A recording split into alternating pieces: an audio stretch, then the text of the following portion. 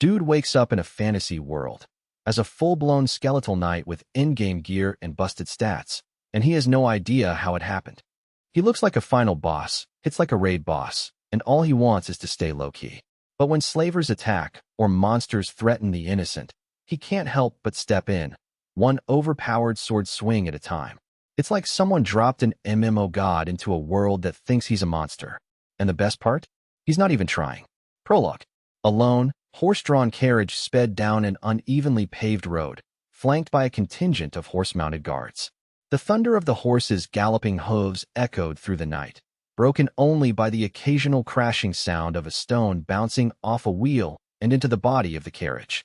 A servant peeked out of the carriage's rear window, looking down the road behind them.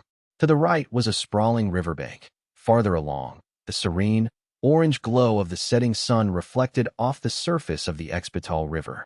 To the left rolled gentle, sloping hills, where herds of animals could be seen grazing in the distance. Trees and other shrubbery lined the road intermittently, casting long shadows on the ground before them.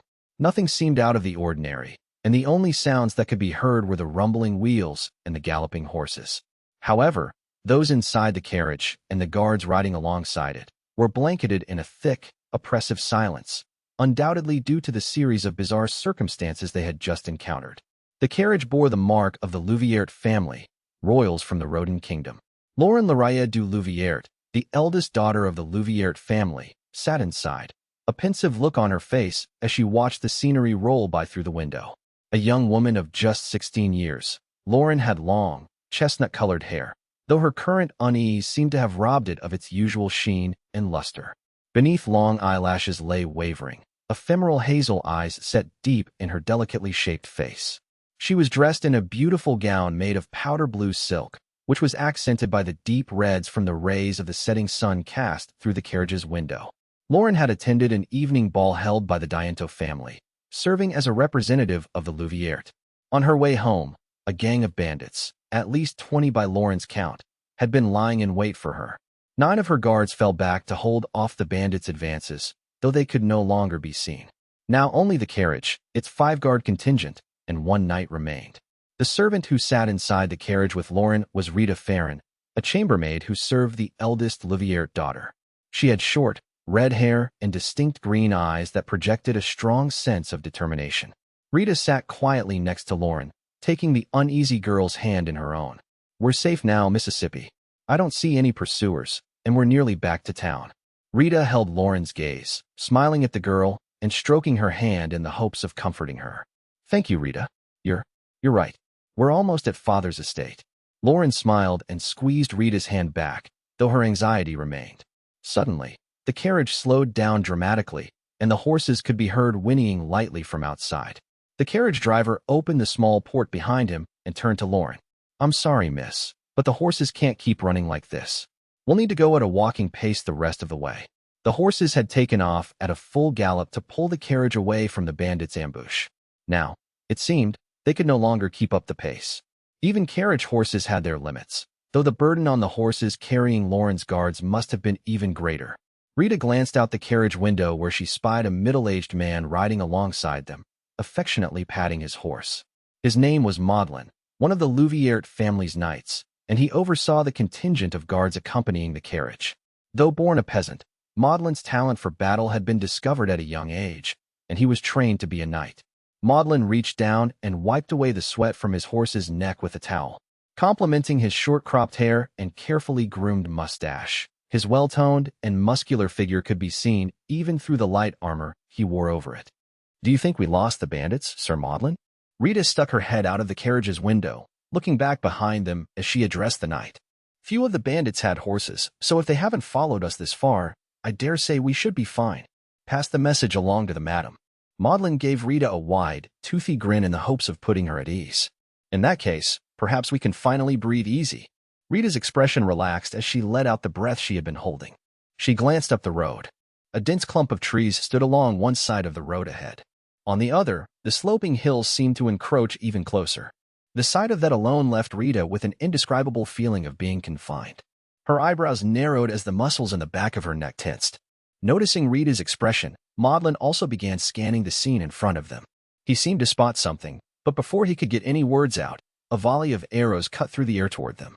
The carriage driver screamed as 2 arrows struck him in the chest. At the same moment, one of the carriage's wheels struck a stone, sending the driver's body out of his seat. Rita, who had been watching through the window, was thrown back onto the carriage's floorboards. The driver's lifeless body got caught in the carriage's wheels, causing it to grind to a halt. Another volley of arrows flew from the woods, this time striking 2 of the guards. Damn, another ambush? This can't be happening. The sound of galloping hooves filled the air as 6 mounted bandits crested the hill and rushed in for the attack. They closed the distance to Lauren's guards, whose backs were exposed as they defended against the onslaught of arrows, swiftly dispatching 2 who had been injured by the arrow volley, along with a third. A bandit galloped toward Maudlin, though the knight used his sword to knock the rider off their horse. Maudlin spotted 2 men running out of the forest and approaching the carriage. "Miss Rita, take the reins." Brought back to reality by the sound of Maudlin's voice, Rita hurriedly hopped out of the carriage. She found the driver's body lying between the front and back wheels, so she shoved him farther under the carriage to prevent him from catching on the back wheels. As she was about to climb into the blood-drenched driver's seat, a hand roughly grabbed her servant uniform from behind and forcefully threw her to the ground. Rita's back hit the earth with a thud, knocking the air from her lungs and sending her into a coughing fit as she gasped for breath. At the edge of her vision, she witnessed yet another guard being surrounded and killed. She also saw a bandit, likely the one who had thrown her down, standing over her with a crude grin on his face. Grua! Just then, Rita heard a man scream out in agony. When she looked toward the source of the scream, she was met with a sight that defied belief. One of the guards had stabbed Maudlin in the back, right where the plates of his armor met. Maudlin seethed, his raw hatred for the man behind him apparent in his contorted expression. "Kausta, why you traitorous?" He raised his sword as he turned, ready to strike down the disloyal guard who had stabbed him from behind. However, Kausta merely grinned as he ran his own horse into Maudlin's, sending them to the ground from the force of the impact. A handsome man, or at least, as handsome as bandits came rushing in on his horse. Upon dismounting in front of the fallen knight, he ran the rest of the way on foot and stabbed Maudlin in the neck. Blood sprayed everywhere, staining the earth under the night red. "Go get the lady out of the carriage, and be nice to her while you at it." The handsome bandit's yellow teeth shone through his sneer as he ordered the others about. The man had a square jaw and long, unkempt hair tied off in the back. His chin and neck could hardly be seen through his untamed beard. His arms were adorned with several old scars, and, in his hand, he held a large, curved blade. He was clearly the leader of the bandits. Upon hearing their boss's orders, the other bandits dismounted from their horses in unison and made a dash for the carriage. They tore the door open and ripped a terrified Lauren from her seat. "Eek! Let go of me." Lauren resisted with all her might, but 2 men held her arms down, even as she twisted her body about in an attempt to wrench free. 2 other men grabbed Rita and dragged her over. The bandit leader yelled out to the men holding Lauren, "Better not rip them clothes when you take him off. They'll fetch us a nice profit when we sell him." One of the men turned toward the leader as he removed Lauren's dress. "I can play around with her, right, boss? We're just gonna kill him anyway. What are you blabbering on about, idiot? I've got first dibs, and you all get what's left." Kausta's expression clouded with indignation upon hearing this. Wait a minute. I betrayed them, so I should get to go first. The leader's eyes lit up with anger at Kausta's retort. Then, he rammed his curved blade coolly through the ex-guard's mouth. Gaff! Kausta made a gasping noise as the sword burst out of the back of his head. The other bandits smiled venomously as they watched him fall to the ground like a marionette whose strings had been cut. "I never planned to give you a share anyway." The leader spat as he kicked the man hunched over on the ground. An awful sound erupted as Kausta's skull cracked, his neck twisting around. Lauren, who had been watching this all unfold, let out a short scream. A yellow puddle appeared under the young girl, now stripped down to nothing but her corset and drawers. One of the bandits holding her took notice.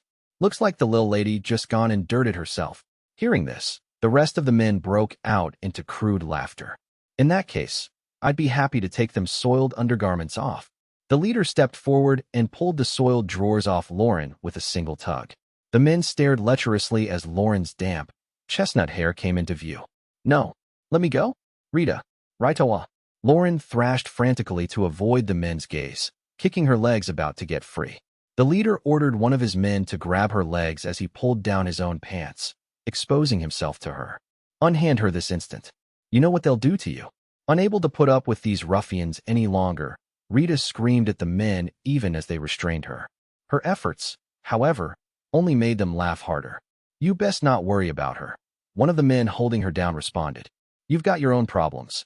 He grabbed her servant's uniform and began tearing it apart, exposing Rita's underwear and breasts for all to see. After squeezing and pawing at her exposed chest, the bandit threw Rita to the ground. "We're gonna make sure you and the miss feel real good." Gahaha. Rita could smell the stench of the man's breath as he laughed, pulling down his own pants. She could see Lauren out in front of her, arms pinned to the ground by two bandits, with another man holding one of her legs. The leader of the bandits leaned over her, about to push himself between the girl's thighs. Enveloped by the sounds of ear-splitting laughter, and with no one left to save them, Rita and Lauren could do nothing but scream and cry, praying to the gods to help them. Then, a massive shadow fell across the bandits. A knight appeared right behind the bandit leader as he laid himself atop Lauren. The knight was covered from head to toe in gleaming, silvery armor decorated in exquisite detail with white and blue accents. On his back was a billowing cape as black as the night itself, almost as if it had been ripped straight from the sky. His face was completely covered by his helmet, the only opening in his mask a pitch-black visor that obscured any emotion his eyes may have held. In his right hand, he held a massive longsword which emitted an eerie, azure light. He looked just like the type of holy knight one would read about in legends.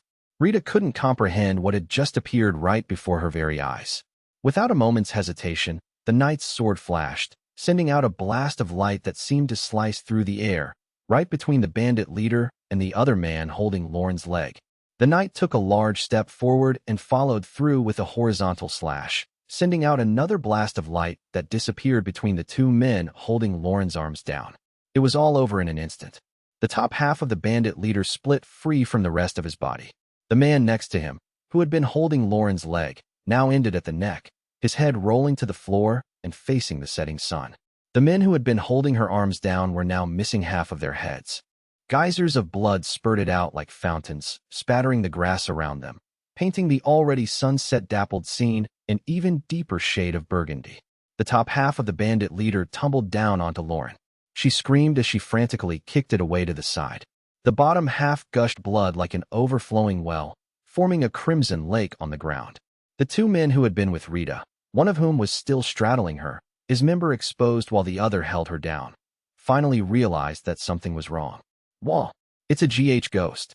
It was every man for himself as the remaining two bandits scrambled to escape. However, the half-dressed man crashed back to the ground next to Rita as his legs tangled in his pants. The next thing Rita knew, the knight swung his sword down and impaled the man, leaving the man stuck to the earth like a skewered frog. The silver knight pulled his blade from the dead man and pointed it at the man's escaping comrade. "Wyvern slash." A deep, muffled voice echoed from within the helmet as the silver knight took a sudden step forward, swinging his massive sword in a horizontal slash. It appeared to all watching that he had simply swung his sword in the air while the escaping man continued to run away. However, moments later, the man dropped where he stood, his body splitting into two halves, cut cleanly at the waist. In the course of 3 blinks of an eye, the entire group of bandits had been reduced to mounds of flesh. The knight gently shook the blood from his sword and slid it back into the sheath strapped to the back of his armor. He faced the two women, a dispassionate voice calling out from deep within the visor-covered helmet. "Are you all right?" The setting sun reflected off the silver knight's armor, making it look like he was entirely enveloped in flames. Lauren and Rita completely forgot about their own state of undress as they stared blankly up at the knight. Chapter 1. Journey to a Mysterious World. When I came to, I didn't know where I was or what I was doing there. Grassy hills stretched all around me. The sun was still high in the sky, so it must have been a little past noon. Wind blew across the vast sea of green, creating waves of grass that flowed toward where I sat on a rock. The breeze carried with it the scent of fresh vegetation and moist earth. Behind me, I could hear the wind rustle its way through a forest as it moved between the trees. I stood up from the rock and surveyed the expanse that lay before me. A city dweller most of my life, I'd rarely been exposed to such a tranquil scene. All I could do was stand there and take it all in. That was when I finally noticed my body. I was covered from head to toe in silvery white armor, accented with exquisite blue and white detailing. Such impressive armor was usually reserved for the knights you read about in fairy tales. My cape, black as the night, whipped in the wind. Its lining glimmered slightly, making it appear as if the fabric had been ripped straight from the star-filled sky. On my back was a large, round shield decorated with an elaborate design, and, below that, a sheath that contained a massive, two-handed sword that gave off a mysterious aura. Despite this being a rather extreme departure from how I usually looked, I was actually quite familiar with my appearance. The last thing I remembered was playing an online game and falling asleep in front of my computer, which was something I often did. The next thing I knew, I'd woken up here as Ark, my in-game character. What's happened? I screamed at the top of my lungs. The voice that echoed from my helmet was far deeper than my own. Considering how desolate the location was, I didn't exactly expect a reply. However, I couldn't suppress the desire to shout something, anything, any longer. On a whim, I drew the sword from the sheath on my back. It was a double-edged sword that emitted a pale azure light, reflecting the sun's rays. The blade itself was at least 100 centimeters long and quite wide, giving it a rather hefty presence. I brought the sword up to eye level and slashed down in a powerful sweep. "Whoa!" I shouted again. It was so incredibly light, I could hardly believe the object I was holding was truly a metal sword. The weight of it defied my expectations, and I was able to easily swing it around repeatedly. Next, I tried swinging the sword around with one hand. Despite being outfitted entirely in armor, my body felt light, allowing me to move around gracefully, unimpeded by the armor. Wyvern Slash. I shouted the name of an in-game attack as I swung the sword. The blade released a blast of energy straight into the forest. A moment later, a tree with a trunk as wide as a child began falling, making a rustling sound on its way down as its leaves brushed against the trees around it. The birds nesting in the surrounding branches took off flying, and, a moment later, the tree hit the ground with a dull thud. I guess this is actually real. I finally started to calm down, though I still had no idea what was actually going on.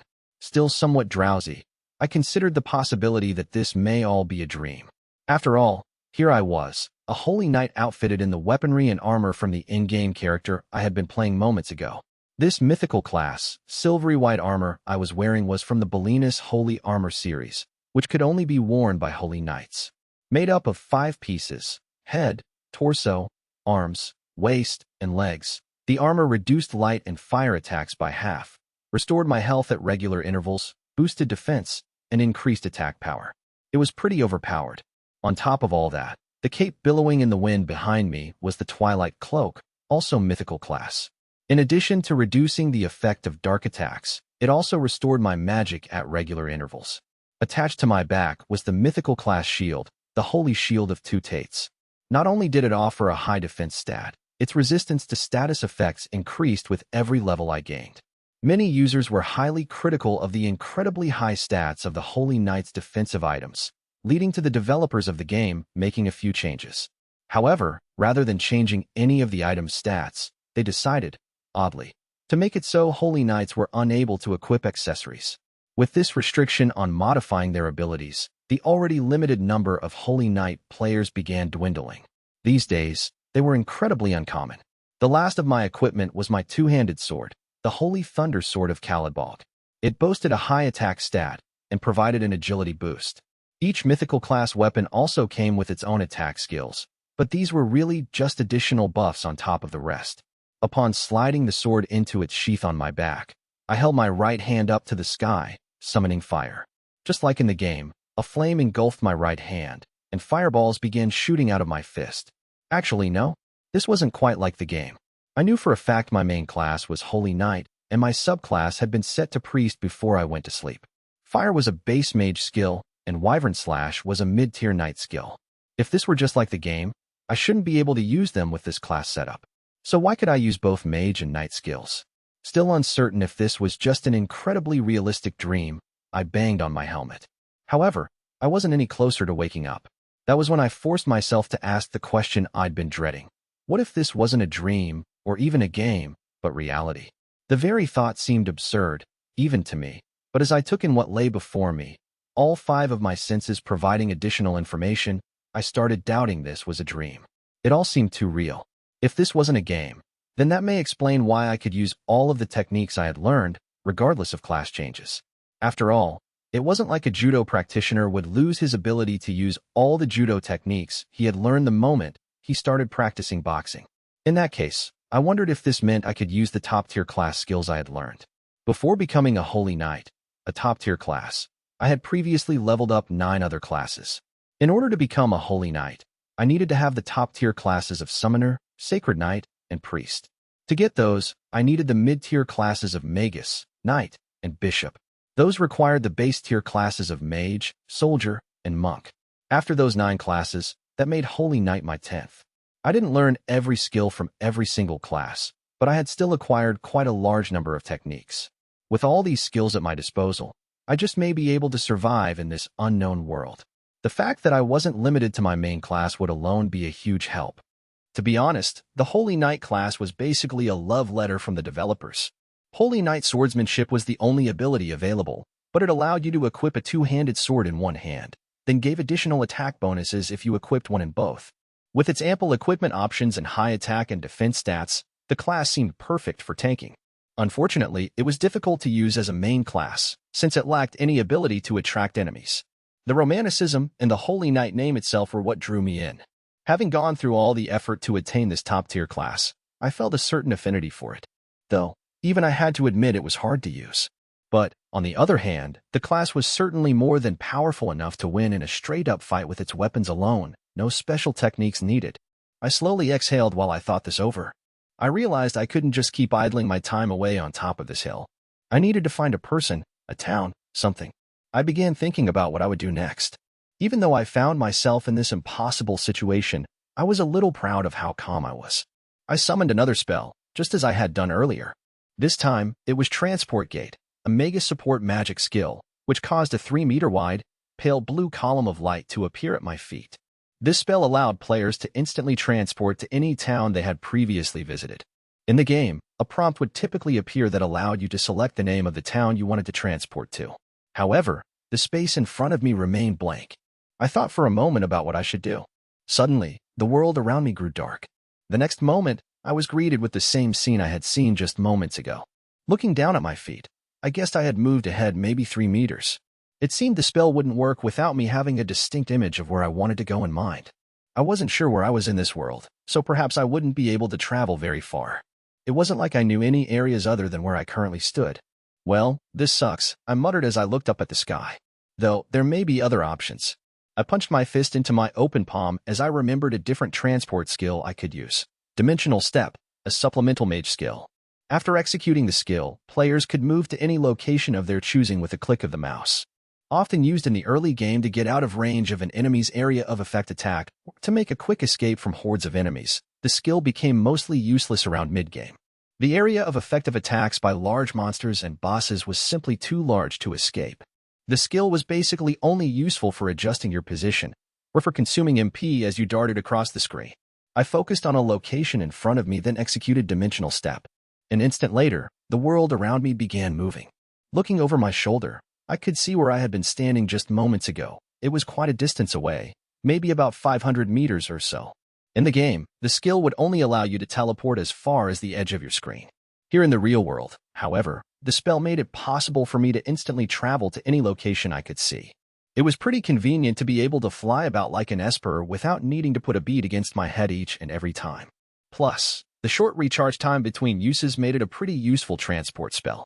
I alternated between waiting for the spell to recharge and using Dimensional Step to teleport. My mood started picking up the farther I traveled. The day wore on, and the sky began taking on a crimson glow as the sun drew ever closer to the horizon. Assuming the sun was west of me, that meant I was traveling southwest. As I progressed from one grassy hill to the next, a large river came into view. I teleported down to the riverbank and looked across to the other side. The river seemed to be about 200 meters wide. The only sound was the gentle flow of the water, its glass-like surface reflecting the deep orange sheen from the setting sun. The river's water was clear, giving me a view into its depths, where I could see schools of fish swimming past. I suppose it's about time I take a break and drink something, I thought as I unclasped my helmet from my armor. Now that I thought about it, it was a bit odd that I didn't feel any weight, or even warmth, from the armor, despite the fact that I was completely encased in metal.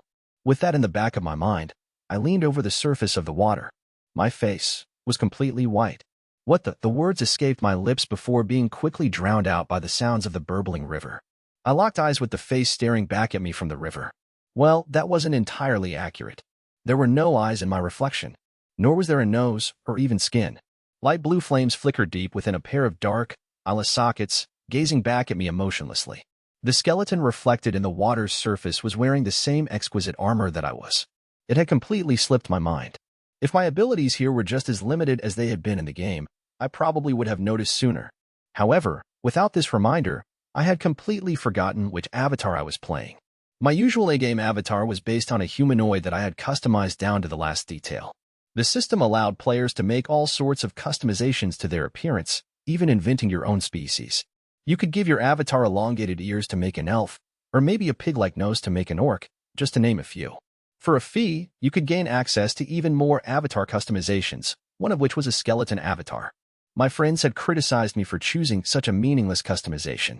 It may have been a paid avatar, but it wasn't like anyone would be able to see it, since I was covered in armor. Even I hadn't noticed until I removed my helmet and saw my reflection in the water.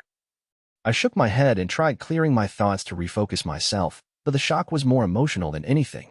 I was surprised at how calm I continued to be, though that provided little comfort considering the situation I found myself in. This is going to be a pretty big problem, I realized. There was no way I could remove my helmet in front of people, not looking like this. Someone may think I was some sort of monster and try to kill me. I also wasn't sure where I stood in terms of strength in this world. Considering that my appearance in the game had transferred over here, it was almost certain there were other monsters out there who'd transferred as well, monsters I wouldn't be able to defeat alone. I glanced around at my surroundings as the weight of the situation finally began settling in. As far as I could see, nothing but a serene expanse lay in front of me. I didn't see anything that may pose a threat. Knowing that I had a spell like Dimensional Step to escape any dangers at least provided me with some comfort. But now I needed to think about my next step.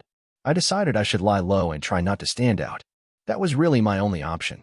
Considering my appearance under the armor, it didn't really seem like a good idea to go near any populated areas. On the other hand, it wasn't like I could just wander for the rest of my days, hiding out in a world I knew nothing about. Perhaps I wouldn't need to take my armor off right away, even in populated areas. But even if that were the case, the armor itself was far too extravagant. It would draw plenty of attention on its own. And, again, it wasn't like I could just take it off. The only things I truly had in this world, a world I didn't even know the name of, were my armor and weapons. I'd lost all my game items and money. So, first and foremost, I needed to find a way to start earning money and put together some sort of lifestyle. I could feel my head heating up the harder I thought, so I stuck it into the river. The chilly water immediately began cooling me as it flowed past my exposed skull. I hesitantly took a drink. I could feel the water flow down my throat and spread throughout my body. However, when I brought a hand to my throat, all I felt was the vertebrae that made up my neck. How was a skeleton able to drink water, and where did it even go? And how was I able to taste it? I figured it was best not to worry about the little things right now. I could feel my head starting to overheat again. First, I needed to pull myself together and begin looking for a village or town. If I followed the river downstream, I was bound to find some sort of human settlement. I took my helmet from under my arm and put it back onto my head, resuming my travel with Dimensional Step. There was a road running alongside the river, so I figured I couldn't be far from some settlement or other. Even at my most charitable, I couldn't call the road nice or even well taken care of. It consisted mainly of compacted dirt, and I could see where carts had passed through from the ruts etched into the ground. Judging by the road and the surrounding environment, whatever civilization lived in these parts didn't appear to be very advanced. As I continued using Dimensional Step to travel downstream, parallel to the road, I spied a horse-drawn carriage and several horses stopped around it. I should have been excited about finally encountering some people from this world, but something about the situation felt very disconcerting. I transported to a spot above the scene with a good vantage point, where I could watch over the carriage and its surroundings. I saw a hulking figure clad in leather armor stab another man, one of the carriage's guards, it seemed straight through the mouth. Around them, 5 other men who appeared to be guards lay motionless on the ground.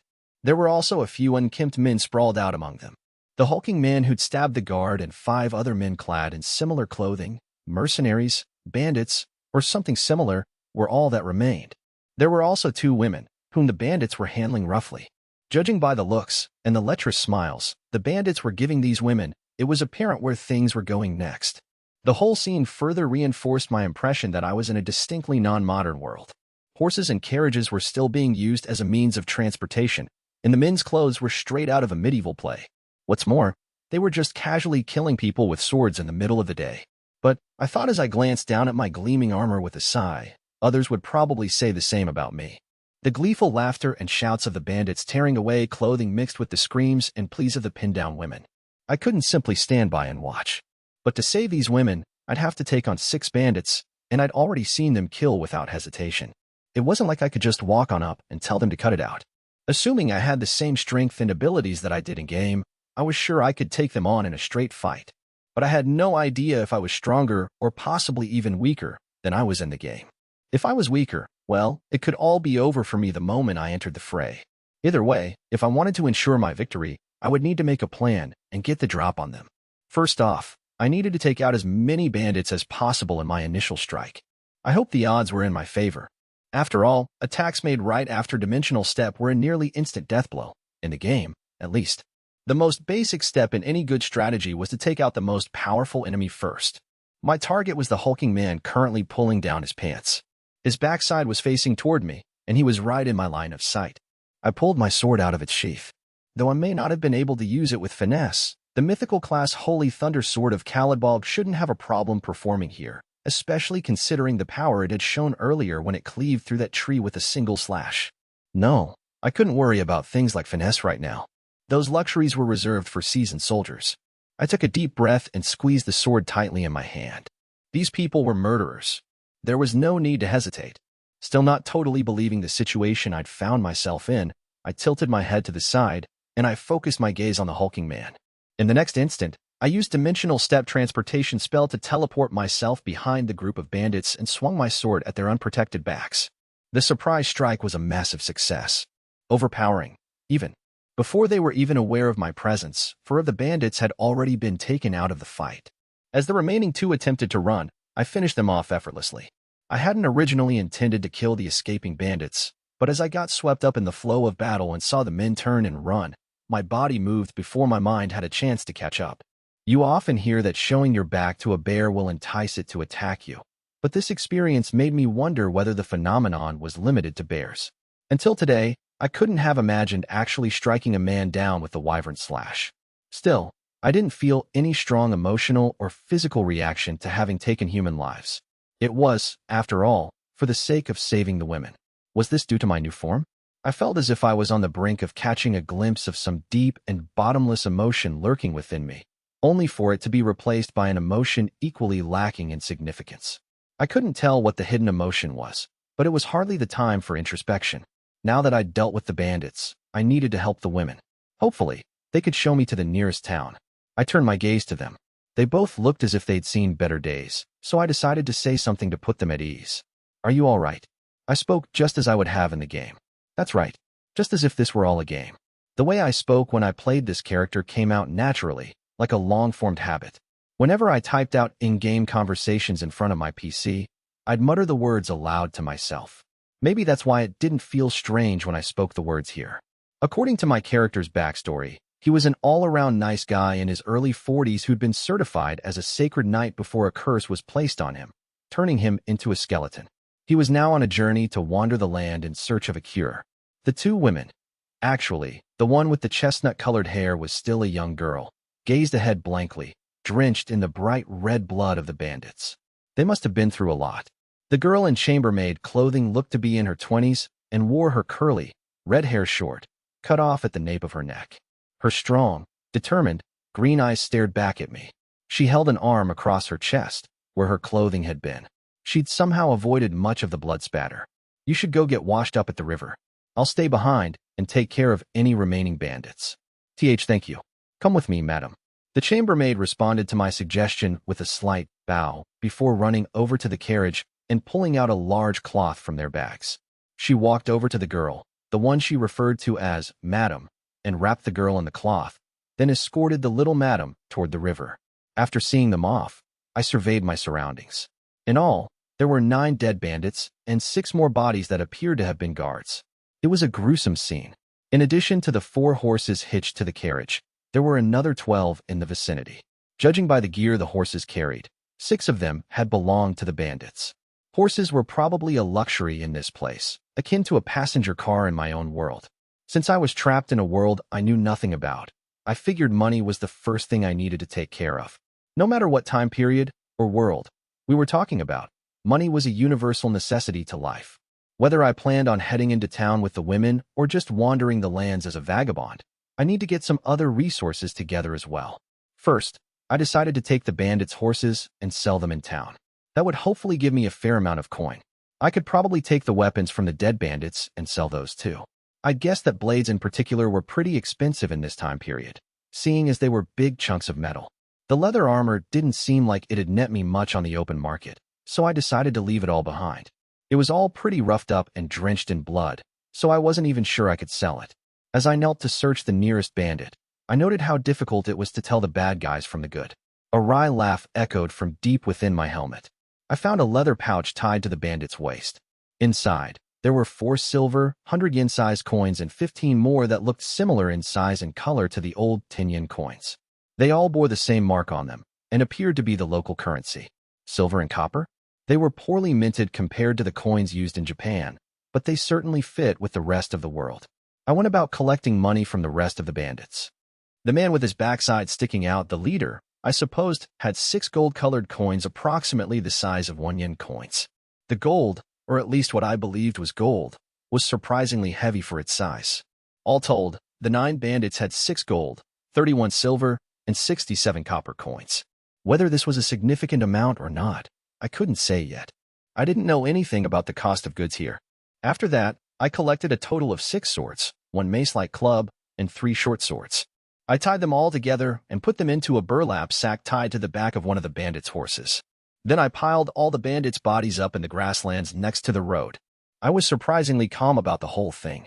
Maybe all those foreign medical shows I'd been watching had desensitized me to seeing bodies like this. Figuring that the bodies would just start rotting if I left them like this, I cast fire. Flames burst from my right hand, bathing the mound of corpses in a continuous stream and incinerating the bandits' remains. I moved upwind of the flames and smoke to watch the scene unfold. As they burned, I thought about how even miserable excuses for humans like these could eventually become fertilizer and provide some sort of benefit to the grass and flowers once they were reduced to ash. The 2 women returned from the river, and their complexions were notably better now. The chestnut-haired girl was wrapped in a large cloth and supported by her chambermaid. She was still somewhat pale as she made her way toward me, bowing her head slightly when she arrived. Thank you for saving me from such dire circumstances. Tears formed at the edges of her eyes. She must have been absolutely terrified. Despite all that, the very fact that she could approach a mysterious, armor-clad man and express her gratitude made it clear to me that she wasn't some simple, young girl. You have certainly met with a great deal of misfortune here. Though my words may ring hollow, I am relieved that you are safe. After hearing my response, the chambermaid next to the girl bowed her head and spoke up. Please allow me to also express my gratitude. Now, madam, let's get you into the carriage. I will bring you a change of clothes. With that gentle prompt, the young girl walked to the carriage and climbed inside. The chambermaid stepped behind the carriage, removed one of the leather bags tied to the luggage rack, and began searching for spare clothes. I've burnt the bandits' bodies. What would you like me to do with the guards? She stopped her search and thought for a moment. Put them to the side of the road. She bowed her head daintily as she replied, We will send soldiers to collect their bodies. The weapons and horses will be coming back with us. I would greatly appreciate your assistance in gathering them together. Understood. I tilted my helmet curtly in reply and began moving the guards' bodies. The chambermaid took the change of clothes inside the carriage and pulled the window curtain shut. I gathered together the guards' weapons in a separate burlap sack, which I then put into the carriage's luggage compartment. The harnesses on the guards' horses seemed sturdy enough, so I used some rope the bandits had been carrying to tie them to the back of the carriage, hoping it would be able to pull them along. Then I tied together 5 of the bandits' horses and mounted the 6th, the sturdiest-looking one. It had been a while since I'd ridden a horse, probably not since I'd taken a few lessons at my friend's riding school, but I felt comfortable at least getting the horse to walk. Running would be an entirely different story, as I'd never tried that before. Nor was I sure I could lead the other horses all the way into town. All the horses were massive, nothing like the thin, streamlined thoroughbreds I was used to seeing. The muscles in their legs and throughout their body were thick and round, and the one I sat astride had little difficulty supporting my nearly 2-meter-tall, hulking frame. It just looked back at me and my heavy armor as if I was some sort of annoyance. A short time later, the chambermaid stepped out of the carriage in a new set of clothes and approached me. I would once again like to express my gratitude to you for rescuing us from that awful situation. She clasped her hands together at her waist and bowed her head deeply as she spoke. No thanks needed. I simply happened across you. However, I will gladly accompany you to the next town. I spoke with a slight air of arrogance as I redirected the discussion to my actual goal, getting to the next town. Thank you.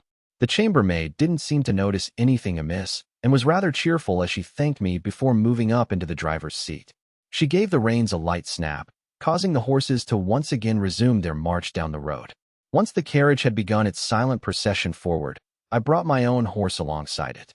The horses tied together behind me dutifully clopped along in stride. Looking up at the sky, I could see that the sun was now low and night was rapidly approaching. The horizon to the west was bathed in a deep burgundy, meaning we probably had another hour or so until it was completely dark. It seems I've forgotten my manners. The chambermaid, now driving the carriage, looked over to me from where she sat and bowed slightly in introduction. My name is Rita Farron, chambermaid to Madame Lauren Laraya du Louviert of the Louviert family. Rita's green eyes were locked on my helmet. She seemed to be waiting for me to introduce myself. I cleared my throat once to give myself an air of importance. They call me Ark. I'm but a simple wanderer. Of course, I opted to use my in-game name.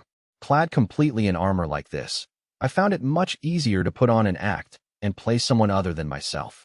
The girl in the carriage was apparently the daughter of some type of nobility. It seemed my plan to lie low had failed right out of the gate. If I didn't get back on track soon, things could slide even farther downhill. What brings you to Roden, Master Ark? Rita's question broke me out of the introspective train of thought I'd drifted into, lulled by the gentle sway of the horse. It also brought many more questions with it, which floated about inside my head. Was Roden a region? Or maybe a kingdom? It certainly wasn't a name I'd ever heard when playing online. My mind continued racing. I am simply wandering wherever my feet take me. I have no specific destination. It was an answer I came up with in the spur of the moment. However, considering my character's backstory about traveling the land in search of a cure to his curse, it made sense for me to gloss over the specifics. Looking ahead to the horizon, I could see that night had already settled into the hills, bringing with it a solemn atmosphere. Doubts were also rising from the darkest corners of my mind. What was going to happen to me? It wasn't like I had a particularly strong attachment to my life in the real world, but it'd also be rather difficult to live as a skeleton in some world I knew nothing about. I'd gotten caught up in all the magic manipulation and sword wielding, forgetting about the harsh reality of my situation. But with things beginning to calm down a bit, the fear of uncertainty edged its way in. Thankfully, Rita didn't seem to pick up on any of this. She simply nodded. Is that so?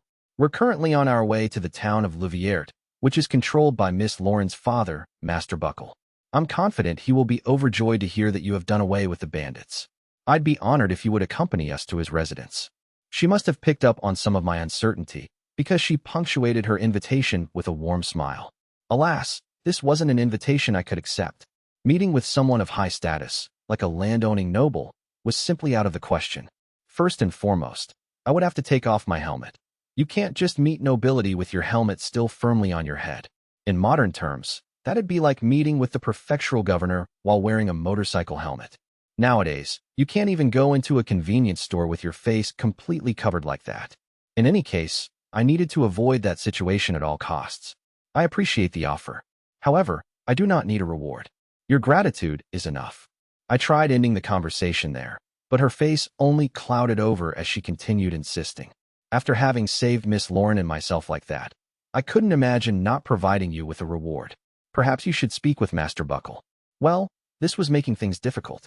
It didn't look like refusing a reward was an option she was willing to accept. Maybe if I just told her something that I wanted, we could end it there. I racked my skull as I tried thinking of something to request. Very well then. I'd appreciate it if you could provide me with something that would ease my passage as I continue my journey. Assuming I'd need some sort of papers to travel about freely, I tried suggesting that. I highly doubted they had anything as advanced as a passport in this world, but I figured they might have something similar. In response to my request, Rita furrowed her brow and looked ahead at nothing in particular. Provide you with. I think I know just the thing. Please, take this. It is my copper travel pass. Only the noble family themselves possess silver passes. So long as you show this, you should be able to travel anywhere you like throughout the domain. She pulled a copper medallion, just slightly smaller than a business card, from her breast pocket and reached out from the driver's seat to hand it to me. I took the medallion and looked it over. In the center was a crest, the noble family's crest, as well as a number of symbols I'd never seen before etched onto its surface. It seemed well made, and could probably even be used as a decoration. Much appreciated. After thanking her, I put the travel pass into the burlap sack on the back of my horse, with all the goods I'd liberated from the bandits. Rita called out to me again, this time with a more cheerful tone in her voice. Up ahead is the town of Louviert, Master Arc. I glanced ahead of the carriage, and, sure enough, I could see a town down the hill from us. The outskirts were marked by a moat approximately 3 meters across, filled with water from the river passing along its perimeter. An expanse of farmland surrounded the moat, grains rippling about as the wind blew across them. Beyond the farms was another moat, to provide an additional layer of protection. The stone wall around the town was probably 5 meters in height and appeared to be well constructed. It would have been woefully short for a castle, but it seemed good enough for a town. Louviert appeared to be somewhat on the large side, considering the time period. Ahead of us on the road lay the town's gate. Approximately 5 meters across, it was flanked on either side by guard towers built directly into the wall. I had no doubt the towers housed numerous guards keeping a lookout. Immediately in front of the gate, a stone bridge crossed the outer moat, quite a departure from the drawbridges usually found at game towns. The toll of a bell rose from somewhere inside this town that had appeared out of the darkness, the winds carrying each peal all the way to us. Master Arc, that bell marks the closing of the gates. We should hurry. It seemed like the gate wasn't going to be shut immediately after the bell finished tolling, but Rita still wanted the carriage to reach the town before it did. Considering that the carriage held a noble's daughter, I was almost certain they would have opened the gates up for her regardless, but she was probably worried about making extra work for the gate guards. We seemed to be approaching the east gate, in front of which stood several guards with spears. We'd been noticed. One of the guards' demeanor changed instantly when he recognized Rita. "Miss Rita, what happened?" He ran over. "Where is Sir Maudlin and the other guards?" Upon hearing his cries, the other gate guards also made their way over. The first man to approach was the only one wearing a helmet, perhaps their captain. "We were ambushed by bandits about an hour up the road. Master Arc here defeated them, but, unfortunately, Sir Maudlin and his 15-guard contingent were all murdered." "That can't be." The captain of the gate guards exchanged looks with Rita, utter bewilderment etched upon his face. The other guards began murmuring among themselves as they heard the news. "We put the bodies of Sir Maudlin and 5 of his guards in a safe place. I'd like you to go collect them. Now, I must take the madam back to her estate and notify Master Buckle of what has happened." "Understood. I will form a group to recover the bodies at once. Please secure permission for us to depart from Master Buckle." The captain offered Rita a swift salute before taking off in a run to give orders to his men. Rita dropped down from the driver's seat and approached me, bowing her head again. "Master Arc, I'd like to once again express my gratitude to you. If there is anything I can ever do, please call on me, Rita Farron, chambermaid of the Louviert estate. I promise I will do my utmost to assist you." "Well, there is one thing. Could you tell me where I could sell these?" I gestured to the horses I'd taken from the bandits. Traveling around with 6 horses would be an incredible hassle, so I wanted to sell them as soon as possible. The only problem was that I didn't know where to do that. "Enter the east gate, then immediately turn right. There you will find Dando's stable. He will buy your horses. I'm sure he'll work out a deal quickly if you mention my name." "Much obliged." I thanked Rita and walked the horses through the east gate. We parted ways at the first junction, her turning left while I headed right, waving goodbye to them before continuing on. The stable Rita had mentioned was made of wood, and beside it stood a sign with the image of a horse on it. I tied the horses to a nearby pole and entered, where I found a stable hand. Though only 160 centimeters tall, he seemed a strong man with a stocky build, judging by the arms that bulged out of his rolled-up sleeves. He was bald, with a bushy beard that extended down to his chest. Assuming this was the shop owner, I cut to the chase and told the man what I wanted. "Miss Rita of the Louviert estate told me to come here. I'd like to sell some horses." He looked surprised for a moment, but after giving me a quick once-over, his expression changed to a gentle grin as he approached me. Well, I be Dando, the owner of this fine establishment. Do you have a letter of introduction, kind sir?" "I have no letters, but Miss Rita told me this was the best place to sell horses." She wasn't exactly in a position to put pen to paper. The stable owner raised an eyebrow, as if trying to unravel the meaning behind what I'd said. I didn't know if I could discuss what had happened with the bandits, but, in any case, I had an introduction from a person working for the estate. Since Dando almost certainly had some form of relationship with Rita, he should be able to trust me. The Louviert daughter came under attack earlier this evening from a group of bandits. I happened to be nearby, so I lent them a hand. You could say the 6 horses are my loot from the bandits. Will you take a look? Attacked? Miss Lauren. This is certainly all news, Tommy. And 6 horses, ye say? Well, I suppose we should go check on them. Dando raked his fingers through his beard as he exited through the front of the stable to inspect the horses. He grabbed a lamp hanging next to the shop to get a better look, inspecting them one by one, stroking their coats as he went. He appeared to be running the numbers in his head. I can offer ye 45 sock for the big one, and 30 sock each for the rest. For the saddles, how does 1 sock for the lot sound? I still had no idea how much anything cost, or even the units of currency, but I assumed this would at least cover my initial travel expenses. Figuring he probably wouldn't make an unfair offer to a man fully clad in armor, though this was probably an overly optimistic outlook, I accepted. Glad to hear it. Wait right, I'll be back with your money. EY, boys, come get these horses and bring him inside. With a quick nod of his head, Dando turned toward the shop and yelled inside. 2 young boys came running out and went immediately to the horses, moving them to the stables. I passed the time watching the boys move the horses until Dando returned, this time with a cloth sack. He began arranging the contents on a nearby table, stacking up the 1-yen-sized gold coins in groups of 10. Apparently, gold coins were known as sock. In total, there were 19 gold towers and 6 coins. That'll be 196 sock in all. Feel free to check. At Dando's prompting, I gave the coins a quick count before taking a few into my hand as if inspecting them.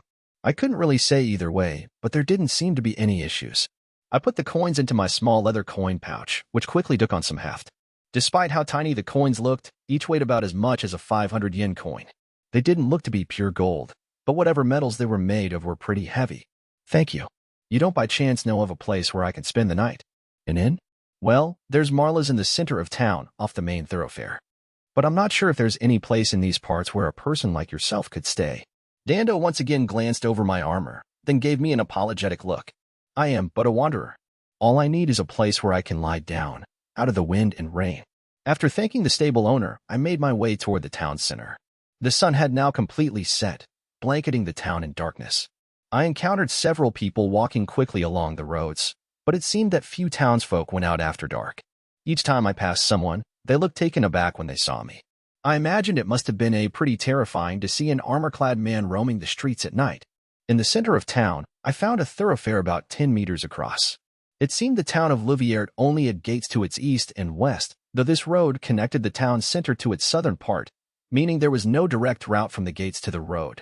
2-story, wooden houses and shops lined the thoroughfare, spilling light from their windows onto the road. In front of one shop hung a sign with the image of a barrel on it, which I assumed to be a bar. Loud, male voices could be heard echoing from within.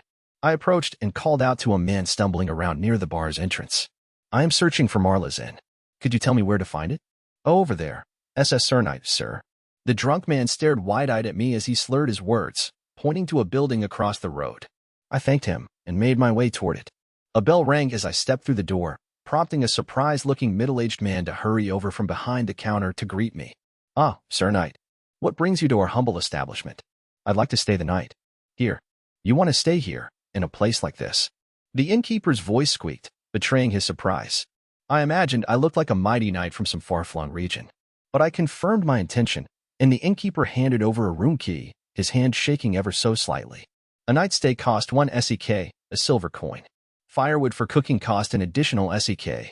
It must have been some sort of discount, and if people had to bring their own food, buy firewood, and cook their own meals in the kitchen. To be fair, the concept of a meal coming with your stay had only started around the Edo period in Japan. In the West, food was still typically a separate charge, so I supposed it made sense here. Next to the counter, a flight of stairs led up to the second floor. The stairs creaked under the weight of my armor as I ascended. Once at my room, I turned the knob only to find that the door wouldn't budge. Maybe it was just poorly made, but I heard a light thud as I pushed. It felt as if the door was caught on something. Putting a little more force into it, I heard a snapping noise as it came right off its hinges. The door was now suspended in the air, held up only by the doorknob in my hand. Wah! I gasped in surprise. After checking to see if anyone was around, I began picking up the nails that had held the hinge to the door. I pushed them back into their holes, hoping to make the door as good as new. I opened and closed it a few times, and it seemed fine. While I was glad to learn I was strong enough to push nails in with just a finger, it would have been nice not to have knocked the door off its hinges in the first place. Ultimately, though, I decided it was better to have more strength than less. The room consisted of a small, wood-framed window next to a simple, wooden bed covered by a large, thin blanket. I set the oil lamp I'd been given on the windowsill and sat down on the bed to relax. What the day lacked in physical exertion, It made up for an emotional exhaustion, I thought to myself. Despite not having eaten anything all day, I still wasn't hungry, nor did I feel particularly tired. It seemed there was so much left for me to learn about my skeleton body. I wondered if I might be able to function without rest. I decided to sleep anyway. Not only did it seem pointless to wander the town while everyone slept, it wouldn't do much to help my reputation as a wandering skeleton, either. What's more, I'd seen few lanterns in the street when I was out earlier. Only faint moonlight illuminated the town. Even though the sun had just set, it may as well have been midnight as far as the town was concerned. It was time to get some healthy, restful sleep. Whether or not a skeleton body needed a healthy, restful lifestyle was a question for another time. My biggest issue for now, however, was whether I'd be attacked in my sleep. The inn didn't appear to have any form of security, so I decided not to take off my armor. I extinguished the lamp's flame and sat on the bed, resting my back against the wall. The wooden frame creaked in protest at my weight, but I ignored it and crossed my arms, letting my eyes fall closed. How did I close eyes that I didn't even have anyway? This question continued repeating itself in my mind as I lost myself to the darkness. After parting ways with the armored knight, Ark, at the east gate, Rita directed the carriage down the road toward the estate at the center of town. The sun had already set, and there were few people milling about. She could see the estate's large gate in front of her. The estate was surrounded by a 4-meter-tall stone wall, at the center of which was an iron-reinforced wooden gate. 3 guards stood watch out front. Upon seeing the family crest on the carriage, one of the guards waved the gate open. Rita guided the carriage through and brought it to a stop in the garden next to a large, stone-built manor. She could tell the guards were shaken. And why wouldn't they be? After all, the carriage returned without a driver or its accompanying guards. If that wasn't enough, the 6 horses tied together and trailing behind it would make anyone wonder what happened. But it seemed the news had made it back ahead of them. No sooner had Rita stopped the carriage in front of the manor than the Louviertes' head butler came rushing outside. Rita Farron, just what happened here? The head butler had thin white hair, complemented by a white mustache. Though usually a calm man, he was frantic as he pressed Rita for information. Before she could answer, the carriage door opened and Lauren stumbled out. The daughter of the great Louvière family looked as if she had seen better days. All the servants who had followed the head butler outside stood speechless, shocked at what they saw. Not only was Lauren's face pale, but all the makeup that had been finely applied when she'd left earlier that day was now a mess, her hair in disarray. Rita dropped down from the driver's seat and came to Lauren's side, supporting the young girl as she walked. We were ambushed by bandits. Miss Lauren and I were barely able to escape with our lives. Sir Maudlin and his contingent of guards fought valiantly, but they were struck down. I'd like to report the events to the master at once. Please hurry and make the necessary arrangements. Upon hearing her report, the head butler went white and the other servants fell silent. But the head butler soon came to his senses and began issuing orders. Rita, go inform the master. He is in the study, as usual. The rest of you, look after the madam. I will notify Master Boscos of what has happened. Despite his age, the head butler took off at a run toward a house separate from the main manor, but still within the estate. Once the head butler was out of earshot, Lauren turned her gaze to her chambermaid. Rita, I would also like to go see father. Rita hesitated for a moment before nodding her assent. She took Lauren's hand and led the girl into the manor's entrance hall. Rita and Lauren climbed the stairwell up to the 2nd floor, passed through the central reception room, and took a left down the corridor. From there, they proceeded along the west hallway before stopping in front of an elegantly carved wooden door. Rita knocked lightly and waited for the person on the other side to give permission to enter. The two slid silently into a room illuminated by several magical lanterns. Tall bookcases lined each wall, leading up to a large desk at the end where the master of the study sat, writing on a piece of paper. The man had thinning brown hair styled with oil and a well-manicured mustache that complemented the soft, round features of his face. His eyes, however, carried within them that sharpness that often marks nobility. Those eyes drilled into the very souls of those he spoke with. The man was Viscount Buckle du Louvière, Lauren's father and the owner of this domain. He set down his quill pen. After inspecting Rita's face with apprehension, his eyes widened in utter bewilderment as they fell on his daughter, stepping out from behind the chambermaid. His surprise was understandable. It was typically not Rita's responsibility to notify the Viscount of his daughter's return. This would usually be done by a guard or Sir Maudlin, either reporting to the Viscount himself or to the consul, Boscos, who would then relay the news. What was more, Lauren's expression was devoid of its usual graceful smile. Rita, Lauren, did you just get back from Diento? What happened to the two of you? Buckle attempted to contain his shock as his eyes moved between the two women, though a hint of it could still be heard in his voice. Rita took a step forward and told him what she'd told the head butler. What? Lauren, are you all right? Are you hurt? No sooner had Rita finished making her report than Buckle sprang up from his chair and rushed over to his daughter, pulling her in close. Hardly any man could remain calm upon learning that his daughter had just been attacked by bandits. I'm sorry for causing you to worry, Father. Someone came to our rescue right when the situation was most dire. Lauren struggled to end her response with a smile, trying to not upset her father. Whatever do you? Before he was able to inquire further into what his daughter had just said, they were interrupted by a knock at the door. After Buckle gave permission, a middle-aged man quickly entered the room. The man stood around 180 centimeters tall with a slim build. His salt and pepper hair was cut close to his scalp, his face accented by long sideburns. Deep wrinkles lined his forehead, making him appear 10 years older than his 40 or so years of life. This was Boscos Futron, consul to the Louviert family. I just heard the news from the head butler. Attacked by bandits. What sort of insolent fool would attack the Viscount's carriage? But I am pleased to hear that Miss Lauren has returned safely. Boscos furrowed his brow, causing the wrinkles to deepen even further as he stroked them with his right hand. He bowed deeply to Lauren, who responded in kind. The consul's words softened the expression on Buckle's face. He turned back to Rita and spoke.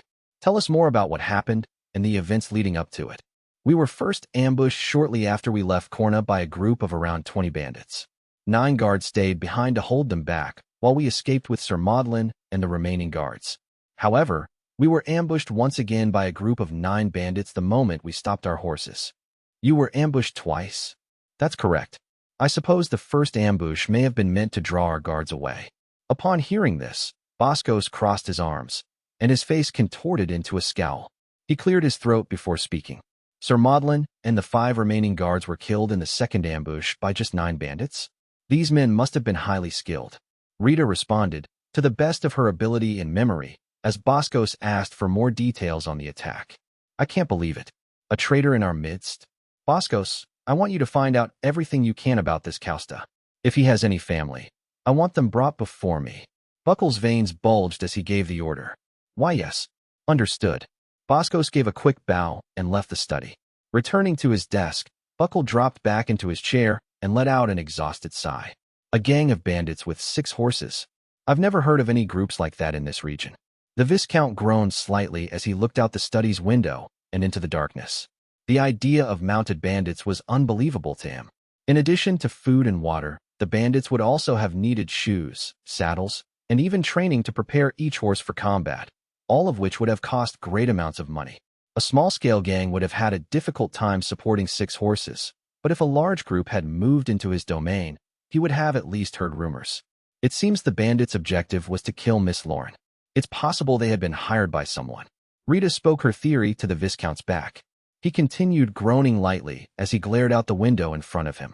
It was dangerous for bandits to attack a carriage belonging to a noble family. Though rare, abductions and ransoms did occur, but bandits generally wouldn't go out of their way to commit murder and make an enemy of the nobility. The noble society within the kingdom was a surprisingly close-knit group, and if bandits were to draw attention to themselves like that, they would be pursued across the entirety of the Rodin kingdom. They wouldn't do such a thing unless they had some sort of ace up their sleeve. Perhaps this is a shake-up by the supporters of the second prince.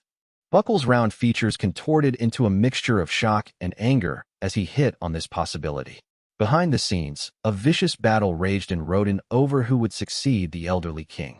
Dissent was spreading among the supporters of the 3 major factions. The first prince born to the king's second-class wife, the second prince born to his first-class wife, and the second daughter born to the actual queen. Considering how far away Louviert was from the capital, up near the northern border, the Viscount had believed this battle had nothing to do with them. Rita tilted her head at Buckle's theory, but, being a simple chambermaid with little knowledge of political affairs, this was beyond her area of expertise. Lauren looked over at Rita and cocked her head to the side as well, also ignorant of the political world. Sensing the confusion from the looks on the girls' faces, Buckle turned the conversation back to the man he heard about earlier, the one who saved them from the direst of circumstances. And this armored knight who saved you from the second attack, did he make any specific demands? We offered him our sincerest thanks, but all he would accept was my copper travel pass. What shall we do? If he says that's all he wants, then we shall leave it at that. I am eternally grateful to the man who saved my daughter, but I can't shake the feeling that anyone who would come at such an opportune time is somehow in consort with the supporters of the second prince. The Viscount couldn't overlook the possibility that this knight, who had appeared by the road at exactly the right time, had done so in order to build favor with the noble family. It all just seemed too suspicious. Of course, Rita, who had interacted directly with the knight, insisted passionately that this was not the case. However, she was unable to change Buckle's mind. Rumors will spread once we collect the bodies of Maudlin and his men and begin sweeping for the remaining bandits. Please, take your leave and get some rest. Rita and Lauren both bowed. Once out of the study, Rita let out a sigh as she recalled the knight, his image etched into her memory. The knight, a self-proclaimed wanderer who spoke with a low, despondent voice, didn't strike her as being aligned with any particular faction. However, his magnificent armor reminded her of that worn by the guardians of the nearby Revlon Empire. Its overbearing presence made him feel like some sort of warrior deity. Though she'd never actually seen his face, she hoped the fates would smile upon them and grant her a chance to meet him again. When she mentioned this to Lauren, the young girl's expression softened a bit, and she nodded firmly in agreement. You look happy, Rita. Sorry, madam. I just feel like I've met a knight straight out of a fairy tale. Seeing Rita's excitement wither under the belief that she had been chastised, Lauren apologized and bowed her head repeatedly. However, as she continued watching Rita, the edges of Lauren's lips turned up in a peculiar grin. Well, as punishment, I suppose you will be sleeping with me tonight. Rita stood there, blinking at Lauren's response. The girl had never made a request like this before. However, considering the events that had unfolded earlier, it was no wonder that she was scared. Locking eyes with Lauren, Rita took on a serious demeanor and nodded. She took the girl's cold fingers into her own in an effort to warm them and led the way back to Lauren's bedroom. The next day, I awoke to find the morning sun straining its way through the gaps in the wooden shutters, faintly illuminating the room. I stood and stretched my body in an attempt to loosen it up after spending a night with my back against the wall. Since I didn't have any muscles to loosen, it was more a habit than anything else. After twisting the vertebrae in my neck left and right, I stood up from the bed and opened the window, filling the room with bright sunlight. The window faced the thoroughfare, and, outside, I could see the town below me already bustling, despite the early hour. At the center of the thoroughfare sprawled a morning market, where many people had gathered. Customers milled about among a variety of merchants, including farmers offering up fresh vegetables, vendors hawking roasted meat, and craftspeople selling beautifully dyed cloths and other goods. I checked the money in my waist pouch and the contents of my burlap sack, then made my way out of the room. Down on the first floor, the checkout counter was empty, the other guests nowhere to be found. I guess that would make sense, considering we'd all paid up front. Strange way to run a business, though. Out on the thoroughfare, I threw the burlap sack over my shoulder. All eyes were instantly on me, making me feel more than a little uncomfortable. Maybe walking around fully clad in armor wasn't the norm in this world. No, that couldn't be it. I could see a few others similarly outfitted. Maybe it was my rather ostentatious armor that was drawing attention. Time to get myself together. First things first, I needed to find an armory to sell my loot. I walked a ways to the west before spotting a shop with a sign bearing a cross sword and axe. Inside, the shop was dimly lit, its cramped interior covered wall to wall with metal weapons and armor. As I was browsing, a middle-aged man, who I assumed to be the shop's owner, stepped out from the back. At first, he was startled by my appearance, but he then flashed a cheerful smile. "And what can I do for you, dear sir?" the shop owner asked, rubbing his hands together as he spoke. "I'd like to sell these. What are they worth?"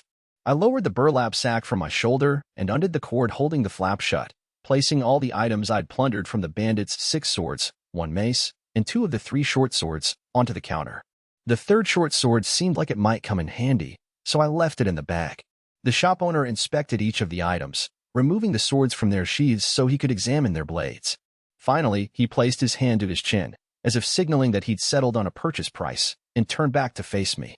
"I'll give you 15 sock for the curved blade and 5 each for the straight swords. The mace will get you 7 sock and 5 SEK, and I can pay 1 sock and 5 SEK for each of the short swords. I can sell the curved blade straight away with a little sharpening, but I'll need to hammer out the rest of the swords to work out the imperfections. No one around here really uses maces, so that's the best I can do. I was satisfied with the shopkeeper's explanation and agreed to his offer. That will be fine. 50 sock and 5 Isekai it is then. He pulled 50 gold coins and 5 silver ones out of a cabinet and set them down on the counter. I put the money into my leather waist pouch. Between the money from the horses and the money from the weapons, my pouch was feeling pretty full. Last night's stay had cost me a silver coin, 1 Isekai, and each of the gold coins seemed to be worth 10 of the silver ones, meaning each one would provide me 10 nights with a roof over my head. However, I didn't know when or where I might need money in this strange world. It would probably be best for me to find a way to earn more while I still had some financial stability. The shopkeeper was facing away from me as he busied himself putting away the weapons he'd just purchased. Apologies, but do you perchance know of a way to earn some good wages to fund my travels? The shopkeeper stopped what he was doing and turned to look at me, tilting his head to the side slightly. Wages? Well, if I were to make a suggestion based on your magnificent armor there, I suppose I'd go with the mercenaries. Then you could enter and leave town without paying taxes, too. So, there was a mercenary guild in town. If I registered with them, I'd receive a mercenary license I could show to the guards. I had no idea taxes were levied just for coming and going through the gates, since I'd entered the town with the Louviert family's carriage. By the nature of their job, mercenaries enter and exit towns often, so it'd be impossible to make a living if they had to pay taxes every time. Shopkeepers who registered with the merchant guild also fell under the same system, but they still had to pay taxes on the goods they sold. I thanked the shopkeeper and left. The mercenary guild office was right across the thoroughfare from the weapons shop, next to the merchant guild. It was a plain, 2-story, timber building, its only distinguishing feature a sign depicting a sword crossed over a shield. Upon entering through the double doors on the first floor, I found myself at a counter completely fenced in by iron bars that went straight up to the ceiling, like a cage. Inside the cage sat a lone bear. Not actually a bear, but a man who could pass for one. Sporting short black hair and a face that hadn't seen a razor in some time. The man wore a black eye patch and had a large scar that ran across his forehead. Muscular arms protruded from his shirt, and tufts of black hair pushed out around his open collar. So far, the only people I'd seen at reception desks or in shops had been burly men. I guessed women's rights hadn't yet advanced all that much in this world. The eye patch-wearing bear glared at me as I approached the counter, but this was understandable, considering I was completely decked out in weapons and armor. I'd like you to issue me a mercenary license. The corners of the bear's mouth twisted into a grin when he heard my request, though he continued to glare at me through his cage. I suppose this was his best effort at a smile, something he wasn't quite used to doing, but it was still off-putting. Judging by your equipment, you don't seem to be in any need of money. Besides, if you want a mercenary license, you need to pass a test.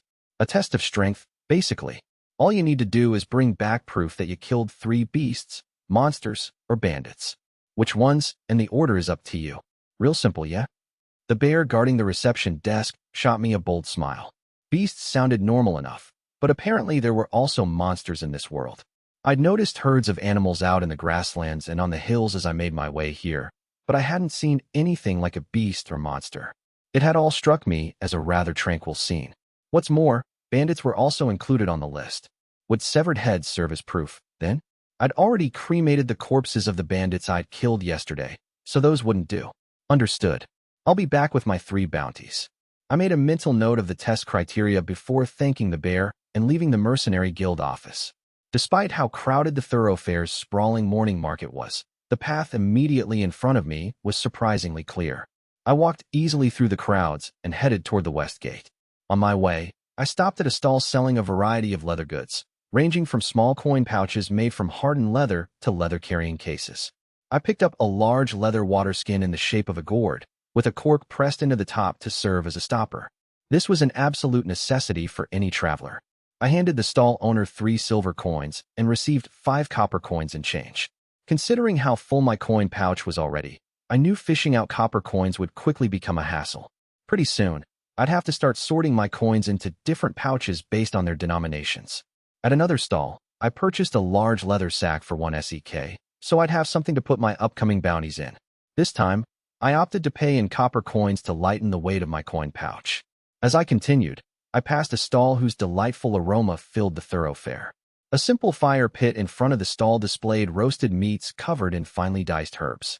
The smell made me quite hungry. My interest piqued. I turned to a man smoking a pipe in front of the stall. "Shopkeep, what type of meat is that?" The man seemed to have swallowed some smoke as I spoke to him. His eyes swelled red, and he coughed as he offered up his response. "Hayak. This is herb-roasted rabbit meat, Sir Knight." What I'd assumed was chicken was apparently rabbit. I'd heard it was a staple of French cuisine, but I'd never tried it before. "I'll have one then." The man skipped past the selection of cooked, leaf-wrapped meats lining the front of his stall and instead grabbed some fresh meat. He began cooking it in front of me, but the flame in the fire pit was already dying down. The man obviously wanted to offer me something freshly cooked, but I couldn't help getting annoyed at how long it was taking. I'd stopped by the stall because I was hungry now. One of the cooked meats would have been fine. I decided to be appreciative and wait. As I let my eyes wander, I watched the old man stretch out his hand toward the wood in the fire pit and begin chanting quietly. "Fire, heed my call and burn. Fire." A fireball erupted from the man's hands and set the firewood ablaze. "Wah, are you a magic user?" I could hardly contain my surprise. The sight was even more impressive than when I'd used magic myself. The man rubbed the back of his neck, his pride barely concealed by his attempt at modesty. "Well, it's just a little fire magic, nothing special." "That's right, Sir Knight. A magical fire rod would be just as useful as him and his magic." A woman selling dried beans one stall overpoked fun at the man. "You don't need to be so blunt, ma. Besides, this is much more convenient. Unlike magic rods, I don't need any rune stones." "Why? Even a goblin's rune stones would last a while in a fire rod. I hardly see a difference." It seemed like the woman won stall over maybe his wife. He objected weakly, but she just cackled as she continued without mercy. Magic was evidently a relatively normal occurrence in this world. It sounded like even people who couldn't use magic were able to use magic-imbued items. From those used in day-to-day objects to ones made for use on the battlefield, I could only imagine the wide array of runestone-powered items that must be out there. Hearing popular monsters like goblins brought up in normal day-to-day conversation also made the fact that I was in an alternate world feel all the more real. The man, now hunched over after being so thoroughly browbeaten by his wife, handed me the freshly roasted rabbit. I thanked him for the meat and paid. It looked to be a whole rabbit's worth of meat, but it only cost me 2 copper coins. The smell of it was overpowering, but there was no way I could take my helmet off and eat here. I need to take my lunch outside the town limits while I search for my bounties. As I made my way west down the thoroughfare, I took a detour to look at some of the houses and soon stumbled upon a small, open area in front of the west gate. There, I found a stone waterway that poured water out into another aqueduct below. The water appeared to be drinkable, as I watched peddlers entering the gate fill their flasks. Women from the surrounding houses came and went as well, filling various bottles and jars with water.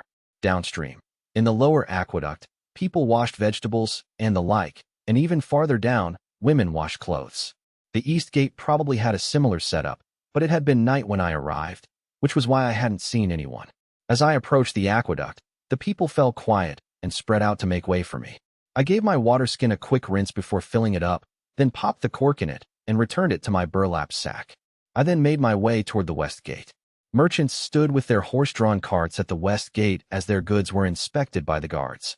I also spotted the occasional man in leather or metal armor milling about, likely serving as hired protection for the peddlers.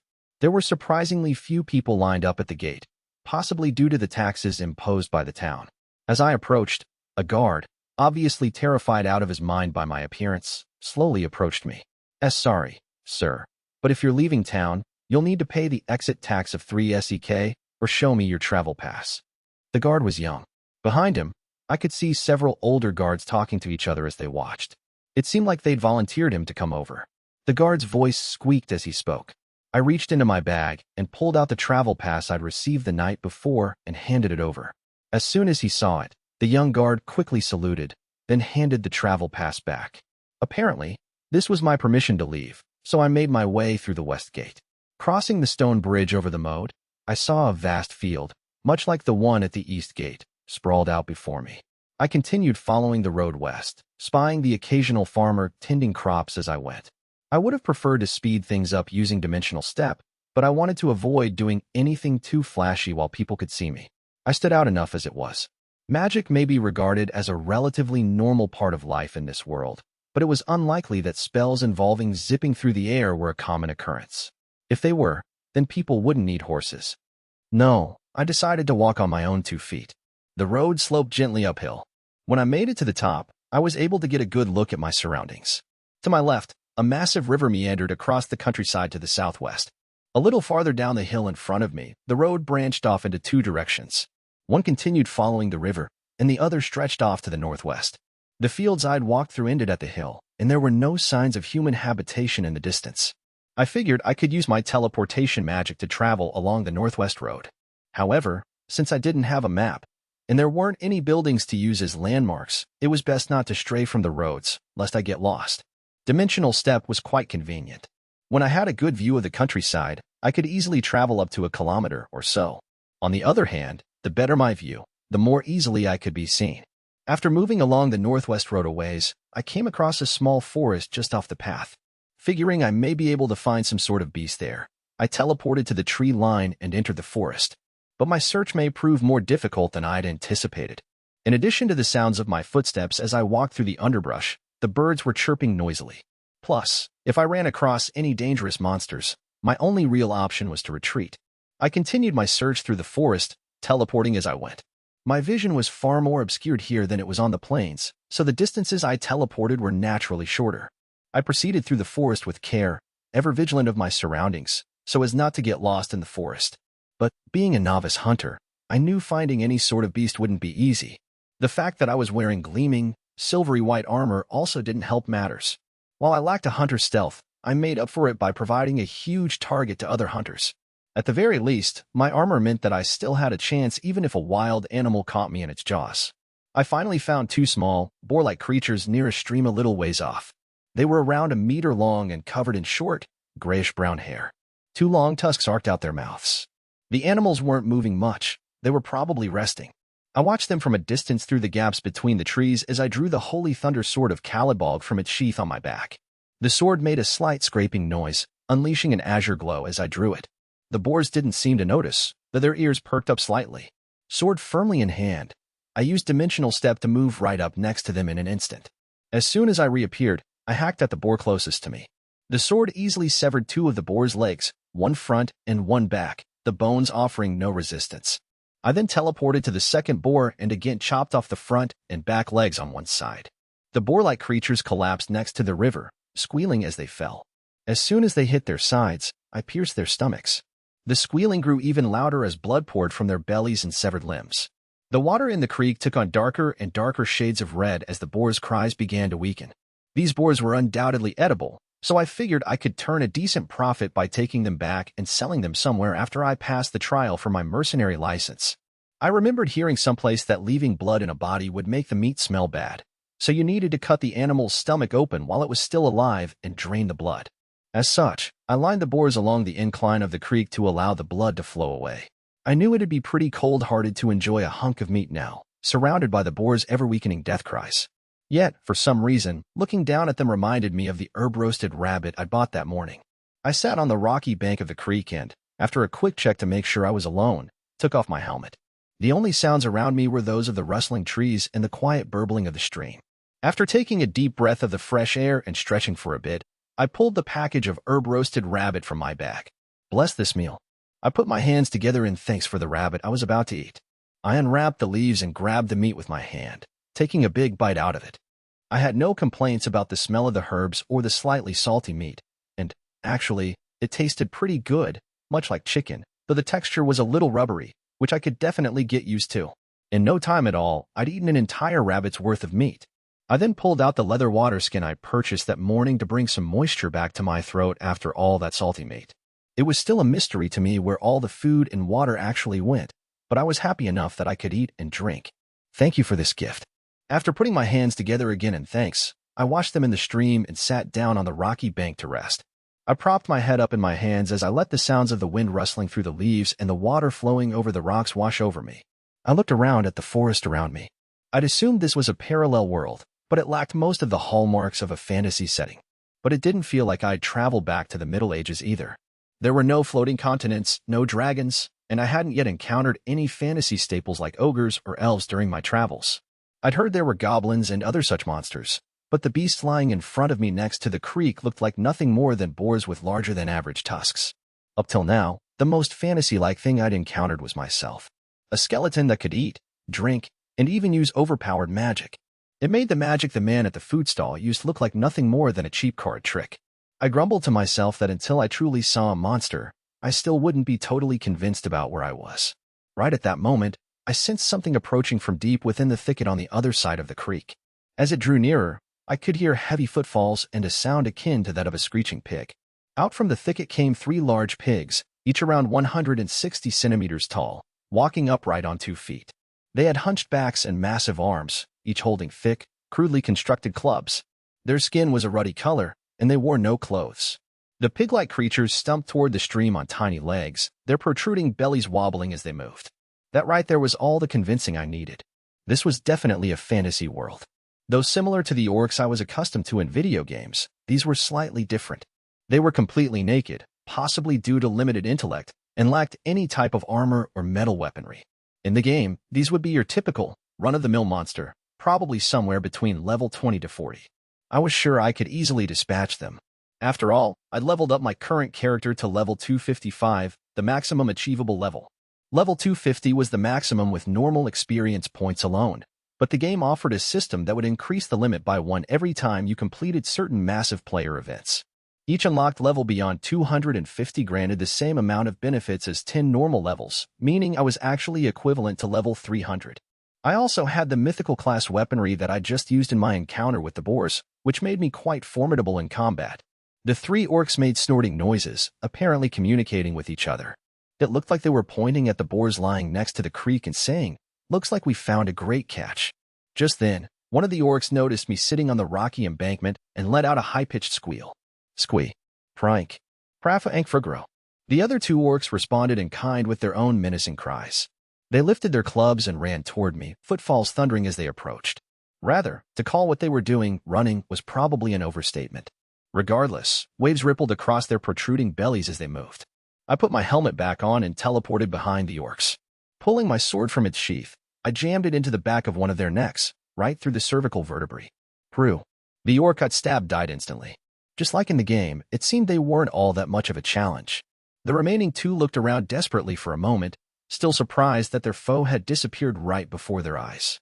Slowly, they became aware of my presence behind themselves. I twisted the wide blade from side to side, effortlessly slicing through the dead monster's meaty neck and sending its head tumbling down. Blood burst out of its huge body as it fell, hitting the ground with a massive thud. Froink. Ruink. Upon witnessing the death of their comrade, the 2 remaining orcs let out terrified squeals and stumbled over themselves to escape into the forest. I didn't bother pursuing them, since the 2 boars and the 1 orc I'd already killed satisfied my 3 bounty requirement. I took the orc's severed head to the creek and washed away the blood. Even though I knew it was an orc, it looked just like a normal pig without its body. I put the head into the bag I'd bought for my bounties. Hopefully it'd serve as enough proof. I then tied the hind legs of the boar creatures together and threw them over my shoulder. They must have weighed at least 100 kilograms together, but I had no problem carrying them, thanks to my leveled-up strength. Alternating between walking and teleporting, I made my way out of the forest. I got lost, albeit briefly, but eventually made my way back to the main road. I wasn't very good with directions, so I needed to be careful here. Otherwise, I'd never make it back to town. It wasn't like there was anyone around for me to ask for directions, or even a police box. Back on the road, I let out a sigh and looked up at the sun. It looked like it was around 3 in the afternoon.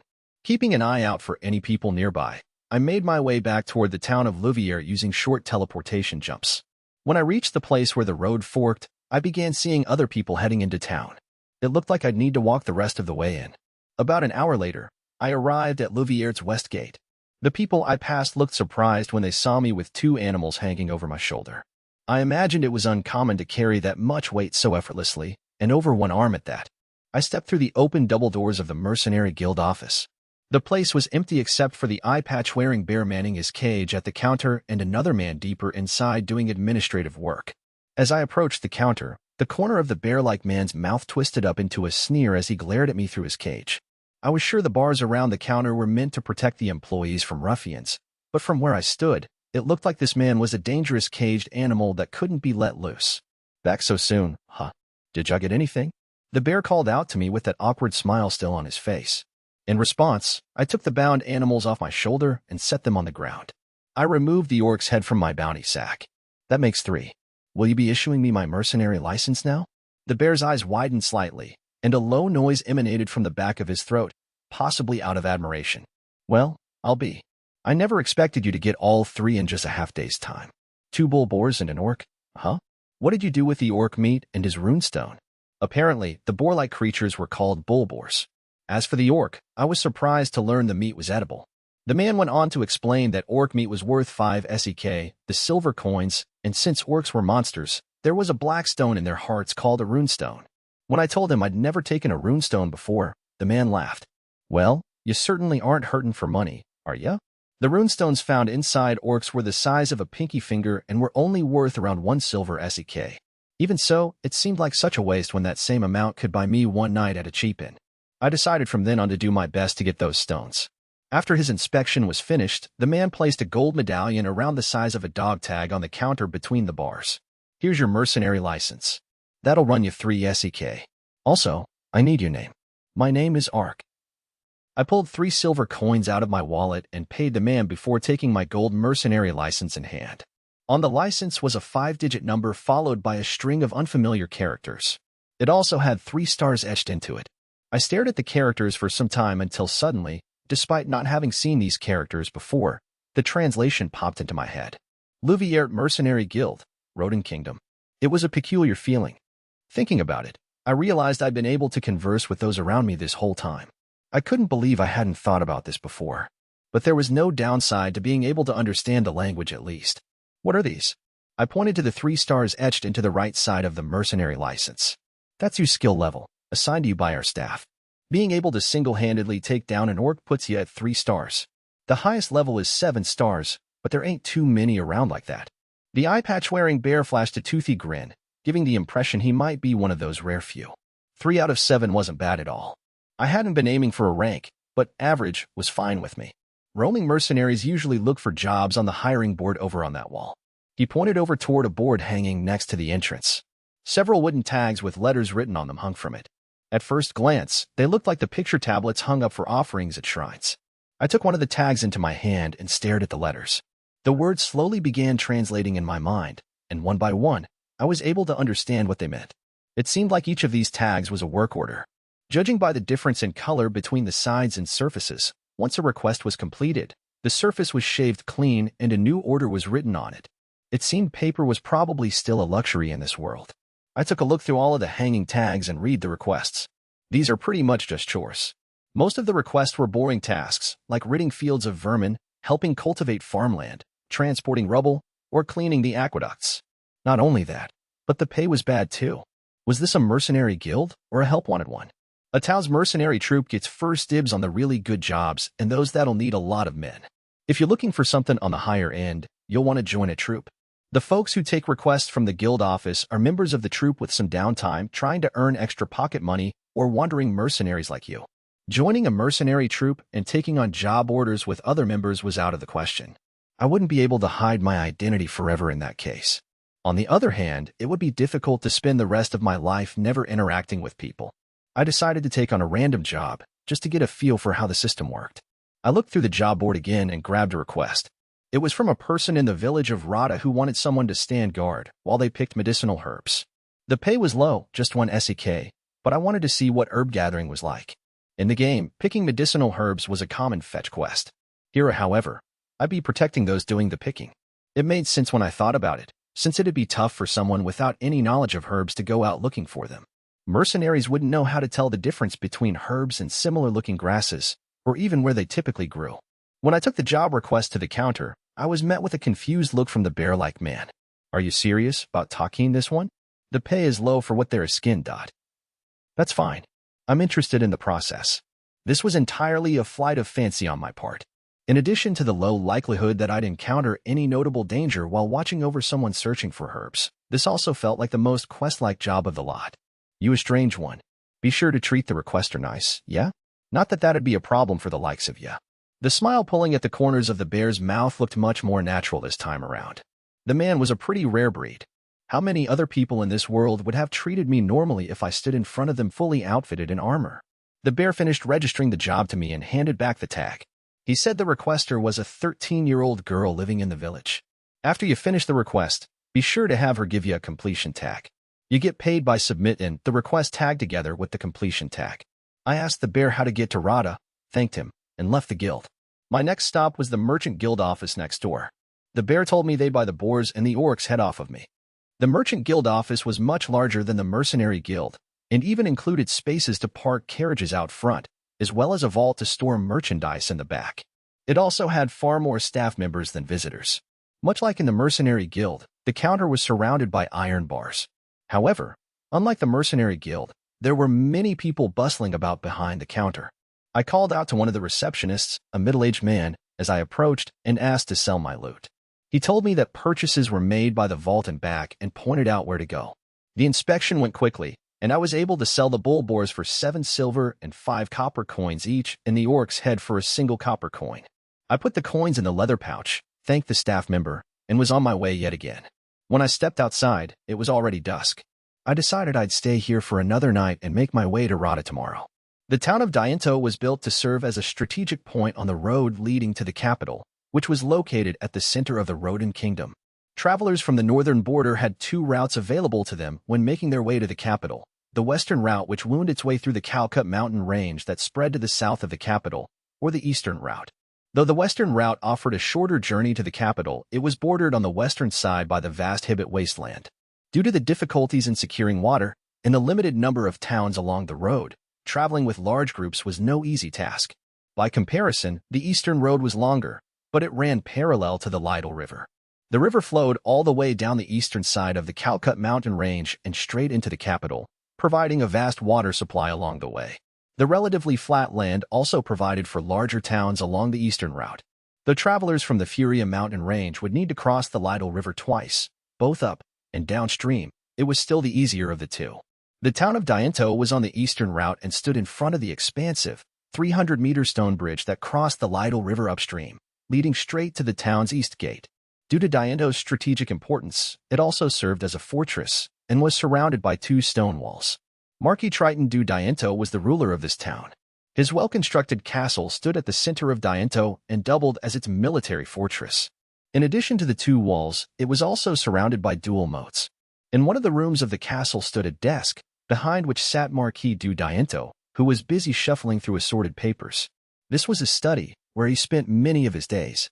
Sporting a mane of white hair that flowed down his back and a bushy white mustache, Marquis du Diento was a plump, older gentleman, dressed in the finest of clothes. A hollow knock echoed at the study door. Without looking up from his work, Marquis du Diento gave permission for the person on the other side to enter. "Pardon me, sir." Celsica Darman, consul to the Diento domain, entered the room. Celsica was a thin man with a nervous, pale complexion. He wore his hair long, combed over on top to hide the fact that his hair was thinning. After a slight bow, he made his way over to the desk, brushing his drooping hair back into place as he did. The Louviert matter ended in failure. Triton raised an eyebrow in response to Celsica's report and looked up from his papers, breathing a heavy sigh. He slumped back into his chair. "I seem to recall you saying you had entrusted this to someone most skilled." "Apologies, sir. My man was skilled. He slayed all the guards. However, fates turned, and a wandering mercenary killed him and his bandits. So they were just bandits after all. Your plan was lacking in the most important of details. And what are the monsters we received from the east to set loose in Louviert? I've yet to receive any reports. However, since the first plan has already failed, it's unlikely the second will shake Viscount Louviert. The odds are even better now that he will handle the monsters." "Damn." Triton's face contorted. "Well, even so, I imagine 2 giant basilisks will at least rack up a hefty number of casualties." Celsica nodded in agreement. "But why would His Highness Dakars want to cause turmoil in Louviert? Who can say? Perhaps it's a demand from the east.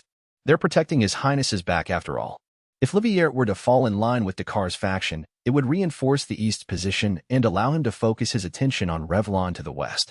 We have so much trade with the east, so it would benefit us as well." "True. Louviert currently supports the west, putting him in His Highness's camp. We haven't yet publicly committed to any position, so it's doubtful they know about our involvement in this incident. If no one knows, then we shall leave it that way. It's more important that you secure the products. We need to send them out soon. For now, focus only on nobility within the kingdom that we're certain are paying attention to us. No matter what, We need to ensure that Her Highness Uriarna does not learn of this. Triton shifted his heavy frame, pulled a cigar from a desk drawer, and lit it. Smoke billowed out of his mouth with each exhale. Between puffs, he asked Celsica about the status of the products. We currently have 4 of the elven products in the basement of the shop. We have a group out looking for more now. It's growing harder and harder to get our hands on them, it seems. Perhaps they're finally becoming suspicious. I want you to speed up your efforts. And where is that idiot son of mine? I haven't seen him around lately. Master Udalin? When I checked on him this morning, he was wearing his sword. He may have accompanied the group to acquire more elves. A vein bulged in Triton's forehead when he heard this response, and he pounded his fist down on the desk. That idiot. This isn't a game. He can hardly use a sword as it is. He'll be nothing but a hindrance in the elf forest. I've heard enough. Leave at once. Celsica responded by bowing courteously and quietly slipping out of the room. Triton took a deep pull on his cigar before aggressively extinguishing it in his ashtray. He glared down at the papers splayed across his desk. Chapter 2. The Wandering Mercenary. I woke up the next morning to the sounds of people bustling about as they walked along the thoroughfare. I'd come back to the inn again, spending another night on the creaky wooden bed with my back against the wall. After loosening up my stiff joints, I picked up my bags and went downstairs. The counter was unmanned, just like yesterday. After exiting the inn, I merged into the crowd of people on the thoroughfare and made my way toward the east gate. Today, I was heading to the village of Rada, about a half-day's journey by horse, to carry out the job I'd taken from the Mercenary Guild office. I passed through the morning market and refilled my water skin at the aqueduct in front of the east gate. Nearby, a group of armored men stood gathered together, watching me out of the corners of their eyes. The town's mercenary troop, perhaps? At the gate, I showed my travel pass and was waved on through, just like the day before. After crossing the stone bridge, I walked along a raised dirt path that ran between the wheat fields and the moat, following along the town wall as I made my way north. Every time I ran across a farmer, they would bow their head and step out of my way. They probably assumed I was a royal knight from some far-flung region, so I made sure to nod my head and acknowledge them as I passed. Once I reached Louviere's northern boundary, the dirt path grew into a much larger road that stretched off into the distance. I continued following it, and once I was out of the fields and could no longer be seen, I began using dimensional step to quickly traverse the picturesque landscape. After traveling north for a bit, I hit my first juncture in the road, the landmark I was looking for. The bear had told me yesterday to take a left and follow the road into the village. Looking ahead, I could see one of the paths had massive stakes running along both sides. In the other direction, a dirt path covered in undergrowth stretched off into the northwest. It was more of an animal trail than a road, though in my world, neither of these options would have passed for roads. I continued teleporting along the animal trail-like path until I saw a field surrounded by a wooden fence and an empty ditch. Beyond the field lay a village surrounded by a moat, and inside that, a large mound of dirt with logs bound together and stacked on top formed a wall. The gate consisted of several massive logs strapped together and suspended over the entrance by a sturdy-looking rope. The villagers would probably cut the rope to drop the gate whenever they were under attack. Outside the gate, 2 old men with poorly made spears talked animatedly. One of the men noticed my approach and notified the other. They both began babbling and gesticulating wildly as they watched me. Eventually, one of them made his way over to me, tottering along with his bent back and using the spear as a cane. To be honest, these men didn't seem like the best choices for gate guards. Sir Knight, may I ask what business you have with our simple village? The old guard spoke in a stilted, high-pitched voice. He must have been nervous. Please don't misunderstand. I am a simple mercenary. I came here to perform a job at the request of a Miss Marka. Marka? Siona's eldest daughter, right? The old man blinked several times, the look of surprise at my unexpected response apparent on his face. Could you please show me the way to Miss Marka's home? All right, away. Follow me. The old man replied excitedly and led me toward the gate, gesturing to the other guard as we passed to let him know everything was fine. I finally entered Rada. All eyes were on me in an instant. Not only was it likely rare to have an outsider come visit, but they were probably put even further on edge by my armor. The reaction was consistent everywhere I went. In contrast with the wooden houses I'd seen back in town, the dwellings in the village looked more like mountain cabins. The old man walked up to one of these dwellings and knocked on the large wooden door before announcing our presence. Siona, you in there? You've got a visitor. I heard a woman reply, and, a moment later, saw the door open a crack. However, there was no one there. I lowered my eyes a bit and noticed a girl of around 10 staring up at us. She wore her blonde hair in a bob and regarded the old man and me with large, brown eyes. Hello, Harina. Where's your mother? This knight here has some business with her. The young girl, Harina, according to the old man, shook her head slightly and frowned. She stepped back, as if to hide in the darkness behind the door. Oh right, she's probably working in the fields. The old man scratched his head and made a face, as if deep in thought. I could hear the sound of someone approaching. Then the door flew wide open. Mother is in the fields right now. What do you want? The new girl who'd appeared was older, around 13 or 14. She was probably 150 centimeters tall and had light brown hair tied into shoulder-length pigtails. With her tan skin and well-worn clothes, she certainly looked the part of a farm girl. She stared up at the guard with large, clear blue eyes. As her gaze shifted from the old man to me, her eyes grew even larger. Whoa, are you the one who took my job, Mr. Knight? Her eyes lit up when she realized what I was there for. Though as she looked me over, she began tilting her head to the side, growing more uncertain. I imagined my armor didn't really fit the image of a mercenary. She'd even referred to me as a knight. My name is Ark. I am no knight, just a simple mercenary. Are you Miss Marka? I tried to put her at ease by asking her name. She hurriedly bowed her head and took a step back inside before replying. Yes, that's me. Please come in. The gate guard bowed once and turned back toward the gate. Thank you. Once inside, I could see that the house was quite small. Immediately next to the entrance was a cooking area, consisting of a stone-lined hole surrounded by compacted earth with a pot suspended above it. Several wooden utensils were organized neatly in a simple cupboard. Farther inside, the floor was flat and lined with stones, on top of which rested a sparse few pieces of wooden furniture, including a table, for chairs, and 2 beds in the back. Harina, Mr. Knight and I have some business to discuss. Go play for a bit, okay? The young girl, likely Marka's younger sister, hid behind Marka as her large, brown eyes looked me over with great interest.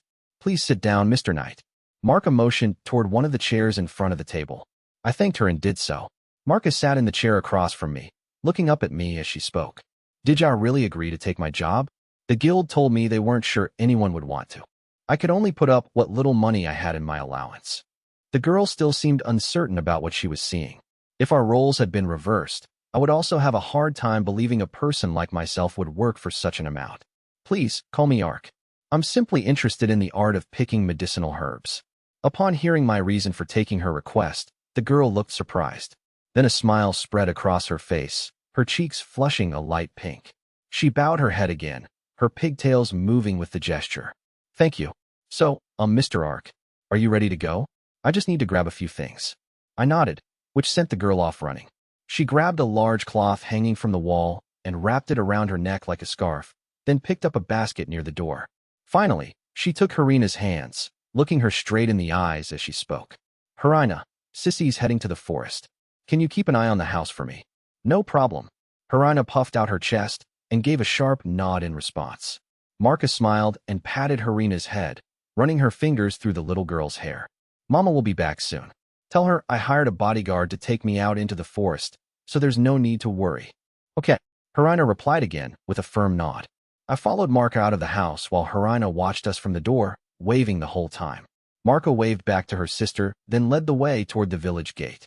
Did you not tell your mother about this? I looked down at the young girl, her basket firmly on her back. She responded by turning around to look at me, a slight frown on her face. I mean, there's no way she'd let me go if I told her. Marka ducked out of the village gate, her face set in a slight scowl. The 2 old men guarding the gate from before bowed and watched as we left. People have been seeing large monsters in the fields near the village lately, but that was only after I made this request and paid the guild. And your father? Marka's pace slowed slightly as she walked north along the village wall. Papa was real sick. He died last year. Mama, my sister, and I work in the fields, but things are pretty tough. Marka's face clouded over, and she averted her eyes, though her ever-present smile remained. I apologize for my thoughtless question. She responded by breaking into a slow run. When she finally turned around, her sad expression had been replaced with the same cheerful look from before. It's okay. Besides, I want to surprise Mama and help her out. I could tell she was just a normal, happy young girl, no different from anyone else her age. She also had a beautiful smile. The herbs are used for making medicine. I can sell them for a pretty good price in town, which will really help Mama. I used to go out with Papa to pick herbs, then we'd go into town to sell them. The look of nostalgia on her face made me want to do whatever I could to help her out. At the same time, she also reminded me of what I was like at her age, much to my chagrin. I laughed quietly under my helmet. I've got to help this girl and her family, I thought as I adjusted my outlook. This was no longer a simple pleasure jaunt. Well then, we'll just have to collect a ton of herbs to make things easier for your mother. Definitely. The girl exuded excitement, her mind focused entirely on her family. Are we heading somewhere dangerous? The forest up ahead stretches way out to the southwest, along the base of the Furia Mountains. Deeper in the forest, I heard there are wyverns, dragons, and other dangerous monsters. But Papa said it's safe as long as you don't go too deep into the forest. Still, it seemed like there were more monsters than usual in this forest, so it'd be best not to overstay our welcome. I continued walking behind Marka as she explained where we were. Apparently, the steep, snow-capped peaks I could see to the northeast were part of the Furia mountain range. The empty plain soon gave way to the occasional tree, the vegetation growing denser and denser as we walked on toward the forest. I decided that if we encountered any monsters I couldn't handle, I'd escape with Marka using Dimensional Step. I continued following in her footsteps with my head on a constant pivot, scanning for any dangerous monsters in the area. On the western side of Rada, a woman stooped in one corner of the vast fields outside the village, tending to vegetables. Her long, curly blonde hair was tied into a ponytail that draped past her shoulders, and her bright blue eyes and freckles gave her face a gentle look.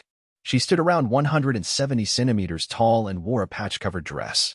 The woman stopped her work to wipe the sweat from her brow before looking up at the sun. She was certain she'd heard someone call her name. She scanned the tree line to the north. Did you hear something? She looked over at the muscular woman working next to her. The second woman stopped her work as well. I didn't hear a thing. What was it, Siona? The first woman, Siona, listened closely as she once again scanned the surrounding fields. Just then, she saw two men, hunters, judging by their garb, rushing, panic-stricken, from the forest to the north. She could see several villagers emerge from the fields to surround the hunters, but she was too far away to hear what they were saying. I wonder what happened. Siona's voice betrayed her concern as she looked back to the woman next to her. Maybe it was one of the fong boars that came by before. Why don't we go see? The brawny woman also looked worried, jogging toward the hunters and villagers. Siona took off after the woman, feeling a sense of unease deep in her own chest. I'll go tell the village chief. One of the villagers who had been talking to the hunters sprinted back toward the village. The rest of the villagers drew closer to the hunters, who were now sitting on the ground catching their breath. What happened? One of the hunters looked up at Siona's question, his voice a mixture of fear and excitement. A monster. It was a huge monster. Hearing this, the woman who had come with her looked back skeptically, cocking her head to the side. You mean the fong boars? The other hunter responded this time. His face was pale and white, though he was just as worked up as his comrade. Not even close. This one was real huge, nearly 8 meters long. I never seen nothing that size before. The nearby villagers' expressions changed to looks of shock and concern. You mean you saw that massive thing this close to the village? Maybe that's what's been chasing the fong boars out this way? If we report this incident to the Viscount, I wonder if he'll send his troops out. The other villagers looked concerned as they chattered among themselves. The burly woman glanced at Siona, a worried expression on her face.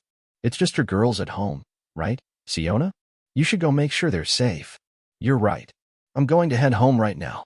The other woman's words had no sooner left her mouth than Siona was running back to her spot in the field. She threw her tools into her basket and hoisted it up onto her back. Then she took off along the dirt path toward the village. The guards at the gate looked confused as Siona approached, but she ignored them and ran straight to her home. Out of the corner of her eye, she could see a young man on a horse galloping out of the village. The chief had probably sent a messenger to notify the Viscount of their impending emergency. Siona threw the door to her house open and rushed inside. Siona found Harina sitting on a chair at the table, kicking her legs about. Harina looked surprised at first, but her face lit up as soon as she recognized her mother. She dashed to the door and threw her arms around Siona. Mama! Siona pulled the girl in close and picked Harina up, her eyes scanning the house for her other daughter. Harina, do you know where Marka went? She brushed Harina's cheek with one hand as she held her daughter. Harina tilted her head to the side. Sissy went to the forest, but she said it's okay because she has a bodyguard. Harina looked proud of herself at having been able to pass along her sister's message. Siona, however, felt dizzy and her legs grew weak. She put Harina down and began interrogating her daughter. Did she say why she was going to the forest? And who is this bodyguard? Harina looked confused by all of this and began pouting.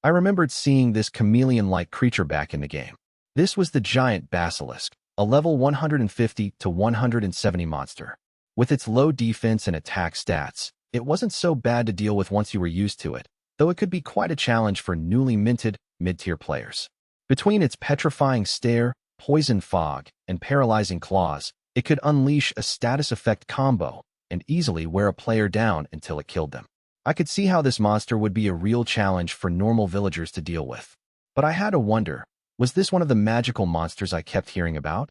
After seeing the basilisk appear in front of her, Marka stopped her dash toward the kabumi trees and turned to run back. The giant basilisk took off after her, shuffling along the ground on its 6 massive legs. However, before it reached her, it suddenly stopped moving, as if it had given up the chase. It began moving its head up and down, its crest turning red. This was just like in the game. It was going to do its petrifying stare, an area of effect status attack, though the name was a misnomer as it was hardly a stare. The attack unleashed damage on anyone standing in a wide, wedge-shaped area in front of the monster, followed by multiple shockwaves. I didn't know whether the attack would also turn its victims to stone, like in the game, but I wasn't eager to find out. Marka got her foot tangled in something and tumbled to the ground with a loud crash. This was bad. She was just in range of the monster's petrifying attack. I tossed my bags to the side, pulled the holy shield of Tutates off my back, and ran toward her. She was holding her right ankle and looked about ready to cry. I grabbed the girl and pulled her behind my shield, then turned to face the giant basilisk. The higher your level, the greater the resistance mythical class items like my shield offered against status effects. If my level was higher than my enemies, then the shield would block most of their attacks outright. I lifted the shield and took a defensive stance. The next moment, the air vibrated with a low droning noise as the shield began shaking. I glanced down to see Marka curled up behind the shield with her eyes shut tight and her hands over her ears. She seemed to be fine. It looked like we'd made it through the petrifying stare safe and sound. In the game, it took a while before the giant basilisk could use this attack again, but I wasn't sure if that was the case here. I also wasn't too excited about the idea of pushing the monster's limits just to figure out its attack patterns. Grey Ool. The giant basilisk seemed annoyed at having its petrifying attack blocked. It rushed toward us, closing the short distance in a matter of moments. I stepped forward, keeping Marka protected behind my back, and slammed my shield into the massive lizard. Grey Ool. The monster howled as it was hit, the shield resonating with a dull thud. The giant lizard, all 8 meters of it, tumbled end over end as it flew through the air. The basilisk's eyes wandered about as it raised its head and tried to refocus. It started turning crimson as it glared my way. The hit seemed to have really annoyed it. I pulled my sword out from its sheath at my back with one hand and raised it above my head. With Marka behind me, I figured my best bet would be to use a long-range strike.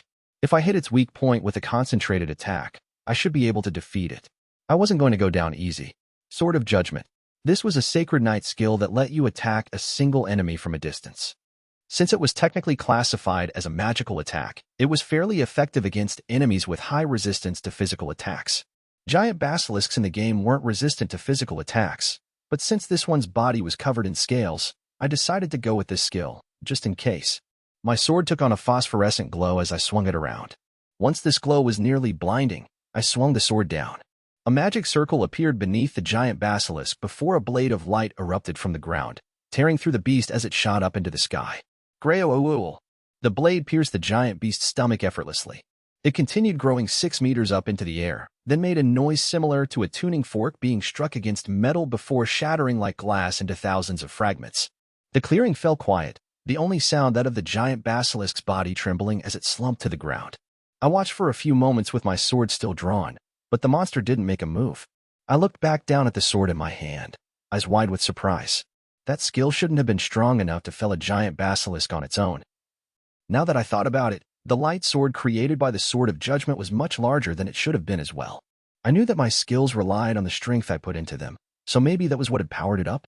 I mean, in real life, the more strength you put into a skill, the greater its effect. If that were the case, then even mid-tier Sacred Knight skills could become high-powered techniques. Marka peeked out from behind me to see the fallen basilisk. She shouted with excitement as she looked up at me, like I was some sort of shining hero. She was beginning to make me feel embarrassed, so I decided to change the subject. "How's your leg, Miss Marka?" Marka's expression quickly changed, as if she'd just remembered something. She stooped down and started holding her right ankle again.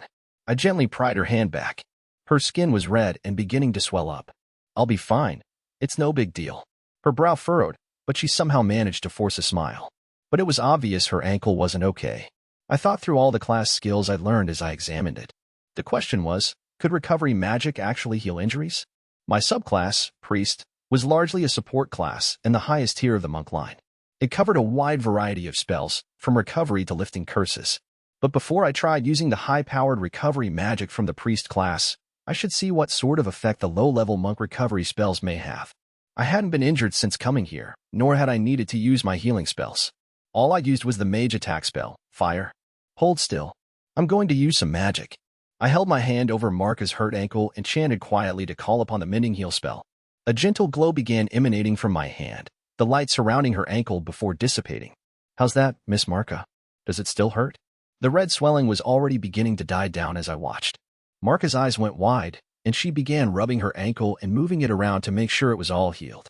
She looked up at me with a smile. "This is amazing. You can even heal people, just like a real cleric." The girl was so overjoyed that she began hopping up and down right there, a big grin on her face. "It's been some time since I used the spell. I wasn't certain it would work. However, I'm glad you're healed." "It's been some time" was an understatement. This was the first time I ever used a healing spell in this world. But I figured I'd play it off like it was nothing. Judging by the girl's reaction, there were at least some people who were able to use healing magic. But there must not have been all that many, given that she referred to them as clerics. I put my musings on the particulars of healing magic to the side for the time being and turned my attention back to the massive corpse sprawled next to me. "Say, Miss Marka, was this thing the monster you said had recently appeared near the village?" "Nah, I'd never seen anything this big before." Marka's braids swung around behind her as she shook her head. "The ones that been coming to the village were fong boars. They've got big, nasty tusks." She pointed both her index and middle fingers straight up and put them at the edges of her mouth, imitating a fong boar. "I see. Then perhaps we'd best not mention this encounter to anyone else." Marka watched me as I stood up, a quizzical expression on her face. "Why not? Your mother would only worry if she heard about the attack.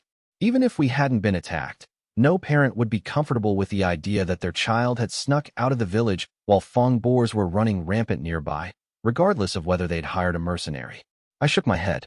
It had been careless of me to take a child out of the village without getting her mother's permission. Hopefully it'd be all right if I at least got her home before sundown. I'd have to worry about that later. For now, I decided to check the surroundings to ensure nothing else was lying in wait.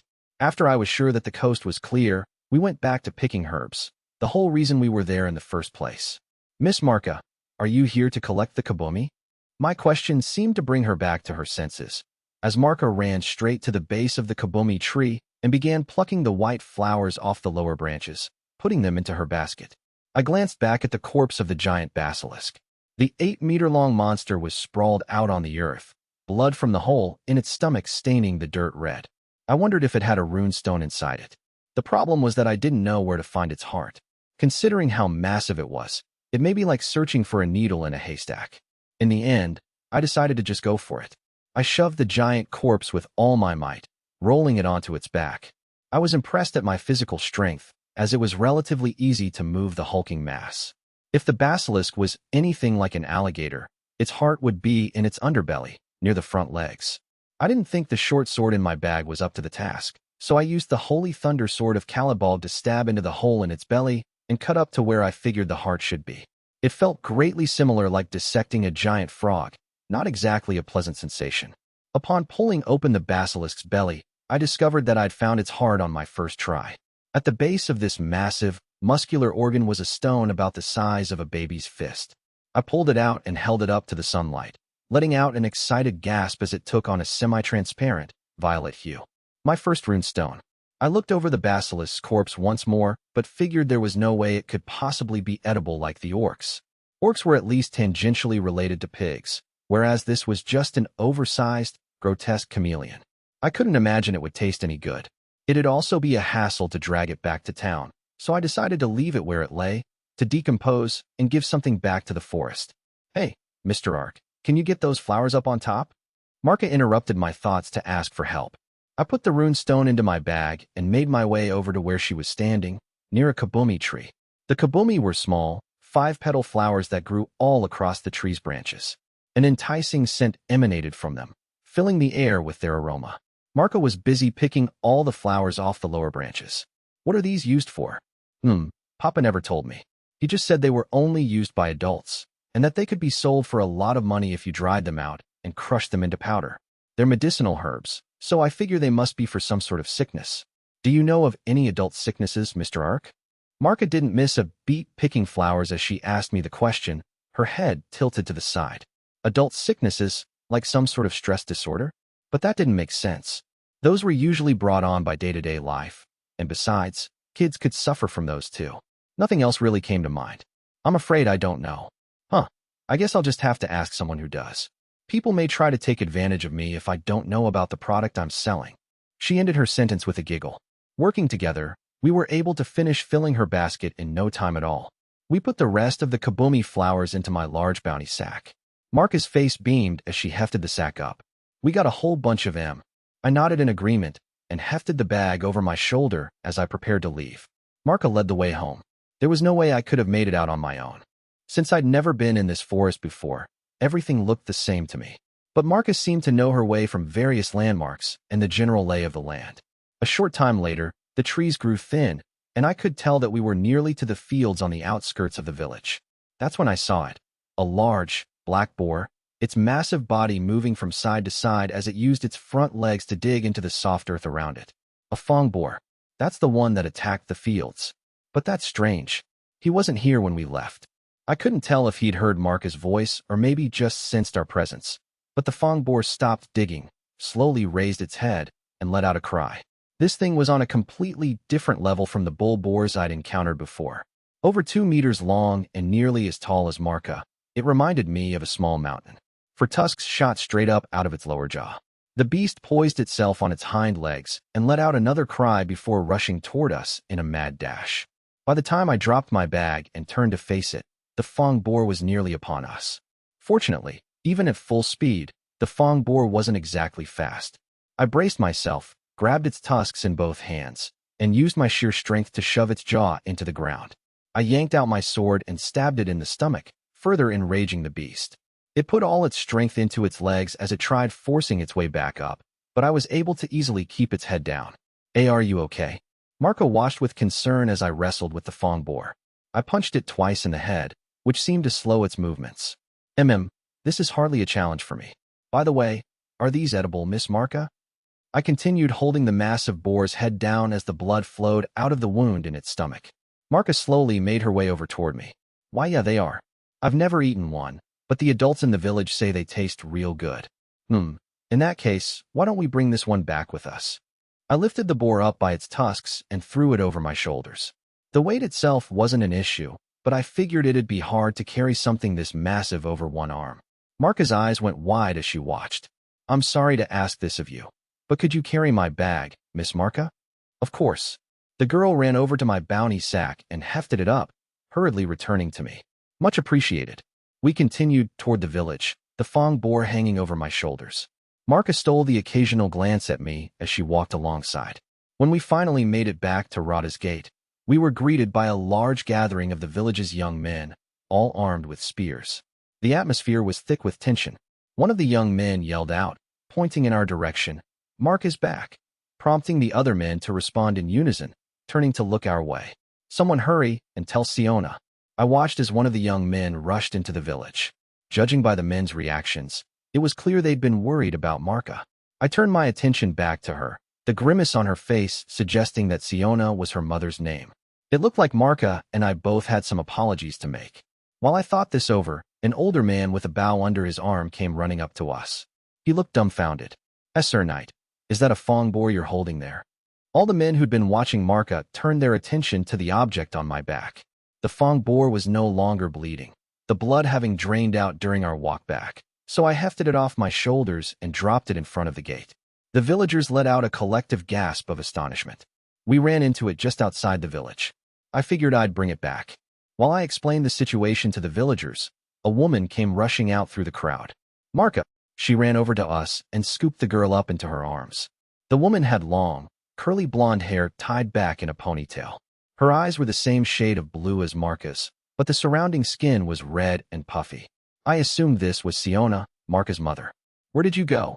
Marka tensed up as looking into Siona's tear-filled eyes.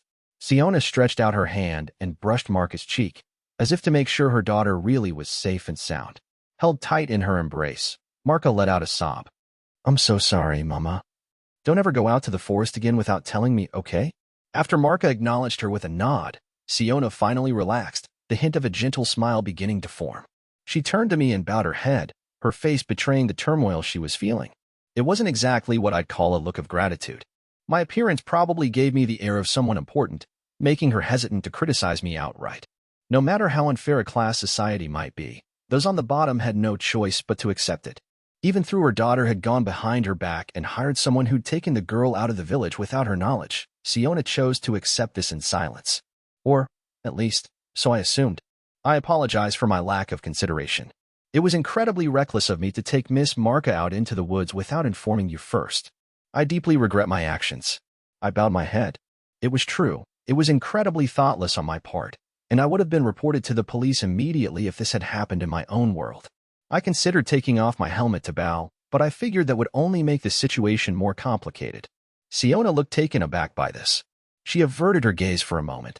Mr. Ark didn't do anything wrong. I was the one who sent out the job request. Marka stepped between us and tugged on her mother's sleeve, trying to mediate. Siona smiled down at her and stroked her cheek before looking back at me. I'm sorry that my daughter dragged you into this, but thank you for accompanying her. Siona lowered her head in a slight bow. Marka and the rest of the villagers let out a collective sigh of relief. A burly woman stepped out of the crowd and slapped Siona on the back, a wide smile on her face. Don't worry about it. When I first heard there was a big monster on the outskirts of the village, I knew it'd all work out one way or another. The rest of the villagers nodded in agreement and told Siona how glad they were to have Marka back safe and sound. It was then I remembered the Fong boar at my feet. Is this the giant monster you were talking about? A man, a hunter, stepped out of the crowd. That's not him. The one I be seeing was huge. Even its eyes were huge, and it had 6 legs. Never seen nothing like it before. Hearing his description, Marka and I exchanged looks. She seemed to want to speak up, but I shook my head. She quietly nodded before turning to look up at her mother. This wasn't the right time to talk about the giant basilisk. It would only make Siona worry more, and further fan the flames of her anger toward me and Marka. The young girl and I reached an unspoken agreement to avoid all that. We sent a villager to notify the Viscount. With any luck, he's dispatching a force to hunt for the beast as we speak. While Marka and I continued our unspoken conversation, the villagers discussed how they deal with the monster. Though I'd already taken care of the giant basilisk, so it'd be a waste of time if the Viscount put together an army. On the other hand, there was no way to know for sure that the monster I'd killed was the same one the hunters saw. If a force went into the forest and rid it of any other monsters, that would be great news for the village. The hunter interrupted my thoughts, inspecting the beast by my feet while he spoke. What do you plan on doing with that on there, Sir Knight? It can be used for all sorts of things, and the tusks are worth quite a bit of coin. The meat's pretty good too. If you're gonna take it all the way to town, could I ask you to hire some villagers to help you? This is a monster, yes? I'd like you to tan the hide and give it to Miss Siona as a gift. You may take the tusks and magic rune as payment. Wah, you sure about that? The hunter stared at me in surprise. I simply nodded in response, then turned to look at Siona. She wore a confused expression on her face. I apologize for all the trouble I've caused you, Miss Siona. Please accept this hide as a token of my apology. Wow, you're giving us its hide, Mr. Ark? Marka responded before her mother even had a chance. She looked excitedly between the Fong boar on the ground and her mother. Seeing the enthusiasm on her daughter's face, Siona looked torn for a moment before bowing her head and accepting the gift. Thank you, sir. I appreciate it. I had no idea if a Fong boar hide was suitable for this type of apology, but I could think of no other use for it at the moment, and it was all I had to give. And divide the meat up among the villagers. The townsfolk responded with a resounding cheer, each one thanking me in turn. Apparently, the village had been in trouble recently, what with the increase in monster appearances in the fields. They'd been discussing whether to send out hunting parties or pool their money to hire the mercenary guild. I wondered if the giant basilisk had been the one pushing the Fong boars out of the forest and closer to the village. The Fong boar I'd killed was taken to the meat shop, next to the hunter's house. As the villagers rolled the giant beast over on a cart, others who'd heard the news took turns stealing peeks at the catch. Even the village chief came to express his gratitude. When all was said and done, the sun had begun to set. With my tasks finished, I left the tanning and division of meat up to the hunters and villagers and followed Marka and her mother back to their house. I needed to drop off the kabomi flowers, which were still in my bag. We're back, Harina. The moment Siona opened the door, Harina came running through the house and dove into her mother's arms. Siona picked the girl up and apologized for leaving her alone. As this all unfolded, I turned back to Marka. Miss Marka, if my duties are now fulfilled, could you provide me with the completion tag? The Mercenary Guild office had told me the job wouldn't be considered complete, and I wouldn't receive payment if I didn't obtain a tag from the requester. Oh, right. Marka reached down into her pocket and retrieved a wooden tag, about the size of a business card, and handed it to me. It had the request number and other information written on it. Thank you for everything, Mr. Ark. Marka dipped her head in an adorable bow. Her mother followed suit. I am sincerely sorry for the trouble I caused. Alas, it's time for me to take my leave. I offered a deep nod in appreciation. I put Marka's wooden tag into my bag, threw the bag over my shoulder, and left the house. Marka ran to the doorway to wave goodbye, to which I waved back, then turned around and began walking. I could hear jovial chatter coming from the hunter's house. They were probably still butchering the fong boar. Looking up at the orange-painted sky, I could see birds flocking together as they flew off toward the forest. If I didn't get back to Liviert soon, the gates would be closed. Of course, I could use Dimensional Step to teleport past the wall and into town, but I was saving that as a last resort. I passed villagers returning home from a day in the fields as I made my way back to the road.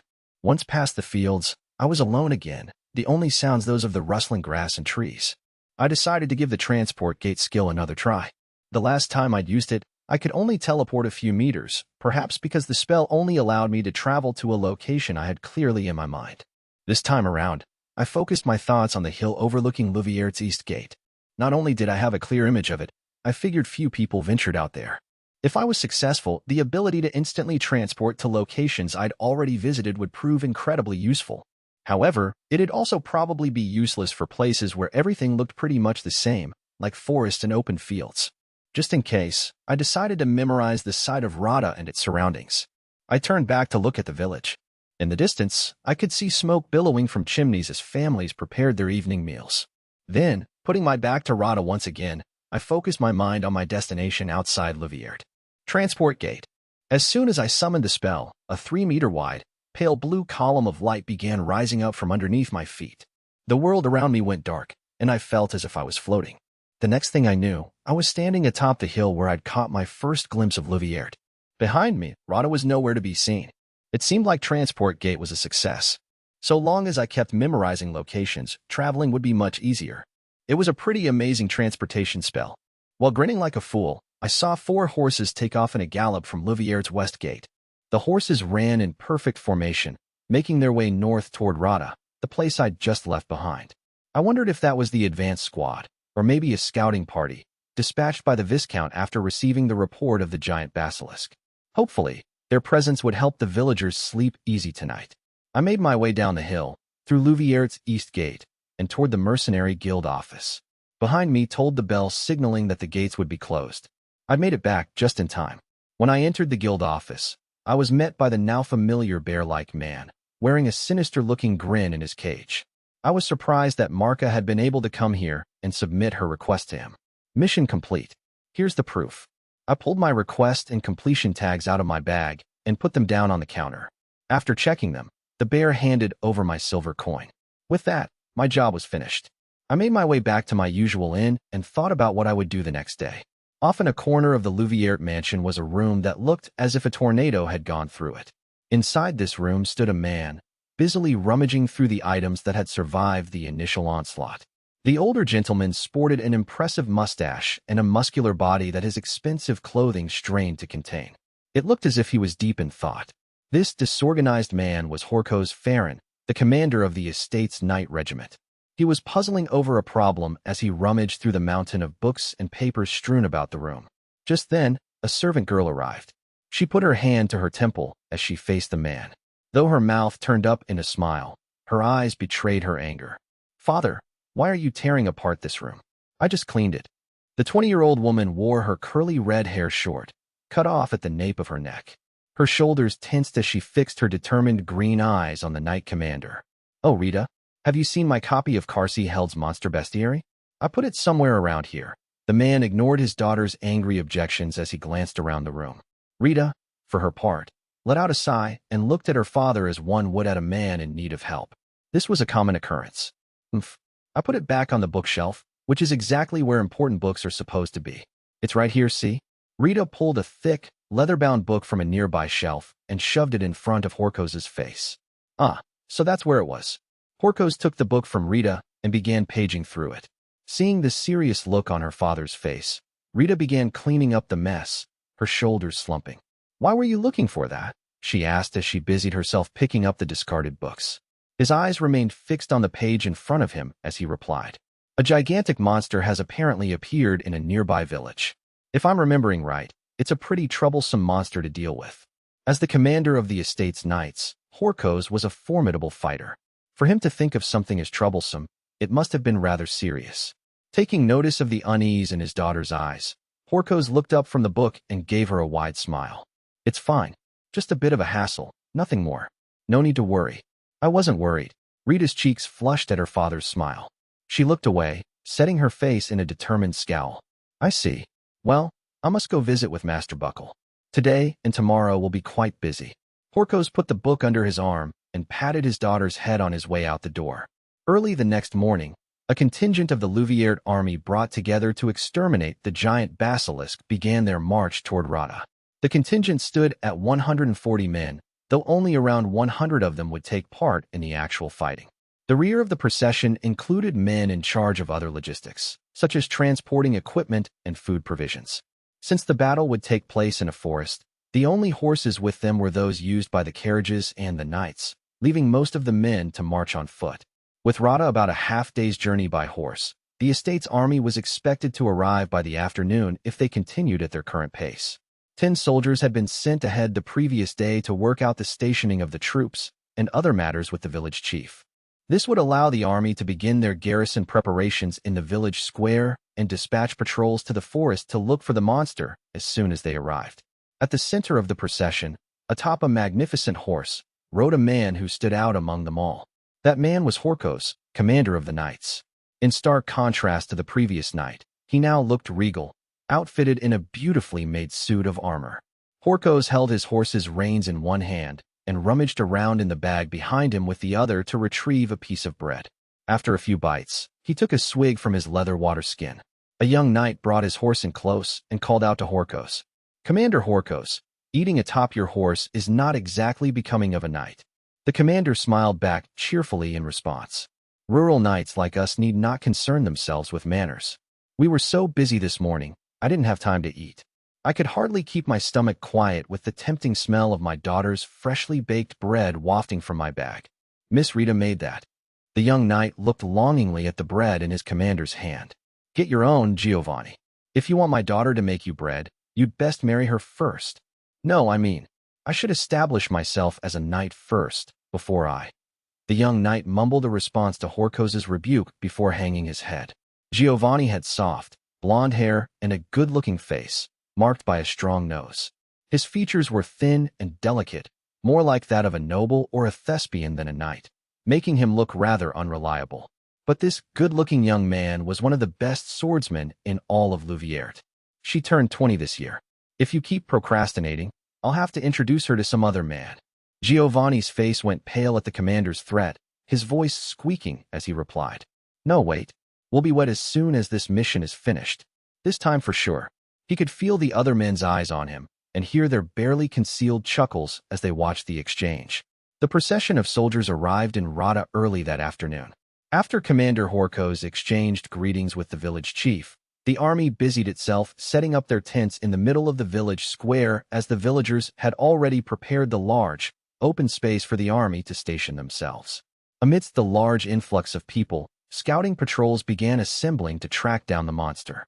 There were 3 patrols, broken into groups of 3 soldiers each, with an additional person from the village, hunters, and other people who had seen the monster, assigned to them as guides. They decided to head toward the forest immediately, while the sun was still high in the sky.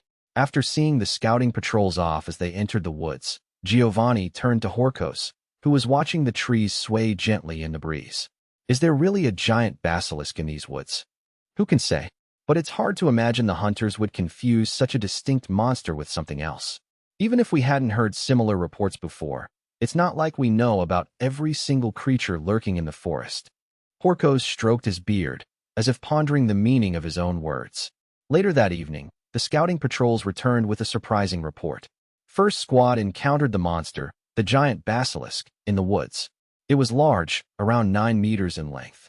Second squad did not encounter any monsters and has nothing to report. Third squad uncovered the body of an 8-meter, giant basilisk, its stomach cut open. It appeared to have died recently. After listening to the reports from each of the squad leaders, Porcos crossed his arms and furrowed his brow, a thoughtful expression on his face. The knights charged with exterminating the monsters had assembled in a large tent in Rada's village square, with all of them wearing the same look of concern as their commander. Giovanni stood at Porcos' side, his eyes narrowed, a serious expression on his face as he spoke. 2 giant basilisks. Now that's hard to believe. Porcos looked up, directing his gaze at the leaders of the 3 squad leaders. There were 2, but the squad members reported that one was already dead. So what killed it? Could this be the work of another monster? One capable of killing a giant basilisk. The leader of 3rd squad stood firm under Porcos' gaze and offered up his observations without a moment's hesitation. It looked to be the work of a human. The killing blow was a clean strike that pierced straight through its stomach and out its back, and the cut down its belly appeared to be from someone taking the creature's rune stone, which was missing from its body. The other knights exchanged disbelieving glances with each other. Porcos shared their sentiment, but he couldn't let his own feelings show. Instead, he turned his gaze to Giovanni. Giovanni assumed the commander was seeking his opinion, but he couldn't believe that a human alone could so easily fell a giant basilisk. There was only one possibility. Could this be the work of elves? Their soldiers are incredibly skilled in combat. I've heard they use earth magic to pierce their enemies, and the wind itself to cut them apart. Several knights nodded along with Giovanni's assessment, seemingly convinced. There were several clans of elves on the continent. They were renowned for devoting their long lives to improving their martial skills, as well as for their ability to wield powerful magic. The Rodan Kingdom had a long history of getting into, and subsequently losing at great costs, brutal conflicts with the elves when they encroached on the forests where the elves resided. One of the knights offered a counterpoint to Giovanni's suggestion. I heard the elves live much farther to the east. Would they really come all the way out here? Several other knights nodded in agreement. Porcos frowned as he looked at each one of the men standing in the tent. For now, we should be happy that one of the monsters has already been exterminated and focus on how to take care of the remaining one. The leader of the 3rd squad spoke up. Is there some open space where we can approach the giant basilisk and launch our attack? We found it in a wide open area. It should be fairly easy to assemble and dispatch a regiment. Then, tomorrow, we'll head out into the woods and exterminate it. Porcos gave a wry smile as he shook his head in response to Giovanni's suggestion. Dealing with a giant basilisk isn't so easy. If we aren't careful, we will surely incur massive losses. Tomorrow, we will enter the forest to inspect the area and begin preparations while our patrols continue to follow its movements. No objections were voiced to the commander's decision. All the knights nodded in agreement and returned to their respective stations. The normally quiet village square was filled with the roar of bonfires and the nervous bustling of soldiers waiting for the morning to come. The next day, over half of the Louviers army contingent in Rada made its way into the forest to the top of a gentle, sloping hill. The hillside was lined with unevenly spaced trees, their branches covered entirely in white, fluff-like blossoms. The wind carried with it the delightful scent of the flowers. Since the army's sheer force of numbers would be near useless when battling in the forest, they had decided to confront the giant basilisk in the open plain they had heard about in the previous day's report. Giovanni looked out across the hill. This looks like a good spot. Porcos crossed his arms and nodded firmly. We best get started with our preparations. After their commander gave the orders, the various military elements went off to their respective stations to begin preparations. To ensure that they could swiftly change their battle formations, the soldiers cut down the grass and rid the area of stones and other objects that would interfere with their movement. Their preparations were manifold, and even included erecting short fences to slow the monster's movements. Most of the work wasn't finished until well past noon. Have the survey patrol cease their activities by nightfall. The rest of you, go back to the village and build up your strength. I don't want you tired tomorrow. and send 10 men to collect the fallen basilisk. I want it brought back to the village. Horkos gazed down at the 8-meter-long body lying at the base of the hill. He had inspected it himself, but it was just as the squad leader had said. There were 2 cuts, both of which appeared to have been made by a human. The basilisk was otherwise in good condition, with no obvious additional injuries, suggesting the huge monster had been killed with a single strike. The question is, what sort of god or devil did this? I'm afraid to even consider which it might be. Horkos spoke in a low voice as he stroked his beard, making sure no one could hear him. On the second morning after being dispatched to Rada, nearly 100 soldiers positioned themselves in the forest clearing and waited for the basilisk. Giovanni looked slightly nervous as he stared up at the sun, high in the sky. The squad should be here any minute now, no? Judging by the smoke signal we saw beyond the hill a short while ago, they're almost here. Don't let your guard down, men. The men let out an excited roar in response to their commander's speech. The atmosphere grew tense, and the idle chatter faded into silence. The flower-scented wind rustled the grass as it blew across the hill, giving the whole scene a rather idyllic appearance. However, the wind carried another sound with it as well, which added a sense of foreboding to the otherwise beautiful scene. A faint, eerie cry could be heard from beyond the hill, causing the men to mutter among themselves.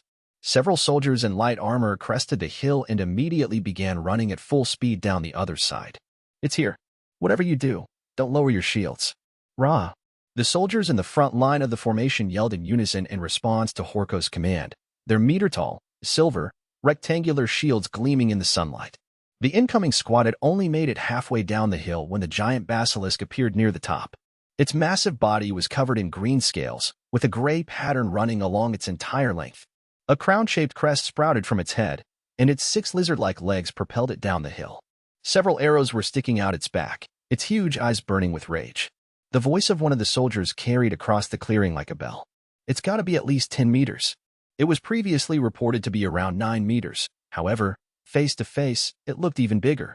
Bruoeidel. The eerie, lizard-like monster let out a roar, its split tongue flicking about. The soldiers hesitated as its cry echoed across the hillside.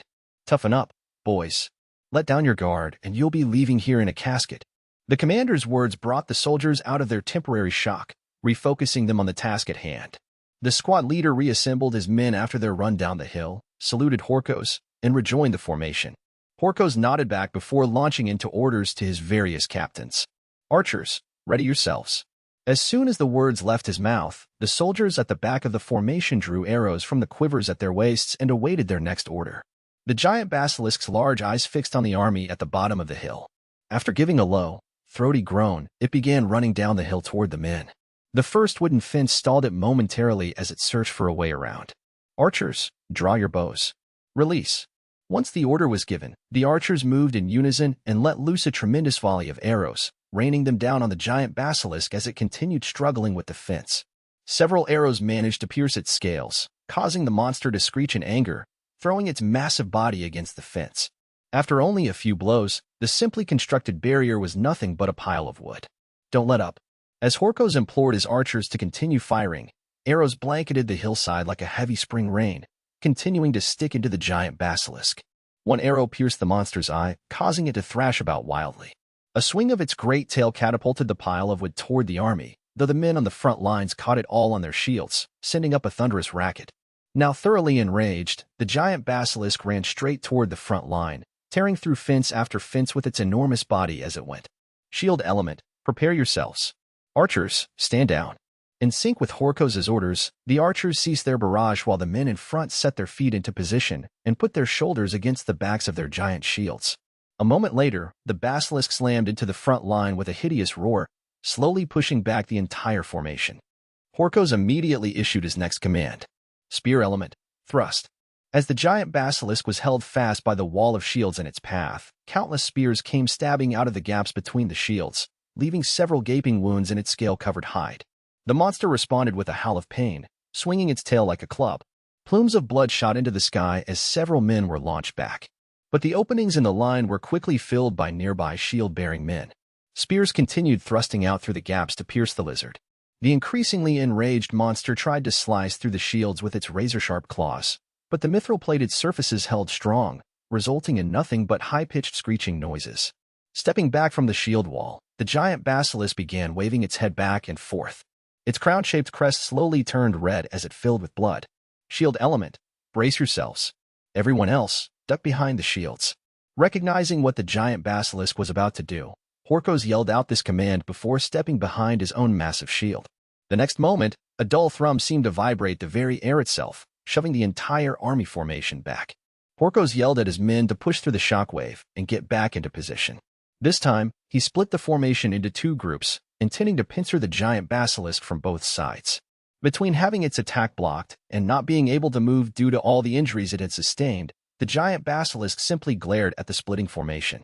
Surrounded by soldiers, the monster waved its limbs about in an attempt to knock down the shield wall, even as men continued stabbing it.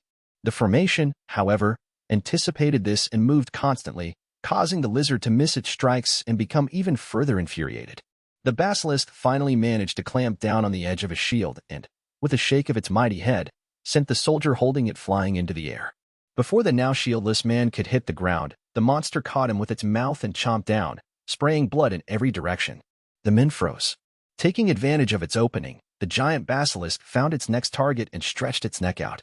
Giovanni had been waiting for just this moment. He stabbed down into the outstretched neck with all his might. But the basilisk effortlessly caught Giovanni's mighty blow with its teeth and swung the man around by a spear like a ragdoll. Giovanni let go of his weapon and was spared from being thrown up into the air, though he still landed outside the protection of the shields. As he rolled along the ground, Giovanni reached for his sword. Unfortunately, his opponent had the drop on him. The giant basilisk stretched its neck toward its prey, its tooth-lined mouth filling his vision. Giovanni could smell the scent of freshly baked bread, could see the smiling face of the woman he loved. Giovanni, say something, will ya? A familiar voice beckoned Giovanni back to reality. The giant basilisk was right in front of him, the hilt of a sword sticking out of its eye. The monster's head lolled on the ground. He could hear the soldiers calling to him, but the commander's voice rang out above the rest. The formation parted for Horkos as he approached. My apologies, Commander. I let my guard down. Giovanni pushed himself into a sitting position, head hanging in shame. You know, if you play hotshot like that when you're young, you'll never grow old enough to be anything, kid. And look, because of you, this sword is ruined. Horkos yanked the sword out of the giant basilisk's eyeball and showed it to the younger man. Due to the force of the blow, the tip of the blade had bent where it hit the skull. I am truly sorry, Commander. My rash actions forced you to the front line to save me. If that's really how you feel, then I guess it means you'll finally marry my little girl, huh? Giovanni had been preparing to launch into a heartfelt apology, but Horkos simply shot him a wide smile and slapped him on the shoulder. 3 men died in the conflict, and 11 more suffered injuries. Horkos nodded in response to this report, then closed his eyes and let his shoulders drop. Considering what we were fighting against, I suppose that's a respectable count. If you hadn't read about this rare beast, we wouldn't have stood a chance. Horkos muttered a response to Giovanni's praise as he surveyed the fallen basilisk. In front of him, men had already begun chopping its body up and loading it onto carts. Looks like we've got our offering to the central government. The central government? The nobles on the country's borders are required to give offerings. The basilisk should fetch a high price on the open market. I may even be able to ask Master Buckle for a weapon stipend. Giovanni turned his gaze back to the giant basilisk. While it was true the monster's poison was highly prized, especially for its value in hunting other monsters, he wasn't entirely convinced that the central government would be excited to receive it as an offering. I spent yet another night at the inn, waking up the morning in my usual pose after my day in Rada. After staring off into space for a moment, I got my bags together, walked past the still vacant counter, and left the inn. I felt like there was something different about the town, though nothing seemed out of the ordinary. I made my way to the mercenary guild office. There were several mercenaries inside, looking through postings on the job board. It was the first time I'd actually seen other mercenaries at the guild. They glanced toward me as I approached, their faces turning to surprise before they moved silently out of my way.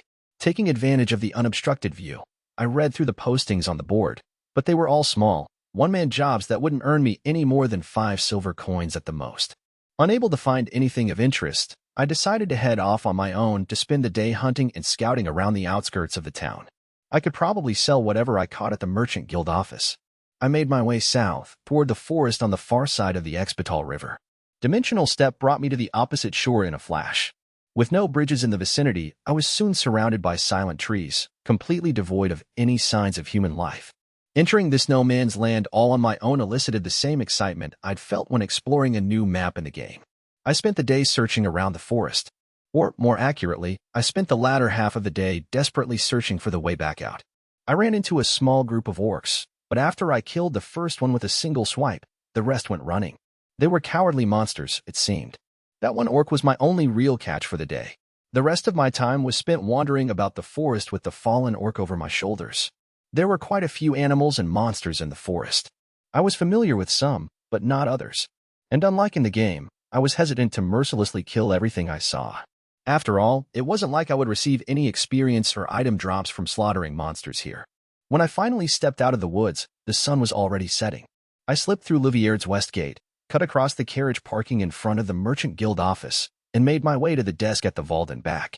The man at the counter was the same one who'd helped me last time. I asked him if he was interested in purchasing the orc still draped over my shoulders, and the sale netted me 6 silver and 5 copper coins, the same as a meter-long bull boar. The runestone inside the orc was apparently worth 1 silver coin, meaning that, pound for pound, the bull boar was worth much more.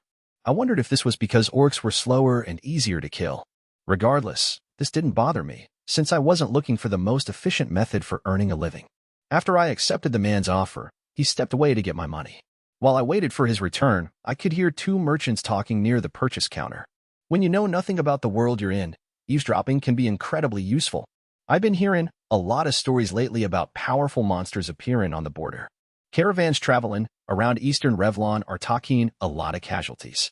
That's pretty normal, isn't it? Since we're so close to the Fury Forest, we've always had tons of monsters. You stupid or something?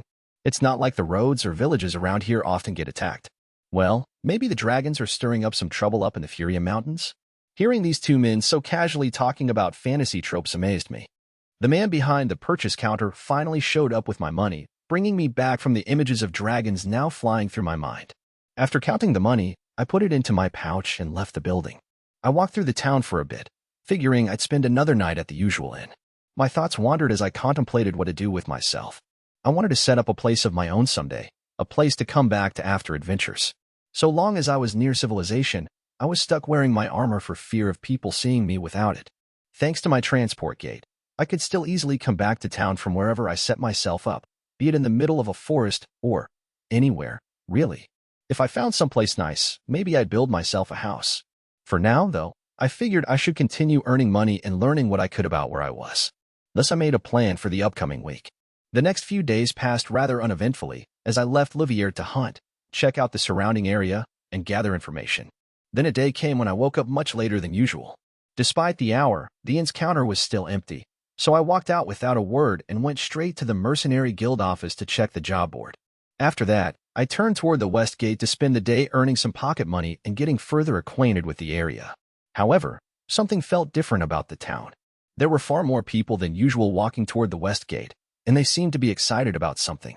I found myself walking behind 2 men and decided to listen in on their conversation. Word is the army killed 2 giant basilisks in the forest outside a nearby town. Apparently, they're on display in the square. No way. I never thought we'd have anything like a basilisk in these parts. I haven't even heard of someone seeing one before. These stories are more and more common lately, you know. Signs of something to come, maybe. Apparently, the Viscount had sent out his army to exterminate the giant basilisks. But if they'd managed to kill 2, did that mean there had been 3 in the forest? Or were they counting the one I'd stopped as their own kill? With how rare these monsters were, I figured the latter was more likely. My interest piqued, I headed for the square near the west gate. The paths running along both sides of the square were already jammed full of people. From my vantage point at the edge of the road, I could see a procession of knights and soldiers walking slowly past.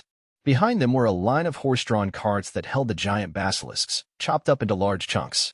It made sense seeing it as such, since there would have been no way to transport such massive creatures in one piece. I looked over at the large man next to me, who was also fixated on the procession, and asked him a question. Is it always such a big ordeal when these basilisks come around? The man gasped when he saw me, though he quickly regained his composure. When a giant basilisk comes near a settlement, you either have to hire a renowned mercenary troop or dispatch the Viscount's army to deal with it. Huh. Sounds like they're a pretty big deal then. I'd say so. A single basilisk could wipe out an entire village. But if you were able to kill one, I hear it'd fetch a pretty hefty sum. By drying out and pulverizing the poison in its body, you can make monster-killing arrows and all sorts of other things. It sounded like I could have gotten myself a lot of money if I'd brought the one I'd killed back with me. I nodded along to the man's explanation, feeling a little sorry for myself. But, on the other hand, there was no way I could have brought the basilisk's body back on my own, and certainly not without drawing attention to myself.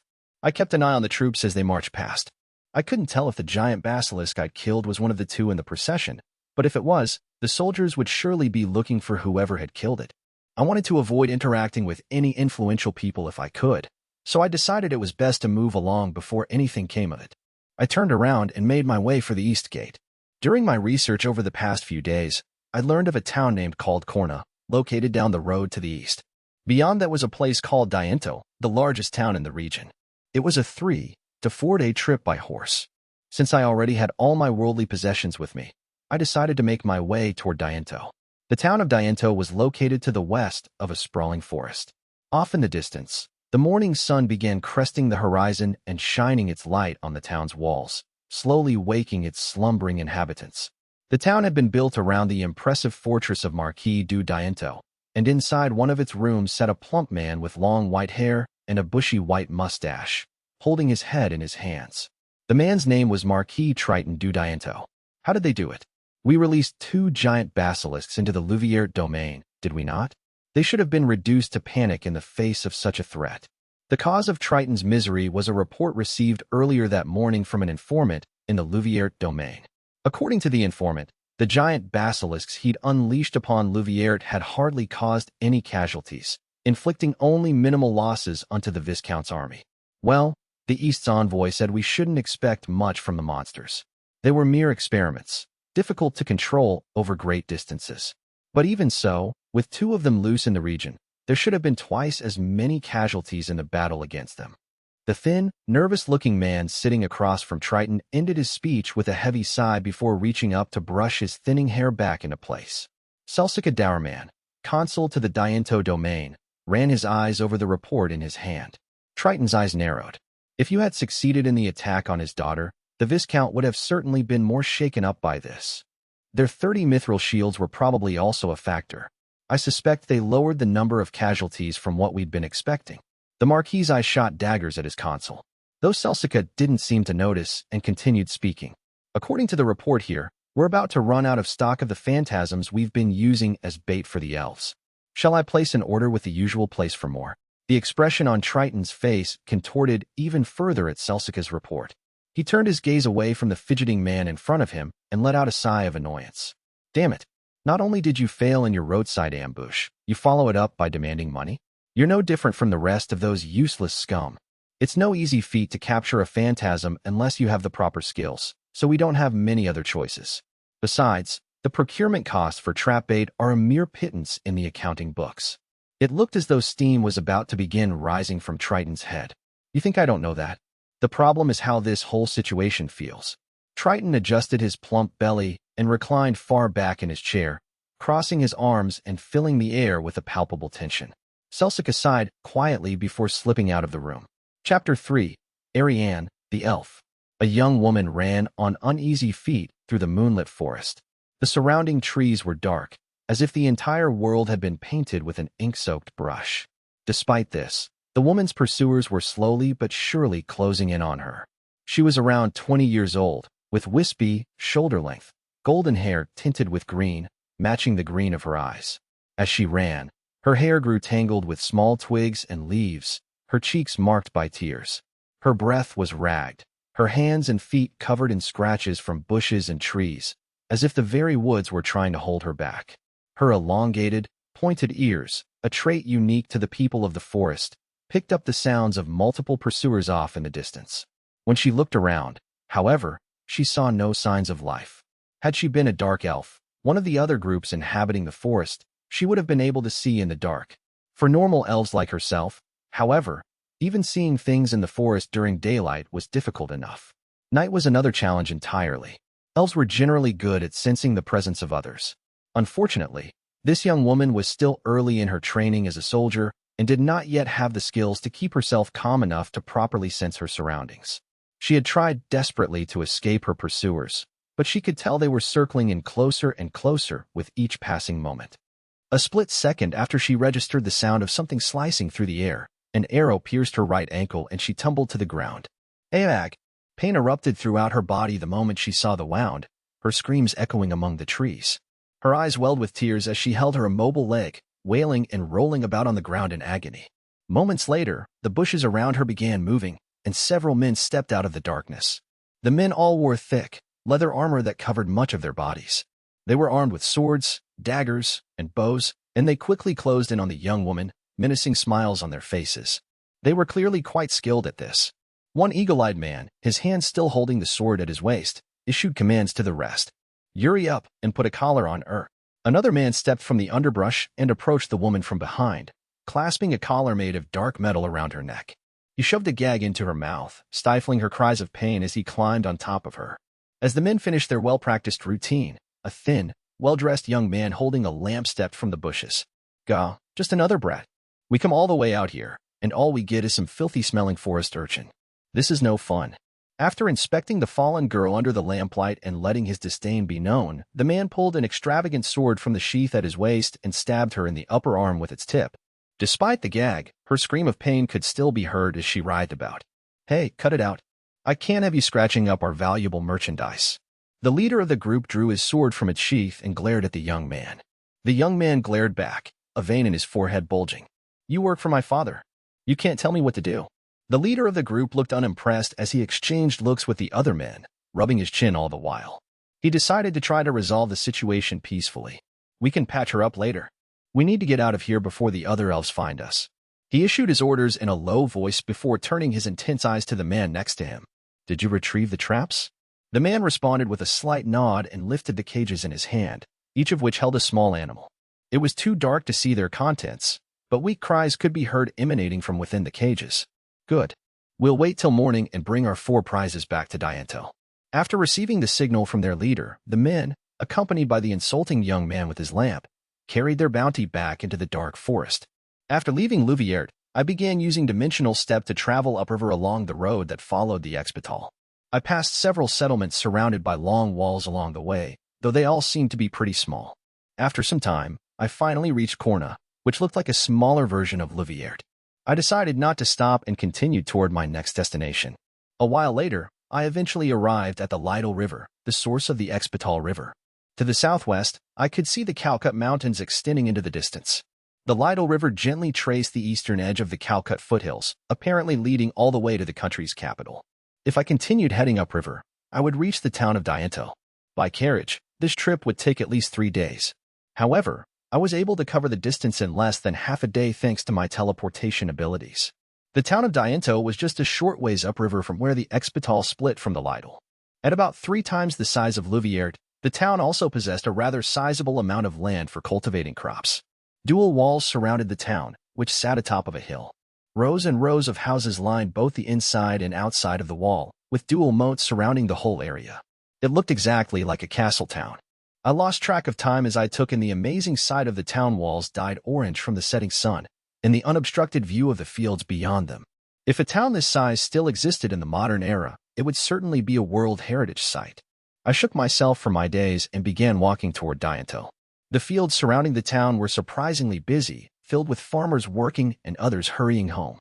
I'd have to walk the rest of the way, since I was trying to avoid being seen using teleportation spells. I was still quite a ways off from the town, though. Maybe I could at least speed up my pace. I took off in a dash, my cape fluttering wildly behind me.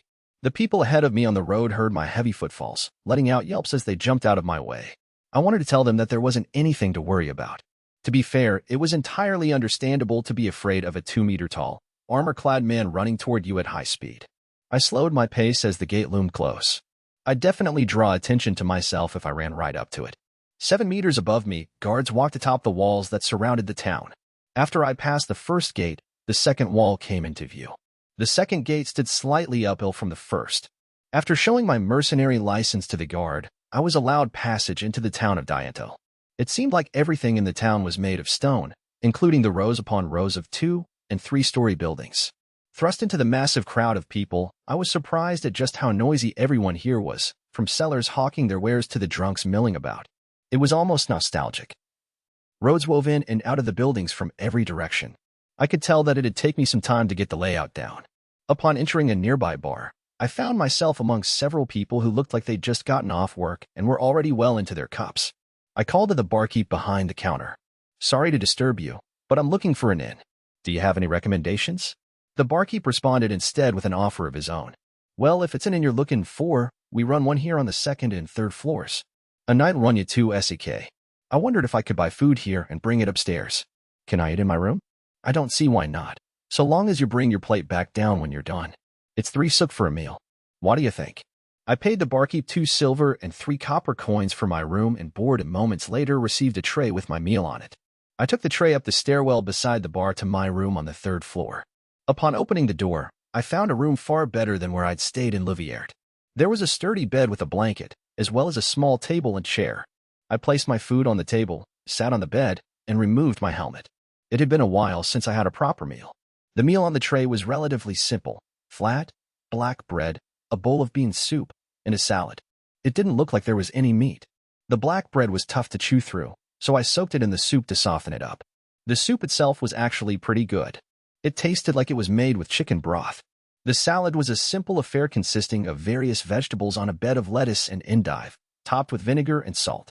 I was a bit confused by their choice to serve it on such similar, leafy vegetables. After I finished eating, I put my helmet back on and took my tray downstairs. The barkeep looked at me a bit funny when I returned the tray, but I couldn't blame him. It must have been odd to see an armored guest take their food upstairs then return the utensils with their armor still on. But at least he didn't say anything about it. Back in my room, I sat down on the bed with my back against the wall and assumed my usual pose to get some sleep. I pulled the blanket over myself as well, but it hardly made a difference with my armor on. Early the next morning, I woke to the sound of bells ringing in the distance. Once back on the 1st floor, I could see the barkeep back in the kitchen carrying out his duties. It looked like this inn was manned in the mornings, unlike the last place I stayed. I set my room key down on the counter, called out to the barkeep, and left the inn. After asking a person on the street for directions, I made my way to the local mercenary guild office.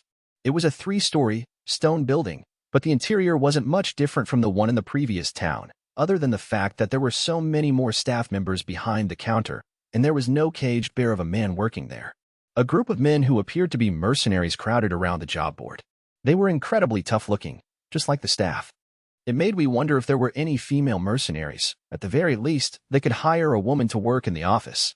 As I looked over the job board, I could hear various discussions between the mercenaries. 5 members of our troop went hunting 4 days ago, but we haven't seen him since. Think maybe some bandits or monsters got to them. We're close to elf territory.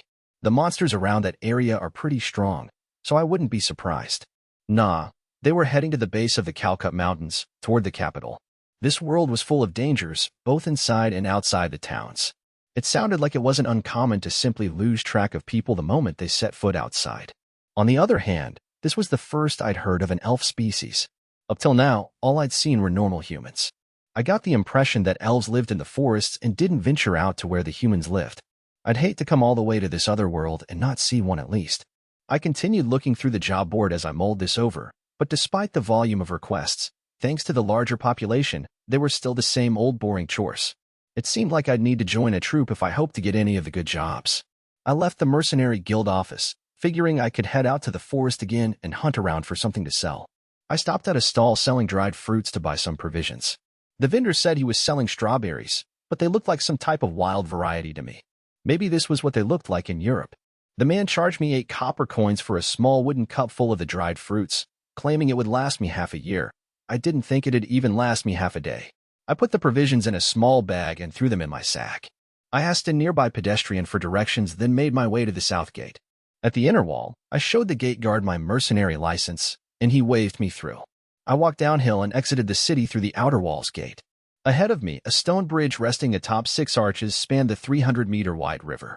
The bridge could accommodate 3 carriages traveling side by side, and it was full of people and carriage traffic. Apparently, this was a transportation hub. After crossing the bridge, I could see the Calcut mountain range and the forest running along it, off to my right. To my left was a fenced-in area filled with cows, sheep, and horses, probably a pasture of some kind. Beyond that was a field of crops. Farther up the Lytle River, the forest loomed close, but here on the other side, the land was mostly open. I decided to make my way toward the base of the Calcut Mountains to hunt around for a bit. I took a path off the main road and made my way southwest. The Lytle River rushed off into the forest, though I couldn't see where it went after that. As I walked, the vegetation rapidly grew thicker, closing in around me and blocking out the sunlight. Roots sprouted from the ground everywhere, looking almost like tentacles trying to grab my legs and block my path. The trees here weren't nearly as thick as those in the forest near the Furia Mountains, but they made up for that by growing close together. There was no room for me to maneuver my two-handed sword in here. Well, I probably could have, but I'd take half a dozen trees down with each swing. Dimensional step was also practically useless here in the dense forest. I saw a few small animals here and there, but just as quickly as they appeared, they'd disappear back into the underbrush. I'd probably need to set traps to catch anything here. I wandered through the forest for about an hour before I encountered 5 men, bandits, I guessed. They stepped out of the underbrush, wearing sinister smiles on their unshaven faces. Their greasy hair suggested they hadn't washed in some time. All 5 of them were holding short swords. Well, where you going, Sir Knight? Just leave your stuff right there, and we won't need to torture you to death. We're pretty nice guys, ain't we, fellas?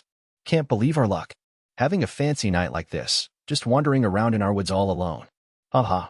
And when we kill someone out here, we don't even need to hide the body. Gahaha. The men kept jeering, overly confident in the strength of their position.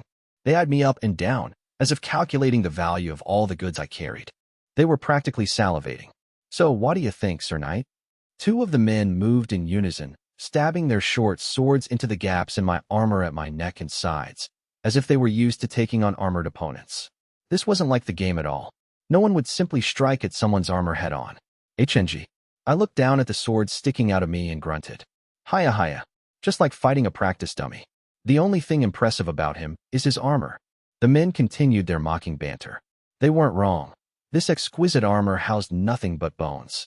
But that meant there were no vital organs inside for their swords to pierce. Now that they'd attacked me, I no longer had any reason to go easy on them. Was that supposed to tickle? Wah. Huh. I glanced down at the 2 men. They looked back at me with blank stares, momentarily stunned into silence. Pwah. I punched one of the men's heads, and it went flying with a sound akin to a balloon exploding. His body shook for a second before falling to its knees. The other bandits' faces contorted in shock. I'd put a little too much strength into that punch. I hadn't meant to knock his head off. The rest of the fight unfolded as if I were watching it in slow motion. I turned and uppercut the other bandit next to me, my fist punching straight through his jaw and out the top of his skull. Blood exploded from his eyes, ears, and mouth, drenching the earth. A gust. Save me. A little farther off, 2 of the other bandits turned tail. I summoned my rock shot ability and unleashed a volley at their backs, tearing rock-sized holes through them. Rock shot was a fairly powerful base magic skill belonging to the Magus class. The leather armor the bandits wore stood no chance against it. That made 4. I spotted the last man weaving through the trees in a frantic attempt at escape, almost like a monkey swinging through its natural habitat.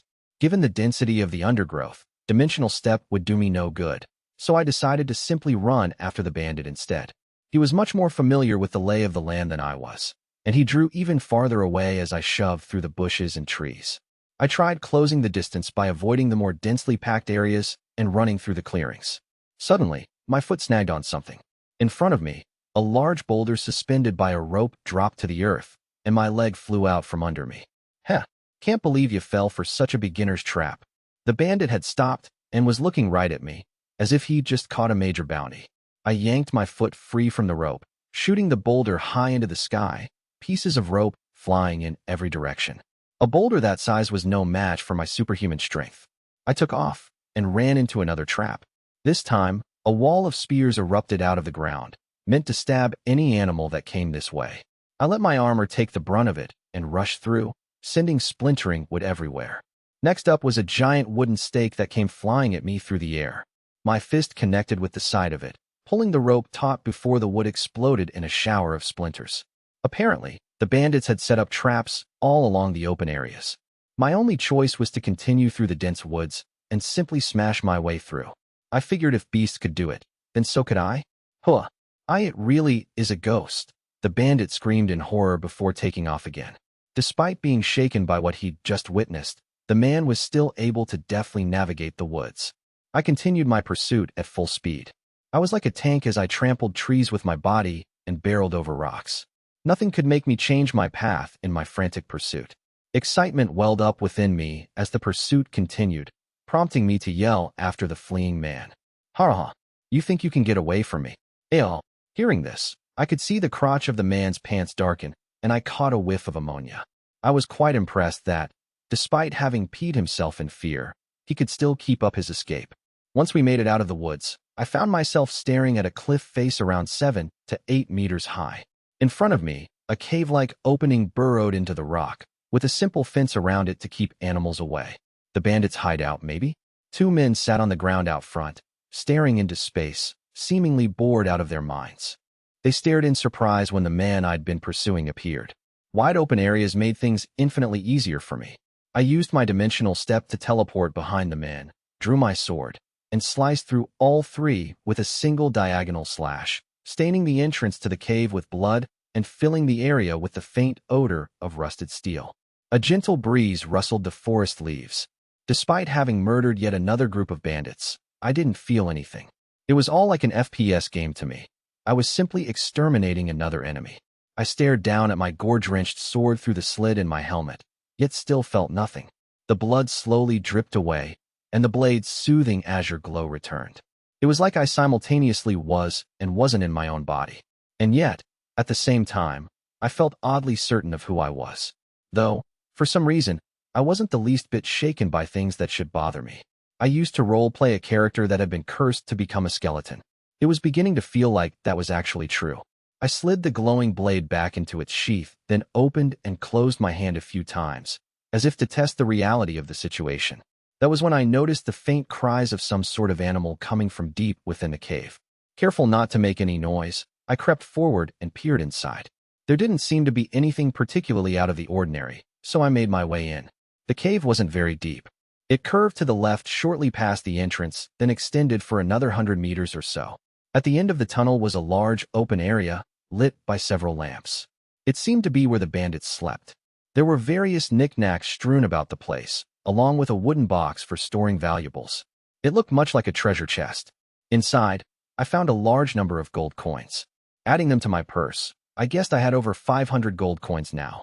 Despite their small size, around that of a 1 yen coin, they weighed as much as a 500 yen coin, adding quite a bit of heft to my sack. There were also several weapons and other items lying around, so I picked up anything that looked valuable. I threw everything into my sack, laughing lightly as I considered that there really was little difference between the bandits' actions and my own. Just then, I sensed something move and raised my head to look around. I noticed a steel cage sitting in the corner of the cave. It stood in the shadows outside the lamplight, which was why I'd missed it. As I approached the cage for a closer look, I could see an injured animal glaring out at me from inside. I brought the cage closer to the lamp for a better look, revealing a fox inside. Well, a fox-like animal, at least. It was about 60 centimeters long. Its tail made up nearly half that length and was covered with fur that reminded me of the fluff on a dandelion. Its face looked uncannily like a fox's, with large, triangular ears that perked up attentively. It had fleshy membranes between its legs and body, similar to a Japanese flying squirrel. I couldn't quite tell its color in the dim light, but much of its body seemed to be covered in a light green fur, with white fur on its stomach. The animal held its tail up as high as the cage would allow, never taking its eyes off me and groaning lightly all the while. I could see a light wound on one of its front legs and a much deeper one on a hind leg, staining its soft fur a deep red. I figured I'd use my healing magic on its wounds, so I undid the latch on the cage and opened the door. However, it didn't appear like the green fox had any desire to come out. Making sure not to leave any space for it to escape, I reached my arm into the cage to pull it out. The fox let out a short yelp and bit down on my finger. It didn't hurt at all, thanks to my armored gloves, but the fox continued glaring at me, growling deep in its throat. It showed no desire to loosen its grip on my finger. "Hey, don't be scared." I tried calming the agitated fox with my best lines from popular anime characters, but it was no use. I just didn't have the ability to calm animals down. Out of options, I dragged the green fox from the cage by my finger, which it stayed dutifully latched onto. Mending heel. With the fox still biting down on my finger, I summoned my healing spell. A soft light enveloped the injury for a moment before dissipating. Possibly surprised by the sudden light, the green fox spread out its fluffy tail and jumped backward, staring up at me with its large eyes. It cocked its head to the side inquisitively before attending to its hind leg, giving the injury several licks.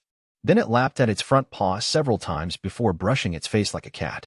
Once properly groomed, the fox leaned back and sat on its hind legs, its large tail wagging as it looked up at me. It seemed like it was done trying to run away.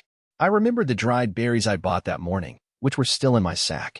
The fox's nose perked up as it watched my hands closely pull out the berries. I smiled and poured some into my hand, offering them to the fox.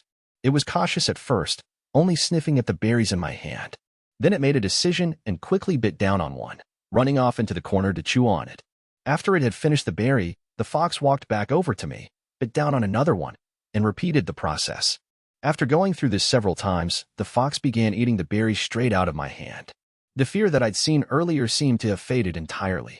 I chuckled to myself at the absurdity of it, wondering if it was really okay for a wild animal to become this friendly with people. Once the fox had finished all the berries, I petted its head a few times, causing it to tense up. Its eyes narrowed slightly. There didn't seem to be anything else of note in the cave, so I decided it was time for me to end my short break. The green fox jogged behind me on its short legs, hurrying to keep pace with me as I made my way toward the cave entrance. I stopped and turned around, causing the fox to crouch on its hind legs in a sitting position. Its fluffy tail wagged gently as it looked up at me. It seemed like the creature had taken a liking to me. I tilted my head to the side and looked down. "Want to come with me?" I didn't exactly expect a response, but the green fox replied with a key and walked over to my feet, its tail wagging against my legs. It was almost like it could understand what I was saying. I didn't know exactly what type of animal it was, but I didn't feel like green fox was cutting it. I racked my brain as I tried thinking of a name. Green fox. Which name do you like better? Oj or Tempera? I threw out the first two names that came to mind, but the fox's tail just drooped in response. Apparently, it wasn't a fan of either. I glanced at the small creature's tail, covered with dandelion-like fluff. How about Panda, then? The fox's tail popped up and wagged about excitedly. I'd found a winner this time. All right, Panta, are you ready to go? Panta let out a squeak in response and jumped into the air, catching a gust of wind by spreading out its fleshy membranes. It almost looked as if it were floating atop some sort of invisible elevator. Whoa! I gasped in astonishment, my eyes locking onto Panta. It seemed to be using some sort of wind magic. There was no way an updraft could occur inside a cave like this. Panta continued riding the breeze even higher, landing atop my helmet. Since we'd been facing each other, Panta was now pointing toward my back, its large fluffy tail drooping down to obscure the slit in my helmet. I gently brushed the tail back and forth a few times, causing Panta to readjust its position and clear up my view. I knew I was in a fantasy world, but still, to meet such a mysterious creature, and one that could use magic at that, was beyond my expectations. I just figured it lived among the trees, gliding about like flying squirrels do. I nodded once, amazed at Panta's impressive feat, before collecting my bag and making my way toward the cave's entrance again. Not wanting any further trouble, should anyone discover the bodies of the bandits, I used fire to burn their corpses. Panta was surprised at first by the flames, but after it realized it wasn't in any danger, I could feel its tail swishing along the back of my helmet again. Once the bandits had been reduced to ash, I left their base behind. With the considerable loot I'd just acquired, my animal companion, and I should be able to survive for a while without needing to work. It'd be nice to travel about wherever our whims took us, like birds on the wind. I felt like a newly minted retiree as I began considering the options. I alternately walked and teleported as I thought about my options. When I finally made my way out of the trees, I was able to see the sky, which was turning a pale red. Apparently, I'd spent quite a bit of time in the forest. Off in the distance, I could see the walls of Diento. The vast fields around the town were devoid of any signs of life. After walking upriver a ways, along the Lidl, I came upon the figure of a man, facing away from me. He was wrapped in a beige cloak, his green-tinged, blonde hair blowing about in the wind. I assumed he was a man, but he looked different from all the other men I'd seen up to that point. From behind, I could see he had the elongated, angled ears that marked a certain species common in stories and games. For some reason, I was incredibly excited to see one in person. I immediately teleported behind him using Dimensional Step and called out to him. "You're the first elf I've seen." The elf jumped forward, spinning around in midair. As he landed, he drew a thin sword, pointing it, and a very stern look, my way when he landed. He had green eyes to match his green-tinged, shoulder-length, blonde hair. His slim body was covered in leather armor, his hand steady as he kept the sword tip trained on me. His demeanor was completely different from the bandits I'd encountered in the woods. I could immediately tell he was a soldier. "Identify yourself, stranger." Never once letting his guard down, the elf spoke in a low voice as he stepped back, putting more distance between us. His gaze seemed particularly focused above my head, or rather, on Ponta, who sat atop my helmet. I am Ark, a wanderer. Apologies for getting so excited. The elf shot me a dubious look and lowered his blade ever so slightly. His eyes wandered over my armor, as if he were trying to see through it, to figure out who the man underneath really was. A human? I never knew a Ventuvulpus to take kindly to humans. Ventuvul, also known as the cottontail fox. That spirit creature sitting atop your head. What you humans call phantasms, I think. They usually travel in packs. Where did you find it? You're a spirit, Ponta? Ponta responded with a curious cry, refusing to move down from its perch. The elf looked exasperated as he stared back at me. Not a spirit creature. It's a type of animal a spirit resides within. If you don't already know that, then you're definitely no elf. I could tell he was talking down to me, but I couldn't really blame him. He had no idea about my backstory. Apologies, this is the first time I've encountered a spirit creature. I found this fellow here injured in a cage inside a bandit camp, so I set it free. It seems to have grown attached to me after I healed its wounds and gave it some food, so I've decided to let it accompany me on my travels. The elf facing me maintained a quizzical expression on his face as he listened to my story. Humph. Spirit creatures are usually incredibly cautious. They rarely get close even to us elves. But I guess there are bound to be outliers. Outliers. The elf seemed to lock his eyes on me as he said this word. Maybe it was just my imagination. He lowered his sword, readjusted his cloak, and pulled his hood over his head, hiding his distinctive ears. What are you doing all the way out here? I asked. Are you heading into town? I haven't seen any elves there. Even though he had the hood pulled down low over his face, I could still see the dumbfounded expression the elf wore in response to my question. Are you really a human, stranger? Humans fear, no, hate all that is different or superior to them. We elves are granted long lives and possess strong magical affinity. Even here in the Rodent Kingdom, where you've already entered a treaty with us, you continue hunting us if we don't stay out of sight. Apparently, you sell forest elves for large sums. Deep within his cloak, his eyes burned with anger. Officially at least, hunting elves was prohibited, but it sounded like no one actually enforced that treaty. Even without knowing the particulars, the look in this elf's eyes alone was enough to convey the atrocities committed by humans. Maybe hunting wasn't quite the right word. It didn't sound like they were killing the elves. If elves were vicious, war-loving barbarians, humans wouldn't have entered a treaty with them in the first place. Nor would hunting and selling them for large sums be illegal. So, unless elf blood was some sort of all-encompassing cure, the only other possibility was slavery. That meant this elf's reason for coming so close to a human town was, "You're here to free the slaves, aren't you?" The elf's face clouded over with suspicion, a dangerous look in his eyes. Humph. You'd best not tell anyone about what we discussed here, or even that you've seen an elf. I sighed, letting my shoulders slump to show the elf he had nothing to fear. I spread my hands to indicate that I meant no threat, not that I can trust the words of a human. Before he even got the full sentence out of his mouth, the elf was already lifting his sword again. Pana screeched out from the top of my head, as if objecting to the man's actions. Ki. The elf froze for a moment, but then the expression on his face eased up, and he lowered his sword. Well, you somehow managed to form a bond with a spirit creature, so I suppose an exception can be made. Don't forget what I said. The elf quickly walked past me and disappeared into the forest. I hadn't even learned his name. I'd thought this would be my chance to engage with a different species in the strange new world, but humanity's reputation was evidently too negative to overcome. Well, perhaps we'd meet again. If elves were enslaved within the town, I could try to uncover some information.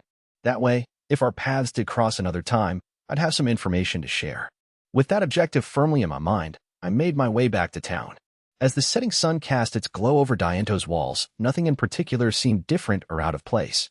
However, I looked on the town with new eyes, seeing only the darkness, a cloak that hid all of humanity's worldly desires. Several days later, I woke up as usual atop my bed at the end of the sound of the morning bells. Pana lay on the blanket, its face buried in the fluff of its green and white tail. From time to time, a low growl issued from the back of its throat, and it would make chewing motions, as if dreaming of some delicious feast.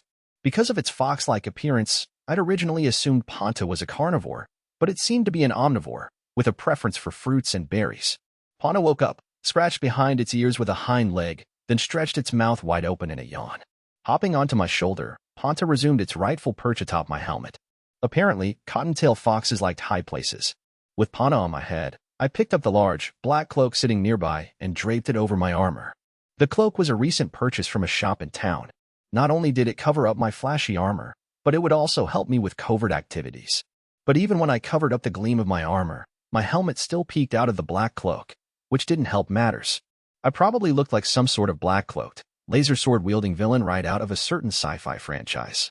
Be that as it may, I was now able to disappear into a crowd of people far better than when I was showing off my armor in its full glory. I went down to the first floor, offered up a greeting to the barkeep, who was busy in the kitchen again, and made my way outside. The bar only served dinner, so I'd gotten into the habit of buying breakfast from a street vendor in the mornings. The road was lined on both sides with stalls, competing to draw the attention of prospective customers. As I walked between them, the world suddenly became dark as a certain cotton-like tail swung in front of my visor. Whenever I walked past something Ponta liked, it would lock its gaze and turn its body to face whatever it had spotted, eventually obscuring my vision with its tail. I reached up and turned Ponta around, then walked in the direction Ponta had been looking. It was a vendor selling a type of nut that Ponta had recently taken a liking to. The light brown shells housed a green inside, reminding me of pistachios. Buy it, please. It wasn't hard to figure out what Ponta was saying. I paid the woman at the stall 5 copper coins for a small bag, then broke the shells of several nuts, feeding them to the creature atop my head. Ponta screeched in delight and gobbled them up. Though Ponta could take the shells off on its own, this resulted in pieces of shells falling in front of my visor as I walked. I'd spent the past few days exploring the town, with Ponta perched atop my head. I'd been looking around the nooks and crannies of Diento to see if I could uncover any information about the enslaved elves. However, since I couldn't just walk up to someone and ask them point blank if they knew where the slaves were kept, I was left wandering around without any specific destination in mind. Buying and selling captured elves was likely a highly lucrative business, even if it was forbidden, which meant it was almost certainly happening under the direction of some powerful figure. I had my suspicions that my search would be more fruitful not in the town itself, but the homes of the nobility closer to the center of Diento. However, my current appearance would draw immediate attention. There were many guards near the nobles' estates, but not nearly the same volume of foot traffic. To be completely honest, I wasn't exactly conducting my search out of altruism. It wasn't that the concept of slavery didn't bother me, but, as awful as it was to admit, I was bored and simply had nothing better to do. There were probably better uses of my time, but I couldn't imagine just sitting around the inn without any clear goals ahead of me. I didn't know what I'd do if I actually found the enslaved elves. For the time being, I was trying to keep a low profile.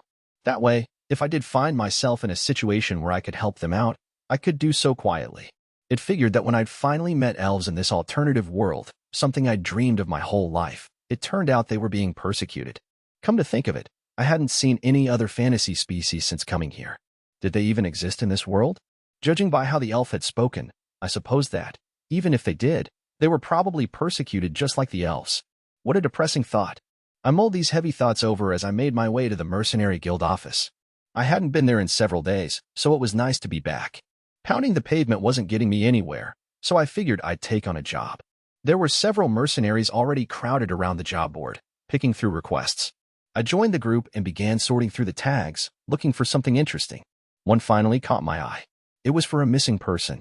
The person had gone out into the woods up the Lidl River and hadn't returned. That was 5 days ago. The forest upriver lined the base of the Furia mountain range. It was commonly referred to as the Furia Forest, same as the one near Rada. It stretched on, covering a vast area of land. However, the forest on the other side of the Lidl River, despite being a part of the same mountain range, was known by a different name. People referred to it as the Elf Forest or the Lostwoods.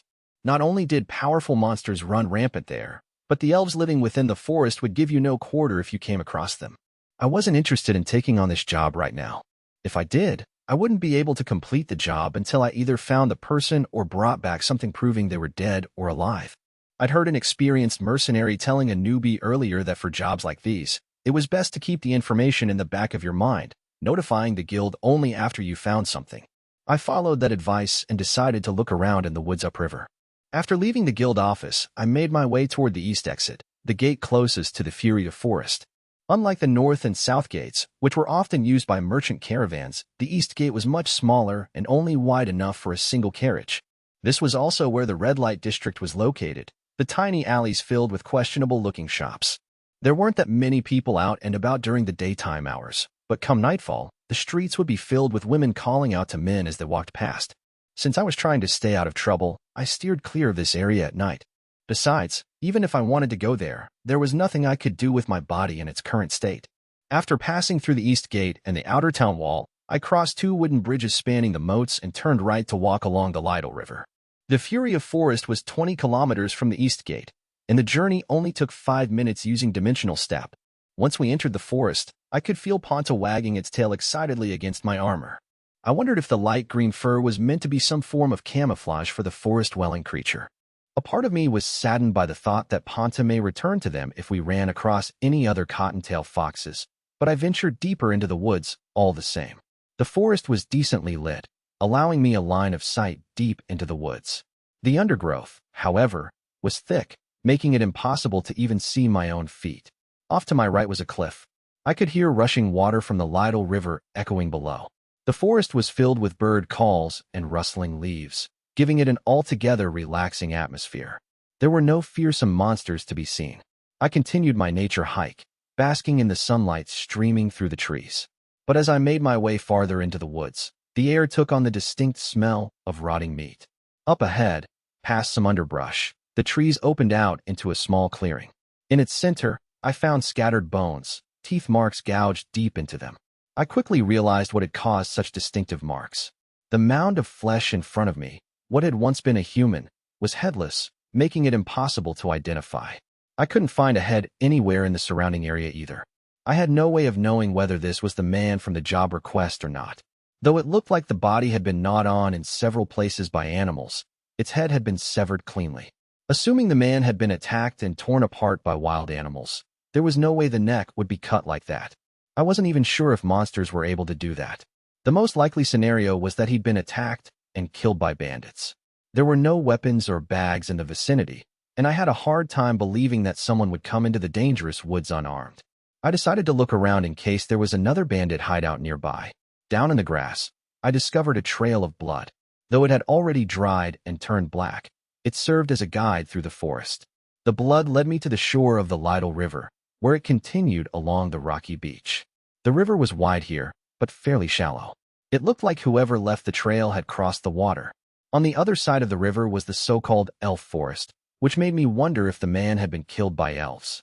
However, I had a hard time believing any elves lived at the edge of the forest, right along the river. It was too close to the humans. I thought it more likely that bandits had built a hideout here, in a place rarely frequented by humans, and where elves would have a hard time finding it. Want to play detective for a bit, Ponta? Ponta had been drinking from the river when I called out, but it ran excitedly back to my side. I took a knee to allow the fox to jump up onto my shoulder and back to the top of my head. I cracked a few more pistachios and fed them to it, leading to more excited tail wagging as it gnawed on the nuts. I crossed the river and entered the woods on the other side. Everything from here on out was the elf forest. The forest itself didn't have a particularly foreboding feeling to it. If anything, compared to the woods on the other side, the massive trees here gave this forest a mystical, timeless quality. Light filtered between the leaves of the canopy above, illuminating the undergrowth at my feet. There was no blood trail to be found anywhere, though I did uncover tracks that looked like a footpath. Maybe the man had been attacked as he was crossing the river, and he started bleeding on the other side.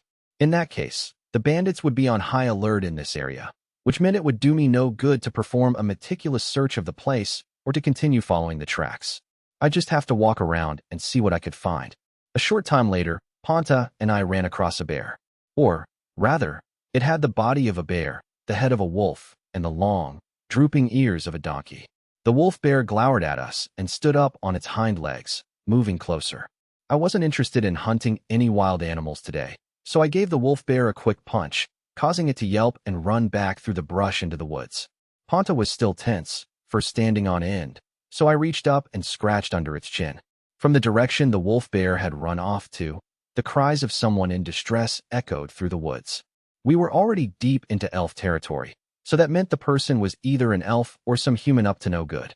Looking in the direction the cries had come from, I found a small path winding through the forest. The path, if you could even call it that, had been roughly hacked through the grass. It was barely wide enough for a single carriage. I crept through the shrubs along the side of the path, using Ponta as a miniature ghillie suit for my head. As I moved along silently, a group of frenzied people came into view, weapons unsheathed and at the ready. There were a dozen or so of them standing around a cart, their eyes alert and constantly scanning their surroundings. The wolf bear I'd sent running just moments ago was dead at their feet, bleeding from multiple wounds. A thin, young man stood over the 2-meter wolf bear, spitting out epithets as he kicked its body. "Damn it, don't scare me like that. All we've done today is knock around a bunch of stupid brats." He held an expensive-looking sword in his hand, though there was no sign of blood on the blade. It didn't look like he'd helped kill the beast. An imposing man looked over, wide-eyed, at the young man and scolded him. "Keep your voice down, Udelin." There could still be beasts lurking nearby. Udelin's face contorted with rage. "Don't tell me what to do." The imposing man, possibly the leader of the group, averted his gaze from the young man as he screamed himself red, instead looking back at the men surrounding the cart. "The cloth's slippin'. You better fix that." There was a large, steel cage in the bed of the cart. For young children with characteristic elf ears were packed inside. All of them had injuries, either on their hands or feet, and were crying quietly to themselves. Several of the men standing around the cart picked up a large canvas, which had apparently fallen off during the encounter with the wolf bear, and put it back over the cage, once again hiding the terrified elf children from sight. Apparently, this group was involved in the capture, enslavement, and sale of elves. Seeing them, I recalled my conversation with the elf I'd met outside Dientos several days earlier. Even I'd known about the slavery, but seeing these children locked up in cages and treated like animals right in front of my eyes gave me a totally different perspective.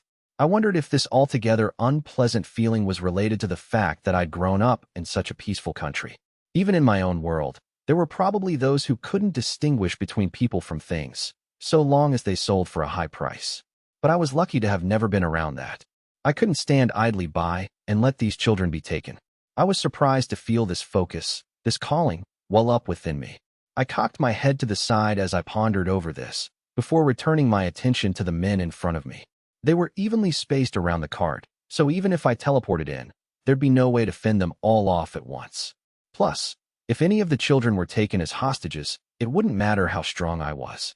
On the other hand, for all they knew, I was just some mysterious knight in a black cloak. If I came up behind them, I'd have the advantage until they figured out what I was there to do. The next problem was the matter of timing. As I watched the group from behind a bush, I detected movement in front of the traffickers. "Who's there?" A man at the front of the pack called out, quickly knocking an arrow and shooting it off into a bush near the cart. However, the only cry of pain that followed was his own. Something flew out of the bush at blinding speed, ripping a massive hole in the chest of the man who'd shot the arrow. Before his body even had time to hit the ground, a gray shadow loomed out of the forest. As blood erupted from the first man, the shadow broke into 2 tendrils that wrapped themselves around the necks and arms of 2 more men and pulled them to the ground. As they fell, I could see a lone attacker standing between them, readjusting the silver sword in her hand. The woman was beautiful, wrapped in a dark gray cloak, thin saber at the ready. It was immediately apparent that she was no normal woman.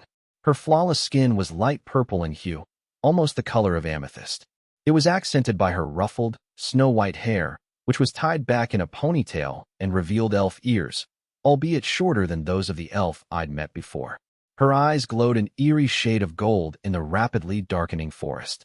Underneath her cloak, the woman wore a decorative priest's robe, which was covered by corset-styled leather armor. The soft lines of her figure still managed to show through her simple armor. She stood poised on long, slender legs that ended at well-formed hips, and her leather chest piece strained to hold back her ample chest.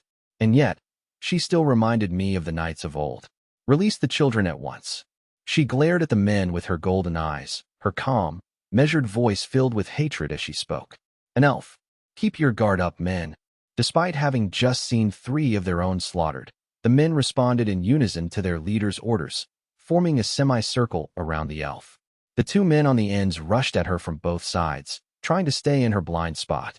However, she didn't seem to be in any real danger. An instant later, the elf warrior bounded high up into the air, easily evading the 2 attacking blades. She quickly slashed her blade, while still in midair before landing out of reach of the encroaching group. Her aerial strike cut one of her attackers' faces open, causing blood to pour out everywhere. The other man fell to the ground where he stood, 3 arrows jutting from his back. I caught the briefest of glimpses of an elf archer deep in the forest before turning my attention back to the woman. Apparently, the slave traders had been ambushed by 2 elves. Don't let your eyes fool you. These are elf soldiers. The group of men was beginning to look more uneasy now that 5 of their own had been felled in a matter of minutes. However, they all hoisted their shields and withdrew slightly to readjust their formation. The female elf gritted her teeth and scowled. Even though she'd gotten the drop on the group, there were still more than 10 slave traders remaining, and they'd been able to pull their ranks in quicker than she'd anticipated. It made sense, though. If you were operating in such dangerous woods, you'd have to be able to work as a team. The two sides glared at each other, their hatred palpable. Udalin, the attractive young man from earlier, stood behind the protection of the men near the cart, waving his sword around frantically as he yelled, "Surrender while you have a chance, hag. These men are about to chop you into ribbons." The same goes for your friend in the forest. Udalin's veins bulged, spittle flying from his mouth as he yelled. The young man seemed nothing like the rest. He definitely wasn't a regular member of their group. The children, still locked away in their cage atop of the cart, suddenly found themselves at the other end of Udalin's blade. "So, now you use children as a shield, and you have the gall to call yourself a human, you cowardly beast." The white-haired elven woman shot an intimidating glare at the young man before readjusting her stance and moving toward the group. However, Udalin's next move stopped her cold. "Oh, shut up, will you? Take one step closer, and I can't vouch for their safety." The moment the words left his mouth, the man thrust forward with his sword, plunging its tip into the leg of one of the young girls in the cage. Even with the gag in her mouth, the young girl's scream could still be heard far outside the cage. The other children cowered back into the corners, sobbing uncontrollably with fear. The elf woman's face grew even fiercer, but she didn't dare move closer while the children were hostages. Ponta, who was concealing my head with its light green fur, chewed lightly on a paw as it watched the events unfold. Now that the light purple woman's advance had stopped, thanks to Udalin's threats, the slave traders seemed to relax a bit as they slowly encircled the woman. Her snow-white hair was in disarray, her eyes burning with hatred as she watched the oncoming men. They hesitated momentarily, but it would only be a matter of time until they made their move. The male elf in the forest seemed at a loss for what to do, his bow hanging limply at his side. At this rate, it seemed clear they would both be captured. Tired of watching the men make their painfully slow advance, an agitated Udalin pointed his sword at the woman and began screaming, "Don't even think of continuing to resist. Men, go in and get that dark elf. Looks like we've caught ourselves a pretty prize. I'll need to inspect this one myself." A lustful grin pulled at the corners of Udalin's lips, the meaning behind his words readily apparent. So, this woman was a dark elf, which was quite different from a run-of-the-mill elf. Back in the game, dark elves usually had dark brown skin, red eyes, and long, pointy ears. Apparently, things were a bit different in this world. From the way Udalin was talking, it sounded like they were a rare breed. The dark elf's face contorted in a look halfway between fear and anger. Udalin's smile only grew with each passing moment. If these were simply bandits roaming through the woods, I may have ignored the situation. But now that children were involved, I could no longer stand idly by. I looked into the cage on the cart. The young girl who'd been stabbed held her leg, moaning as tears rolled down her cheeks. No matter what the situation, it was absolutely unforgivable to threaten innocent children and use them as shields. Since the men were focusing all their attention ahead of them, it'd be easier for me to get in a surprise attack now. Figuring things were about to get dangerous, I took Ponta down from my head and put it around my neck, like a scarf. Then I used Dimensional Step to send myself behind the young man. Just as I'd hoped, neither Udalin nor the other men seemed to notice me, their attention fixed on the white-haired elf in front of them. As I pulled back my fist to attack Udalin, I surveyed the surrounding area. My eyes locked with the dark elf's, her surprise evident in her wide pupils. "You seem to be in a bit of trouble. Would you care for a hand?" Upon hearing my voice, Udalin began turning toward me, but it was already too late for him. Gaff! Unlike the last time, when I'd punched the other bandits with all my might, this time, I merely pushed my closed fist into the young man's back. I could feel his spine break, but rather than exploding like before, he flew into the group of men like a bowling ball into a row of pins. Everything seemed to stand still for a moment. Considering that the men had just seen a black-cloaked knight in brilliant silvery armor appear behind them, it was understandable they'd be speechless. The man I'd punched, as well as the two men he'd collided with, lay motionless on the ground.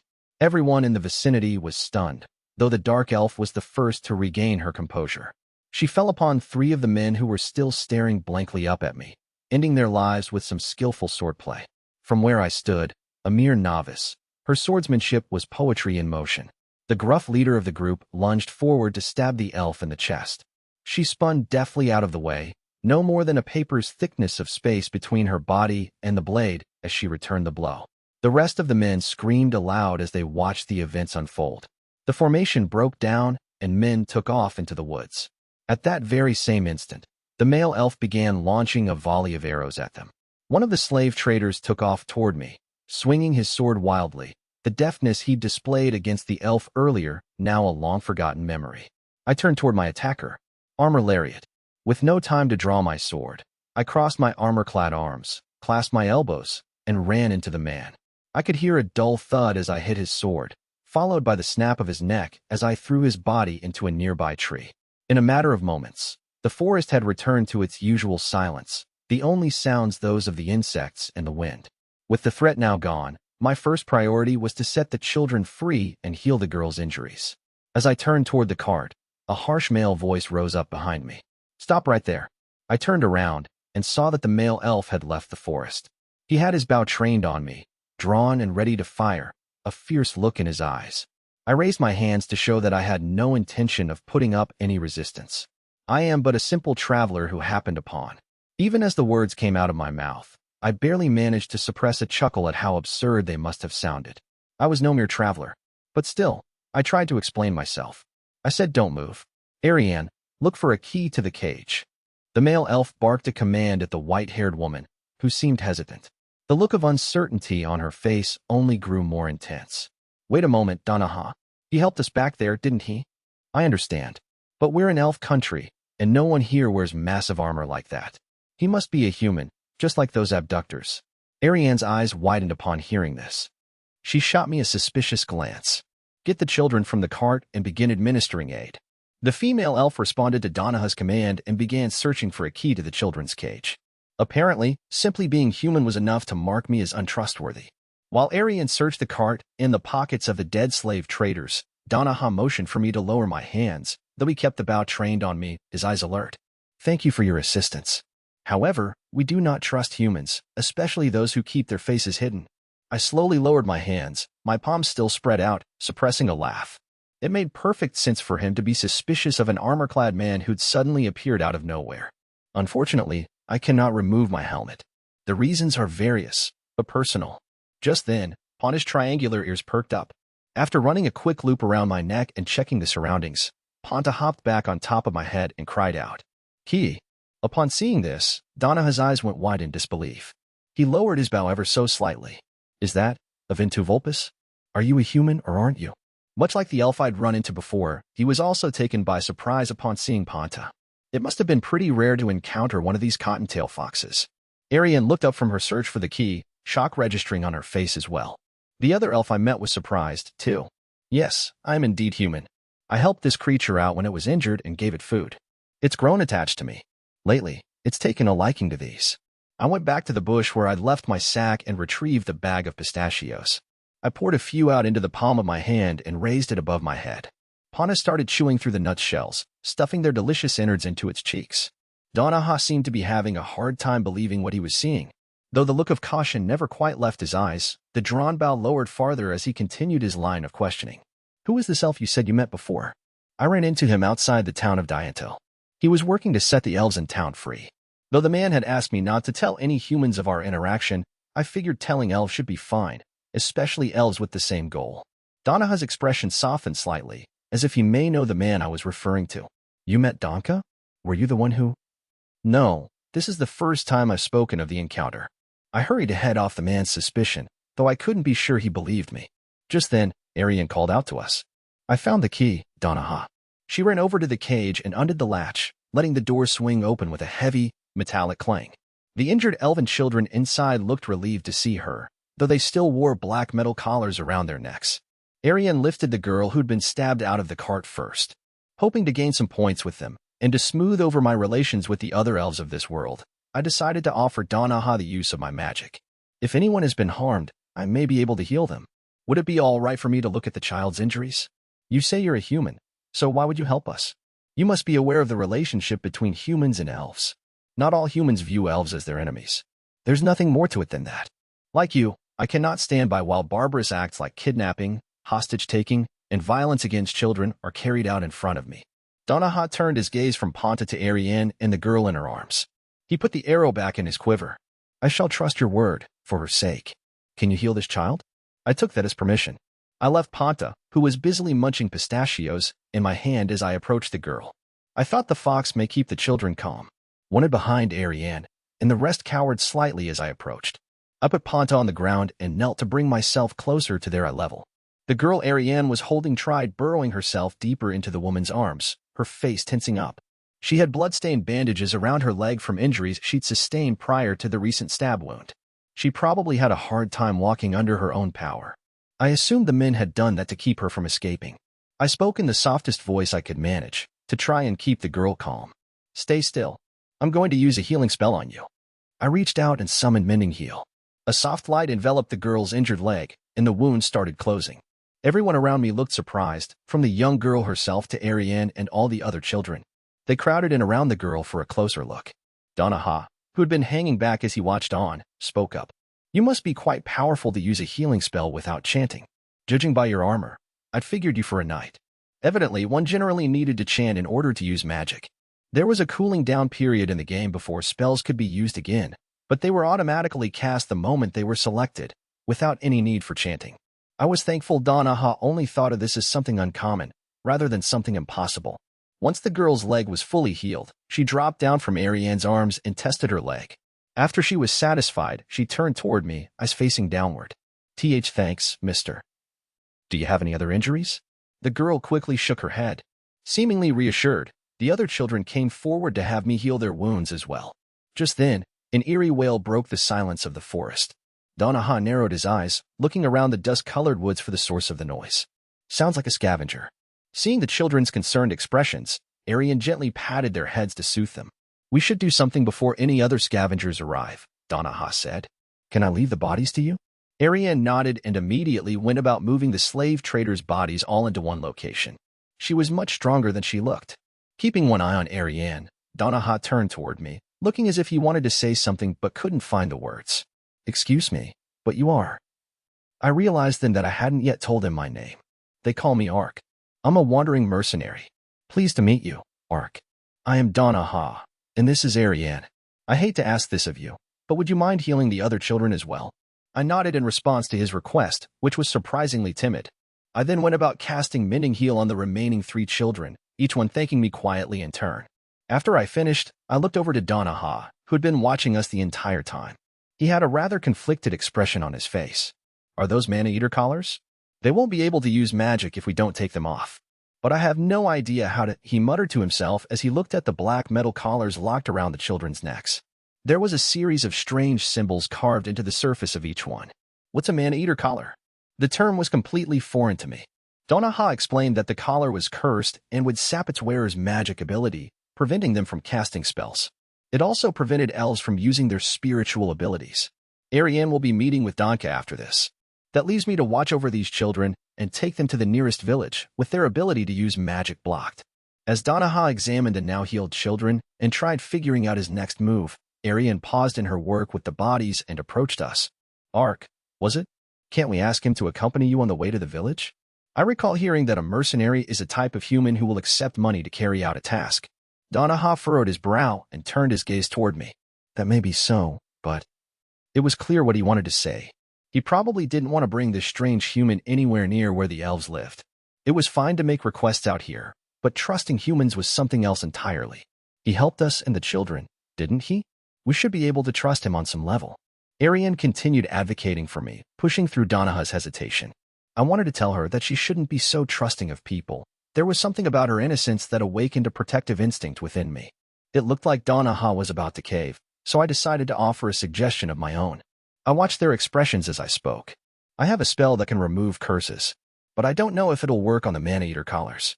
There were several spells in the monk class line that could lift curses, specifically Uncurse from the mid-tier bishop class and Holy Purify from the top-tier priest class.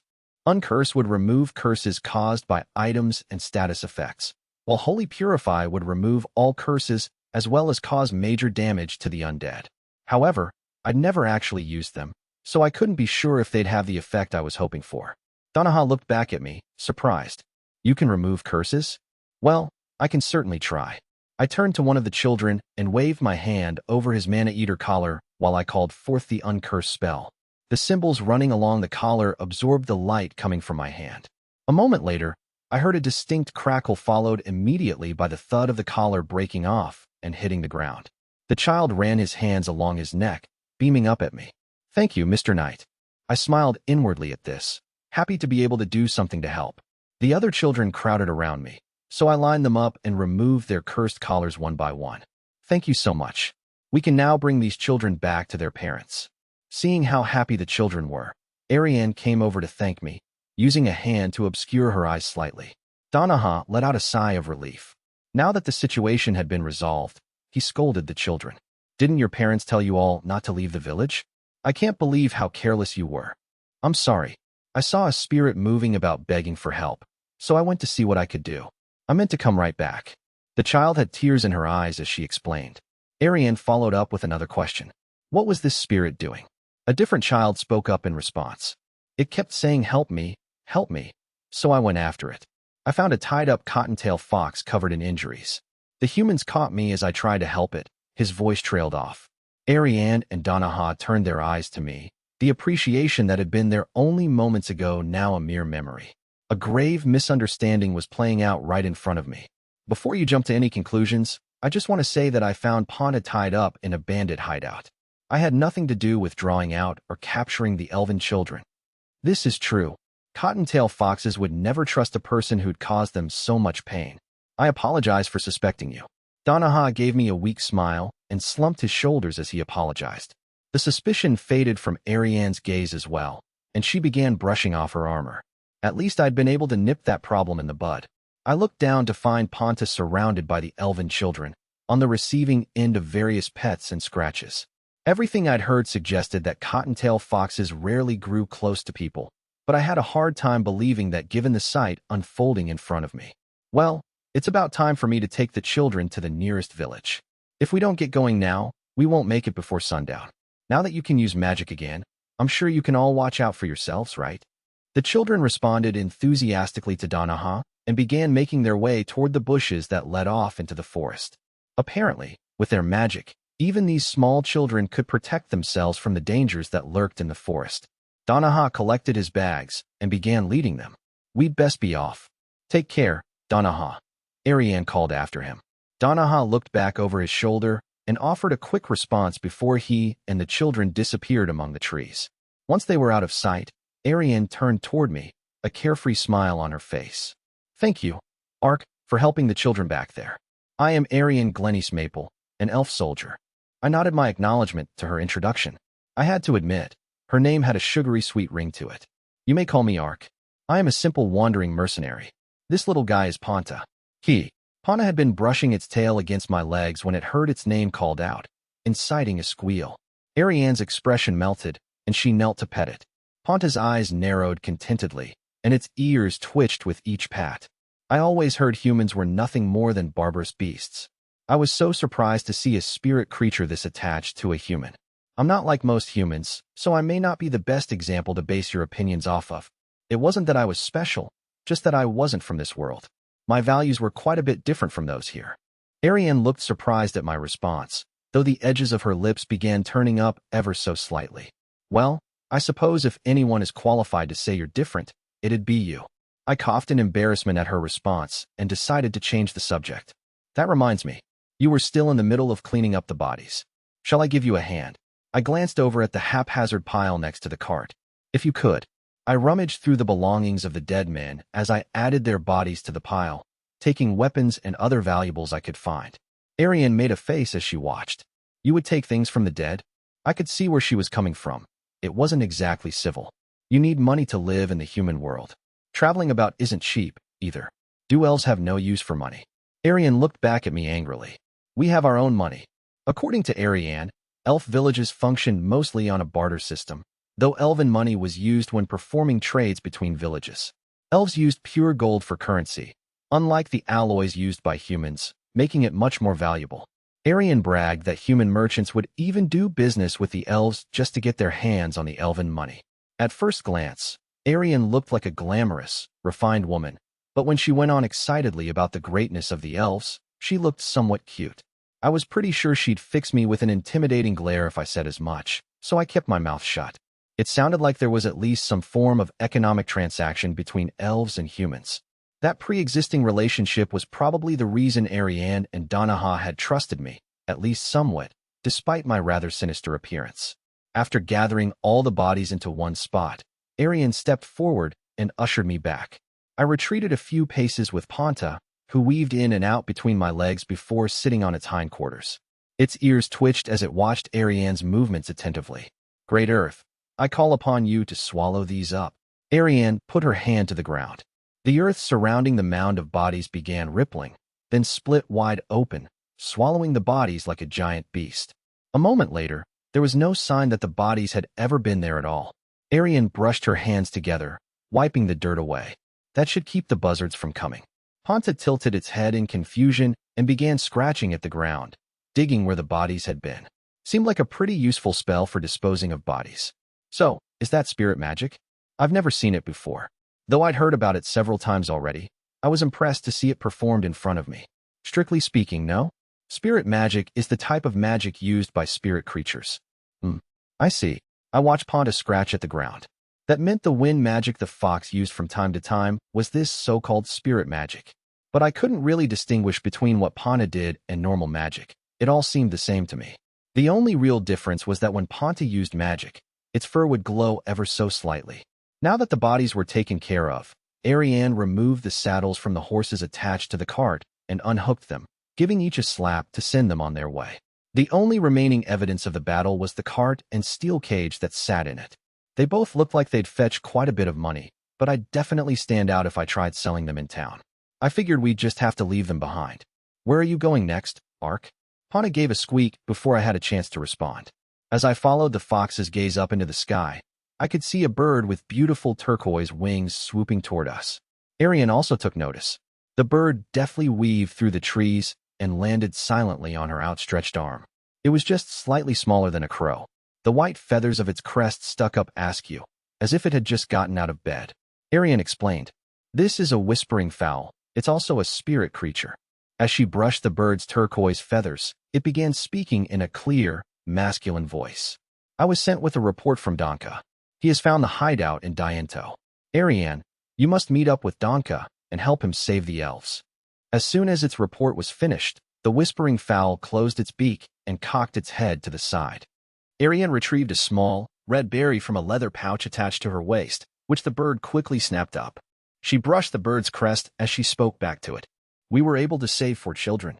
Donaha is escorting them back to the village. I'll head to Diento now to meet up with Donka." Once she finished speaking, she shook her left arm, causing the whispering fowl to take off into the air. It deftly swooped between the trees again, disappearing into the depths of the forest. Apparently, the whispering fowl was used like a carrier pigeon, though it acted more like a voice recorder. I couldn't help but wonder if it would convey the message in Ariane's voice once it returned to whomever had sent it. Ariane picked up on my surprise and laughed. "You humans aren't used to dealing with spirit creatures, I guess. Is it hard for you to pretend something like this is a normal occurrence?" Ponta was busy grooming itself at her feet, bringing a smile to Ariane's face before she turned her gaze back up to me. "I'd like to ask you something, Ark. You said you were a mercenary, right? So, does that mean I could hire you?" Ariane's golden eyes held mine as she pulled 5 gold coins out of a pouch at her hip. "I'll pay you 5 elven coins up front and 5 when you're finished. Not a bad deal, eh?" She was trying to recruit me for the mission to save the elves from Diento that the whispering fowl had mentioned. I wondered if the elf I'd met a few days ago had figured out where the slaves were being held in town. All the time I'd spent walking the streets hadn't even turned up anything. But why would an elf like Ariane want to hire me, a human? Judging by Donaha's reaction, humans were generally not to be trusted. It didn't make much sense for her to so readily trust an unknown entity like me, especially one covered in armor. Did she figure my actions here were reason enough to do so? Wouldn't Donka object if you were to hire me? Ariane crossed her arms, taking on a stern expression. Her golden eyes seemed to look straight through me. "I have my reasons. Not only did you rescue us and the children, but this creature here has also grown close to you. It's not like I trust all humans." She glanced down at Ponta, who was still sitting at her feet. The ability to form a bond with a spirit creature seemed to be held in high regard among elves. And, of course, there was the way you came to help us. Did you use teleportation magic? I gulped, remembering the moment our eyes met when I teleported in. So, elves knew of teleportation magic. That meant it wasn't unheard of in this world. But the fact that Ariane would want to hire me because of that magic implied that she couldn't use it. Perhaps not many people or elves could. I scratched the back of my head and shrugged my shoulders. Yes, I can use teleportation magic. Ariane's response was a mixture of surprise and amazement, but the serious expression remained fixed on her face. I knew I wasn't mistaken. I never thought I'd see such legendary magic with my own eyes. Evidently, teleportation magic was something only written about in legends, or perhaps passed down in oral stories, not something normal people used. Will you help us, Ark? There was hardly any reason for me to turn her down. This would surely put me in good graces with Ariane and the elves. Plus, with my teleportation magic, it would be a standard infiltrate and escape mission. If I did everything successfully, I wouldn't even draw any attention to myself. I'll accept your offer. It's decided then. After shaking my hand, Ariane gave me the initial payment of 5 elven coins. These were rather different from the currency used throughout the country. They were about the size of a 100 yen coin and had intricate designs carved into both sides, lending them a far more professional look. Judging by the currency alone, the elves seemed to be far more advanced than humans. It was easy to see why humans may value elven coins more highly than their own, especially if they were made of pure gold. So, shall we use your teleportation magic to travel back to Dianto? Certainly. It's probably best to get back to town before the sun sets. I nodded and summoned an image of Dianto in my mind. Ariane readjusted her gray cloak, covering up her ears and skin, and nodded back. Let's head to Dianto. Transport gate. As soon as I summoned the spell, a 3-meter-wide, pale blue column of light appeared at our feet. It was already late in the day, and the forest was filling with the dark shadows cast by the trees and overgrowth. Sunlight bathed the trees in a supernatural glow as everything around us suddenly went black. A split second later, the trees were gone, and we were somewhere else entirely. Ariane's golden eyes opened wide as she took everything in, the surprise apparent on her face. Night was rapidly approaching, the sky taking on a light purple hue. All around, we could hear the sounds of the grass and leaves rustling in the wind. Ahead of us was the familiar stone bridge made of 6 successive arches that crossed the Lytle River. Beyond sat the town of Dianto and the walls that surrounded it. I can't believe it. You can teleport without even chanting. That should make the rescue easier, no? Absolutely. You'll be a great help to my friends. After considering our surroundings, Ariane turned back to me with a broad smile on her face. The rescue was looking much more promising, which seemed to have put her in great spirits. Unfortunately, this spell isn't without its flaws. I can only teleport to places that I have a clear memory of visiting, and I'm unable to teleport to plains, forests, caves, or any other indistinct locations. That's fine. Elf villages are all connected by teleportation spots, but we can only go to specific locations, and it takes a ton of magic. You're the only person I know who can use teleportation magic at will. I was surprised to hear this. So, elves can use teleportation magic, too? Ariane made a face, as if cursing herself for saying something she shouldn't have. Listen, don't tell anyone I said that, all right? She waved her hands in a panic, bowing her head several times. From the way she spoke, it sounded like only elves were able to use the teleportation spots to travel between towns. Come to think of it, I hadn't seen anything like what she was describing in any of the human settlements I'd been to. The humans would definitely be far more advanced if such teleportation spots existed. It'd make distribution channels more boring, but it'd go a long way toward modernizing the world. If humans, who weren't exactly on the best terms with elves, learned of this teleportation magic, it could be enough to start a war between the species. I wondered if that was what she was worried about. I suppose the same could also be said about me, though, since I was able to use the magic as well. I gave her my word that I'd keep it to myself. Understood. I promise I will tell no one of the elves' transportation abilities. With that out of the way, Ariane let out a deep sigh of relief. Well, we can't just stand here looking out at the town forever. You're right. We'll need to sneak into Dianto. Ariane seemed to be back to her normal self. She pulled the hood low over her face and tied the gray cloak tightly around herself, practically disappearing within its folds. Together, we began walking toward the town. Her soft, light purple skin certainly made her stand out from humans, and even other elves, so covering up was the only way for her to avoid being spotted immediately. I was in the same boat, unable to let anyone see the skeleton body lurking inside my armor. At least in my case, there was a sense of excitement at my new circumstances. For her, this was something she'd lived with her entire life. I pulled my own cloak tighter around myself as well to hide the gleaming armor underneath and let Ariane lead the way. Even as night fell over Diento, a large number of people and carriages still stood on the far side of the bridge, waiting to enter the town. They reminded me yet again that Diento was a transport hub. All the traffic seemed to be going one way, however, with no one heading out of town. We crossed the bridge and joined the throngs of people, passing through the outer gate and making our way to the second. The crowds took notice of my black cloak as I approached, opening a path in front of me. I hardly minded the special treatment and moved on silently toward the inner gate. I showed the guard my mercenary license, then gestured to Ariane, who stood a few steps behind. "This one's with me. How much is the entry tax?" The guard glanced at Ariane, but he seemed more interested in the large number of people waiting behind her. He quoted the price for entry in a well-rehearsed manner. I pulled a silver coin from the leather pouch at my waist, handed it to the guard, and made my way into town with Ariane following. Irregularly placed lamps lit the darkened town as its inhabitants continued bustling about the streets. We passed through the South Gate Square, doing our best to avoid the crowds. "Well, we've made it to Diento. Where to next?" I was told to meet in the square right after the gate in front of the bridge, so, right about here. Let's wait around a bit. I'm pretty sure Donka will be able to find us. Ariane stepped out of the throng of people and made her way to a corner of the courtyard. We stood there with our backs against the wall, watching the crowds pass us in silence. I recalled that Donka had also used a hood to cover up his elven features, so I started scanning the area for anyone dressed in a similar fashion. A short time later, I spotted someone making their way toward us. The figure was wearing a brown cloak with a hood drawn low over their face. Even though I couldn't see their eyes, I could tell they were watching us. As soon as Ariane spotted the figure, she stepped away from the wall and approached them. "Who is this man, Ariane?" The brown hooded figure stopped in front of us, shooting me a glance while he spoke to Ariane in a low voice.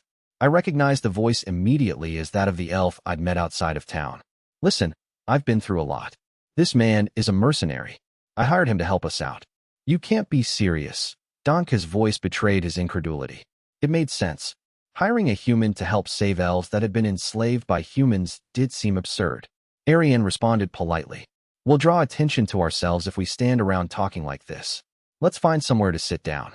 With that, she began leaving the square. Donka must have realized it would do him no good to get into an argument here and started after Ariane, though his dissatisfaction was clear in his body language. I followed, and Ponta made up the rear. In the thoroughfare, rows of stalls lined the street, selling a variety of foods. There were tables and chairs set up in front of each of the stalls, giving it something of a festival feel.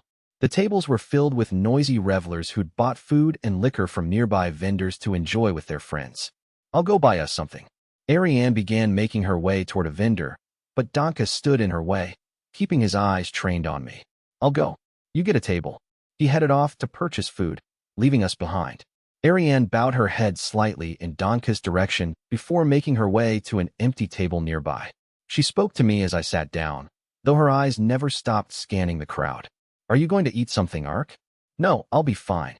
The sizzling meat from one of the stalls smelled delicious, but I couldn't take my helmet off with all these people around. Even though my body never really grew hungry, I still had trouble overcoming my desire to eat. "I'll take the meat skewer, some of those beans over there," and Donka made small talk with the vendor as he ordered before handing over some money. He seemed to be able to blend in easily with humans. While I watched him, Ponta hopped down from my head to the table, assuming a sitting position. The smell of all that food was probably overwhelming, and the fox let out a sad cry. Moments later, Donka returned with 2 wooden cups filled with alcohol, some meat skewers, and a dish full of beans that looked like peanuts. After setting all the food on the table, he finally took a seat. As soon as he sat down, Ariane gestured toward Donka and began making introductions. "Ark, this is Donka Neil Maple. He is also an elf soldier, and he came here to collect information on the town. Donka, this man in the armor is named Ark. He saved Donaha and me from a pretty sticky situation with some slave traders." Donka furrowed his brow at this, his face contorting into a scowl. Did she just say Maple? I knew that I'd heard that name somewhere else before. The woman in front of me, in fact. Ariane Glennis Maple. If I recall correctly, you also introduced yourself as a Maple. Are you two siblings? Donka's scowl deepened. Ariane made a face and laughed, shaking her head all the while. Elves have 3 names. Your first is your given name, then the name of your same-sex parent, followed by the name of the town you belong to. So, we're from the same town, but we're not related. We're from the Maple Borough in the Forest Province of Canada. That was a completely different naming pattern from the one I was used to in Japan. And what was this about the Canada Forest Province? And Maple Borough? Just hearing the name made me think of a town covered in syrup. Is this Canada Forest Province the same one the humans refer to as the Elf Forest or the Lost Woods? I believe that's what the humans call it. Canada Forest Province is the largest elf city, named by the first elf chief. He also gave Maple Borough its name. I had a hard time believing that the Canada and Maple connections were mere coincidences. Perhaps people like me were brought to this world from time to time. Though the way she explained it, this sounded like it happened a long time ago. When was Maple built? Ariane tilted her head to the side and glanced at Donka. About 800 years ago or so. Donka nodded non-committally, then coughed. That's not really important right now, is it? Shouldn't we be focusing on our plan? Donka turned the conversation back to strategizing for the rescue. Ariane glanced around, then waved for Donka to lean in closer. She whispered something in his ear. Even from under his hood, I could see the shocked expression on his face. Donka turned toward me and began questioning me in a low, harsh tone. You can use teleportation magic? With certain limitations, yes. I doubted anyone could hear us over the din of the surrounding crowds, but I kept my voice low, just to be safe. Donka looked from me to Ariane, still in disbelief. Ariane was busy feeding Ponto a skewer, tugging playfully at the cottontail fox's ears as it ate the meat. She let go of Ponta's ears and went back to patting its head, then turned to face Donka, a serious expression on her face. Anyway, you found their base, right? What's it like? Donka finally seemed to regain his composure and return to business mode. All right. Their base is located near the red light district by the East Gate. There's so much foot traffic in the area immediately after sunset, so I plan to sneak into their base in the middle of the night. They have a lookout posted at the entrance, and I believe there are quite a few people inside. Apparently, the abductor's base wasn't near the nobility at the center of town like I'd thought. I hadn't spent much time in that area, since I was trying to avoid getting involved with any unsavory sorts. Do you know how many they've kidnapped? My source said there were 4 elves, though they're planning on bringing more in soon. We put an end to that plan earlier today, but that means there are still 4 who need to be rescued. With Ark's magic, it should be relatively simple to get out of there. I could feel her eyes on me. Donka readjusted his hood, leaned back in his chair, and closed his eyes. Understood. So, for now, we just need to kill time until we make our move. I hadn't realized we had so much time left. In that case, I have a few errands to take care of. As soon as I stood up and grabbed my bag, Ponta stopped rolling around on the table and crawled out from Ariane's hand, jumping up to my shoulder with an energetic key. Ariane looked on jealously. Donka watched me out of the corner of one eye. Don't be late.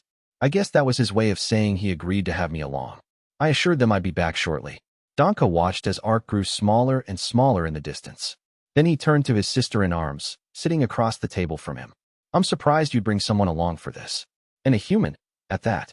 Ariane looked away, her expression unreadable under the darkness of her hood. I was reckless, and the slave traders took one of the children as a hostage. She continued staring at a fixed point on the table, her voice quiet and full of shame. If he hadn't come to our aid, Donaha and I very well could have been taken as well. I overestimated my abilities and tried taking on a small group all by myself. I should have waited for backup. Her voice was a mere whisper. Donka's shoulders slumped as he sighed. Even would have taken them head-on without ever putting the children in danger. Ariane's head jerked up in response. Even was the most powerful soldier in Maple and Ariane's sister. Ariane had chosen the path of a soldier in the hopes of one day becoming as strong as her. But it sometimes led to Ariane getting in over her head. Donka gulped down his liquor and cast her a look. I get that you look up to her, but constantly comparing your achievements to hers will drive you crazy. You're incredibly strong for your age. Build up more experience, and eventually a day will come when you're as strong as she is. This was no small compliment. Ariane was already stronger than Donka, and she was still only 50 years old. Donka let out a sigh. It was probably easy to underestimate your own abilities when you had someone like Even in your family. Still, I can't get over the idea that there's someone who can actually use teleportation magic. Are you sure he's human? What does he even look like? Danka changed the subject to try and improve the mood. Ariane seemed to pick up on this and slowly raised her gaze from the table. I haven't seen his face. He doesn't seem to want to take his helmet off. Danka furrowed his brow at this. Trying to keep his identity a secret, maybe? You really picked a strange one to hire.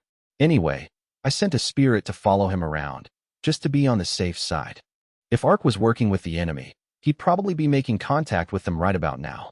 That cottontail fox seems pretty fond of him, too. I can't quite put my finger on it, but there's something about him that reminds me of my sister. Danka shook his head. Try as he might, he couldn't find anything in common between Even and the armor-clad man. Maybe it was something only someone who had lived with Even for years, like Ariane, could see. He recalled that Ark was keeping the timid spirit creature as a pet. Well, if he won't show his face, maybe that means he's one of the mountain people? Elves, the so-called forest people, weren't the only species with an affinity for spirit creatures. They mountain people, who were treated by humans as if they were monsters, also had a history of bonding with spirit creatures. They, too, were often enslaved whenever they crossed paths with humans. Danka had heard rumors of a group of mountain people who were also trying to free their enslaved allies. That would explain Ark's need to hide his face. The mountain people had beast-like ears and tails, making them easily distinguishable from elves and humans. Ariane began poking holes in Danka's theory. Mountain people and elves are hardly hostile to each other, so it doesn't seem like a good reason for him to hide his face from us. He also seems pretty powerful, magically speaking, which the mountain people usually aren't. That's true. But even among the mountain people, the wolfmen have stronger magical abilities than humans. Those who are particularly gifted are even employed as mages in Fabianak, so it's not entirely impossible. Fabianak was the mountain people's capital, located on the southern continent on the far side of the South Central Sea. It even included mages selected from those with the greatest magical potential. I suppose that's possible. Ariane furrowed her brow, not entirely convinced. She hadn't gotten that impression from her interactions with Ark. Well, in any case, he'll be back soon. Danka crossed his arms and leaned back in his chair once again, closing his eyes. My greaves creaked rhythmically as I walked through the quiet streets of nighttime Diento. After parting ways with Ariane and Danka, I traveled down the thoroughfare to a district full of shops. As usual, Ponta sat on its perch atop my head, dutifully swishing its tail back and forth against the back of my helmet. All the shops were already closed, the lonely streets illuminated by the occasional street lamp and the stray glow of light coming from the shop's windows. I arrived at the shop I was looking for, but it was also closed, its sign marked with a sword and shield and the name of the armorer written underneath. I could hear a young man mumbling to himself. It's already closed. I guess I'll just have to come back tomorrow. Behind me, a cart had parked in front of the armorer's shop, a man in his early 20s sitting in the driver's seat. Judging by the various boxes stacked behind him, he was some type of merchant. Do you have any business with this armorer, merchant? I am. Oh, gee, good evening, Sir Knight. The young man's eyes went wide with shock momentarily when he saw my face. Or, more accurately, when he saw the gleaming helmet that poked out of my black cloak. He hurriedly climbed off his cart and bowed his head. I am a mere mercenary, a wanderer. You need not bow for the likes of me. Do you have any business with this armorer? Oh, right? I was here to purchase some weapons, but I got into town much later than expected. The young merchant gave me a chagrined smile. What an amazing turn of fortune. I was getting tired of dragging around the weapons I'd taken off the slave traders. How interesting. Actually, I was just here to sell some weapons to the armorer when I found out they were closed. Would you perhaps be interested in buying them? Really? Well, could you show me what you have? Certainly. These are prizes I picked off some fallen bandits. The young merchant looked disappointed, though he quickly put on a smile. Perhaps I shouldn't have mentioned I'd taken the weapons from bandits? I hefted the sack off my shoulder and onto the ground, then opened it up, pulling the weapons out and handing them over. The merchant carefully drew each sword from its sheath and gave it a close inspection. His businesslike smile was soon replaced with a look of excitement. The man had no poker face, which would prove detrimental to a merchant. As a customer, though, that was fine with me. Did you really take these from bandits? The blades are made of some high-grade steel. I won't even need to do any smithing. Maybe just some sharpening and I could sell them right away. They were technically elf slavers, not bandits, but I figured that wasn't worth mentioning. Judging by the way he spoke, bandits didn't usually carry high-quality weapons. Maybe that was why he'd been disappointed when he'd heard these blades were from bandits. After the young man finished inspecting all the items, he crossed his arms and surveyed the weapons laid out neatly in his cart. All 15 of these swords are of superb quality. This one here is particularly amazing. However, I don't think my budget will allow me to buy it. The sword he held had belonged to the man they'd called Udelin. Despite his complete lack of skill, he'd wielded the best sword of the bunch. From the craftsmanship of the sheath to the gleam of the blade, it was truly superior to all the rest. The merchant continued mumbling to himself, almost as if he was taken in by its beauty. He should have kept that information to himself to buy the weapons cheap and resell them at a higher price. I was somewhat worried about whether this young man would even be able to succeed as a merchant. There's no way I could buy them all with the money I have on me, but which do I pick? I really didn't want to carry the weapons with me while I was sneaking around. How about 10 sak each, 150 sak for the whole lot? It hadn't cost me anything to acquire them, so even if I sold them cheap, I was still turning a profit. Besides, I wasn't hurting for money. Are you sure? These would normally go for 30 sak each. You really shouldn't talk so much, merchant. After I scolded him for being forthright about the market price, the young merchant quickly put his hands over his mouth. He seemed like a good man, so I was happy to help him profit. I assured him my price still stood, despite what he'd said. Thank you so much.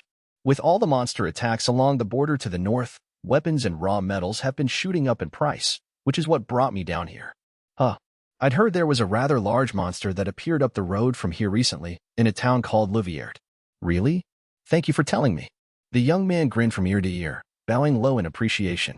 He packed up the weapons and climbed onto his cart, heading off in the direction of the inn. He turned back to bow his head multiple times as he made his way down the road. Even though I just met this man, I really hoped for his success.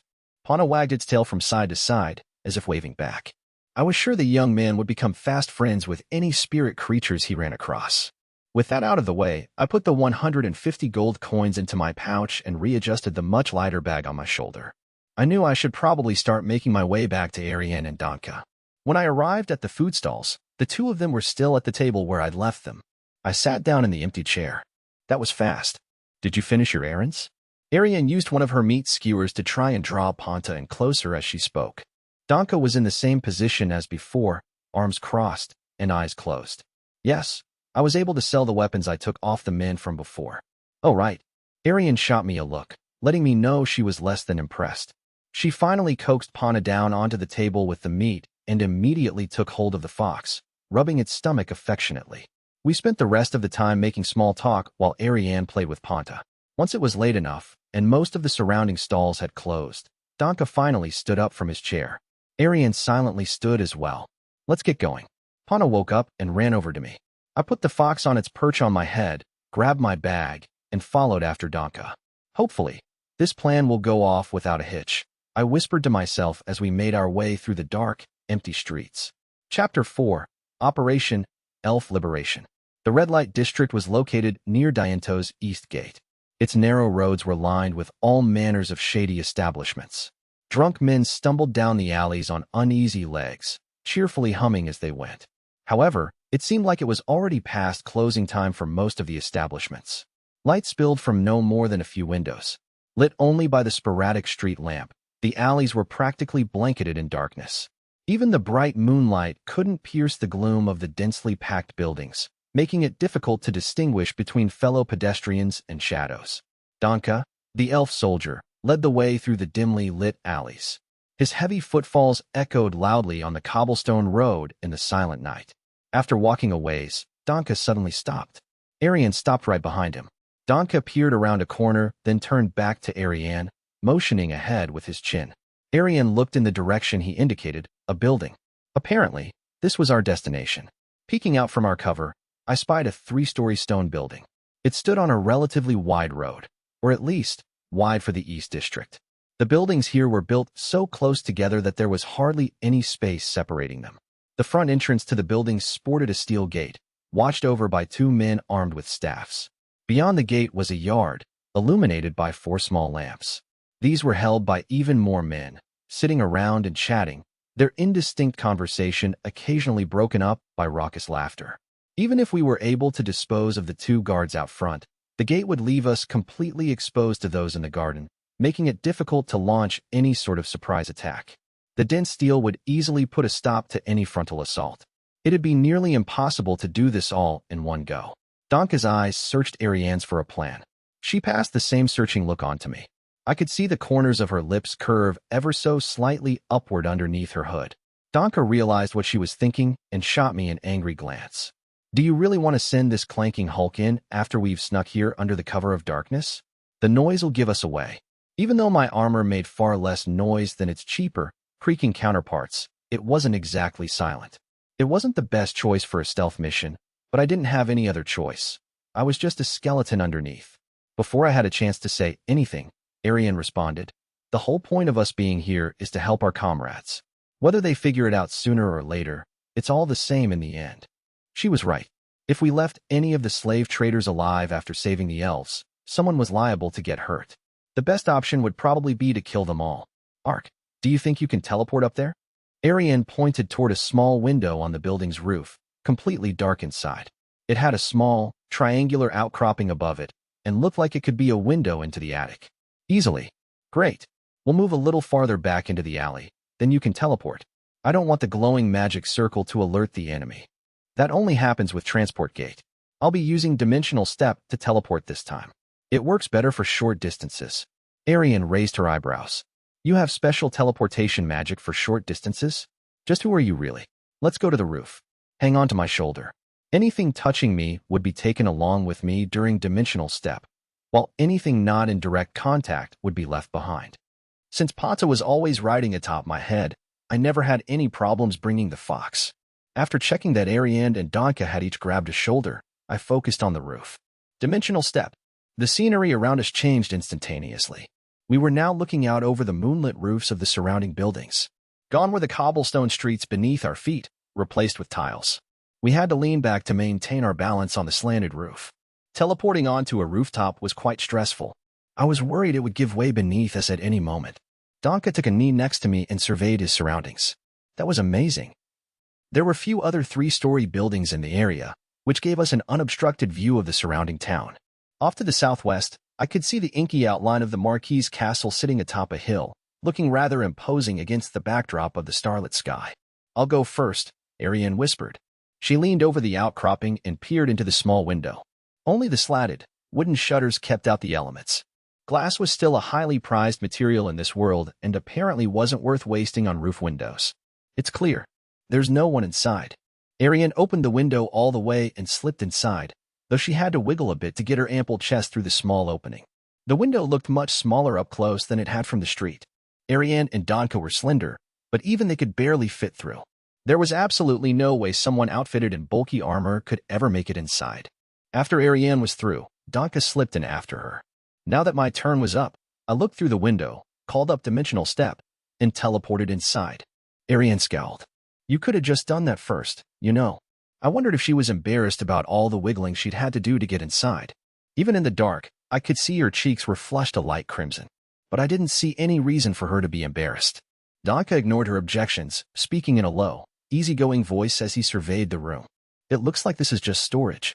Boxes were scattered about the room, though the space seemed largely unused. There was a musty smell to the air, as if the room was rarely used. Donka moved slowly, trying not to make any noise on the wooden floorboards.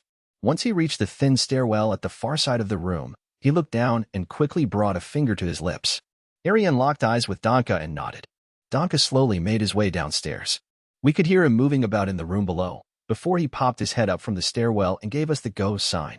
Ariane and I followed him down the steps. The room below the attic was occupied by 2 sets of bunk beds. Men with blood gushing from their throats lay in each of the beds, filling the air with the smell of warm, rusty iron. Donka stood at the center of the carnage, busying himself with putting blankets back over the men to make it look like they were sleeping. Ariane made her way to the door at the center of the wall and peered outside before beckoning us over. Once Donka's work was done, he and I made our way over to Ariane. She detailed her plan with hand gestures. Donka would go right, Ariane would go left, and I'd move to the center. Once we'd all nodded in agreement, she opened the door. The door opened into a hallway with an open atrium at the end of it. Each side of the atrium was lined with 3 doors, with an additional door located at the far side of the room, presumably leading to the floor below. The building was dimly lit by lamps lining the halls. This would let us see down to the floor below, but it also meant that we could be seen. Checking the rooms on either side would prove dangerous. Ariane and Donka crouched down, trying not to make any noise as they each approached a door and put an ear to them. A moment later, they silently opened the doors and slipped inside, leaving me alone in the hallway. There was no way I could cross this floor without making any noise, so I used Dimensional Step to teleport to the door at the other end of the room. I worried for a moment that my legs would become useless if I traveled everywhere using magic, but I put that aside for the time being. Unlike the other doors in the room, the one in front of me was of much heavier construction and was adorned with carvings and a gold-colored knob. I could sense a person on the other side of the door, moving around cautiously, but it didn't seem like they were about to sound the alarm. Figuring I couldn't just wait around forever, I put my hand on the doorknob and slowly turned it. Locked. I leaned forward and peeked through the keyhole. The last time I'd looked through one of these was probably in elementary school, when I tried to break into the old storeroom. Through the keyhole, I focused on a specific location and summoned my Dimensional Step. I reappeared in a narrow, brightly lit room, still in the same crouching position. The walls were lined with ornate furnishings. A low-backed leather sofa sat in the center of the room, an amber-colored desk near the far wall. A well-dressed, heavy-set man sat behind the desk, motionless. As I glanced around the room, the blood-stained bodies of 3 armed men stood out in the flickering lamplight. They all appeared to be dead. A shadow suddenly lunged toward my face. Wah! My right fist connected with the shadow, making a metallic clang as a weapon similar to a kunai glanced off my gauntlet. Out of the corner of my eye, I saw another shadow dash toward me, trying to stay in my blind spot. This shadow was a young girl, dressed from head to toe in black with a red scarf trailing behind her, almost like a tail. She wore greaves on her legs, gauntlets on her arms, and a band around her head with a metal plate that had been burnt black. Her mouth was covered with a mask, and she wielded 2 short swords. The black-clad girl came in low from the floor, lunging to stab at the gaps in my armor. I deflected her blades with my gauntlet, and she flipped backward through the air, putting space between us. How did you get in here? The door was locked. The girl's mask slightly muffled her voice. Instead of answering her question, I blurted out the first thing that came to my mind. You're a ninja. The black-clad figure raised an eyebrow in response. Just then, I noticed a pair of cat-like ears sticking out of the top of her head, complementing her beautiful, yet cold, azure eyes. One of the ears twitched. Upon closer inspection, I could see that the belt she wore around her waist was twitching occasionally as well. It wasn't a belt at all, but a tail. The ears and tail appeared to be real, and not mere decorations. Some sort of animal ninja girl was standing right in front of me. While I came to terms with the unexplainable feeling welling up inside of me, the ninja girl took notice of the green fox sitting atop my head, her eyes narrowing. The next moment, her hand disappeared inside her cloak, and she threw something into the air. I was too lost in my own thoughts to respond in time. Panta, however, reacted instantly. The fox dove off my head and caught the red ball midair before doing a single flip and landing on the ground. It started chewing on the ball, apparently some form of fruit, slightly smaller than a plum. Panta nodded noisily as the girl leaned down to pet it, her eyes smiling. I'd heard spirit creatures didn't warm up to people easily, and yet, 3 seconds after meeting her, Panta was comfortable with this newcomer. Wait a minute, hadn't this girl been throwing knives at me mere moments ago? I asked her about this. I apologize for that. You're not the one I'm looking for. What are you doing here? The ninja girl looked up at me, her head tilted inquisitively to the side. I was at a loss for words. Even if we were no longer enemies, I still wasn't eager to tell a stranger why I'd snuck in. Before I could come up with an answer as to what I was doing there, the ninja girl took a guess. You're here to save the elves, right? In that case, they're locked in a dungeon, in the basement. She caught me completely off guard with her response. There was nothing about my armor-clad appearance to suggest whether I was a human or an elf. And Ariane and Donka were still searching the other rooms, so I had no idea how she'd been able to figure out why I was here. I glanced at the bodies of the former guards lying at her feet. Had she done this? If so, her delicate figure belied her fighting prowess. Had she found out about the elves from them? Seeing my reaction seemed to bolster the girl's confidence in her guess. Now that things had settled down slightly, I decided to ask her a question of my own. Did you also sneak in here to set the elves free? She shook her head. I was looking for something, but apparently it isn't here. I wasn't sure what to do about the elves, but it sounds like I can leave that to you. The girl picked up a large, heavy-looking leather bag off the desk and strapped it to her back, tying it tight with a rope. She hesitated, as if remembering something, and moved behind the desk. A moment later, she handed me a scroll made from sheepskin. Here you are. She spoke in a flat voice, her face unreadable. What is this? I looked back at the girl as I took the scroll. There are 6 more of these in the building. I expect you'll be needing them. The girl walked over to the open window at the side of the room and put her foot up on the sill. She turned back to me to offer her parting words. The rest is up to you, but I feel our paths will cross again when the time comes. Oh, one more thing. There are 2 elves being held in the Marquis's castle. As soon as she was done speaking, she grabbed the roof above her and effortlessly swung out of the room, not encumbered in the slightest by the heavy, rattling bag on her back. She disappeared into the dark night, easily fading away into the silhouettes of the buildings. After she was gone, I peered around the desk she'd been hiding behind. In its shadow, I found a small stone door, wide open. A sturdy lock lay discarded on the floor beside the door. It had apparently failed in its task to keep the door shut. I looked inside and found a small storage space, its shelves lined with all manner of rings and valuables, and 6 more of the sheepskin scrolls. It was some type of vault. I'd wager the heavy bag the girl carried on her back was full of gold from the vault. Judging by her demeanor, however, I had a hard time believing she was just here for money. Not that I'd hold stealing money from such evil people against her. I had no idea what she'd been looking for, but at least it didn't seem to affect our plan at all. Her parting words still echoed in my mind. She'd mentioned that the Marquis held 2 elf slaves, suggesting he condoned the hunting of elves. I had to tell Ariane. After this rescue was accomplished, our next mission would be to infiltrate the Marquis's castle. I should probably charge extra for that. As I mulled this over, I reached into the vault and pulled out a scroll. It was a purchase contract, and for no small sum, the price was listed at over 10,000 sak. Since the only products within this house were elves, that meant they were being sold for over 10,000 gold coins apiece. Including the scroll the ninja girl had given me, that made 7 contracts in total. I needed to figure out if these were contracts for the elves currently imprisoned here or for those who'd already been sold off. The contracts listed the names of the buyers, so once I figured out who they were, I'd be able to rescue the elves. From what I could tell, elven men sold for higher rates, which went against my expectations. I wondered if there was any special reason for women being in lower demand. I shoved all 7 contracts from the vault into my bag. Ponta sidled up next to me and let out a key, a wide grin on its face. Oh, Ponta. Do you just trust anyone who'll give you treats? Even I could hear the tinge of jealousy in my voice. Ponta looked back at me curiously, so I picked it up and put it on my head. With nothing left to do in the room, I made my way back to the door, unlocked it, and stepped out into the hallway where Danka and Ariane were finishing their respective searches. There were just a few thugs in here. Ariane, I didn't find anything. It looked like they'd both struck out on the side rooms. Danka turned his green eyes toward me, as if to ask what I had found. I gained some interesting information. Apparently, the captured elves are being held in a dungeon beneath the house. I also found these. I pulled one of the scrolls I'd taken from the vault out of my bag and handed it to Ariane. She looked it over suspiciously before undoing the string and unrolling the parchment, letting her eyes run across the contents. Her brow furrowed, and deep wrinkles formed on her forehead. It's an elf purchase contract. I found 7 of them. I think they can lead us to the buyers. I also found out something else of note. I learned there are 2 elves being held in the Marquis's castle. Where did you learn that? Ariane glanced up at me before turning her attention to the room I just left. The room was rapidly growing cold, and the large, dead man still sat at the desk, as if he were a mere decoration. She probably figured I'd gotten my information from him. Hopefully that'd be enough for her for now. We needed to focus our efforts on saving the elves. Personally, I felt I could trust the young ninja girl, and it wasn't just because of her adorable little cat ears. I may not have had solid proof, but I felt like it was extremely unlikely I'd happen across a person like that in a slave trader's hideout who wanted to feed me misinformation.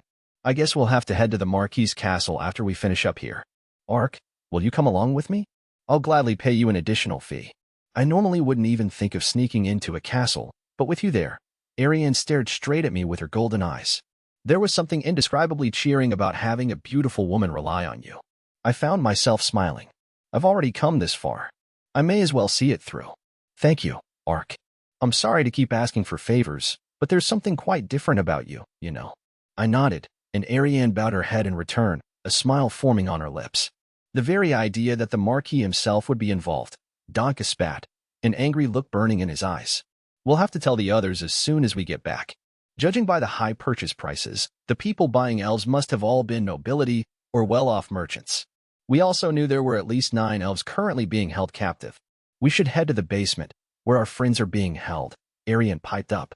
We can deal with the Marquis's castle later. Danka agreed, and the 2 left the room. I teleported after them to avoid making any noise. If there had been anyone watching us, it probably would have looked as if a large, ghostly suit of armor followed the pair. We took the stairs from the 3rd floor to the 2nd, then crossed the atrium and descended to the 1st floor. After passing through a hallway, we found ourselves in front of a massive staircase on the 1st floor hall.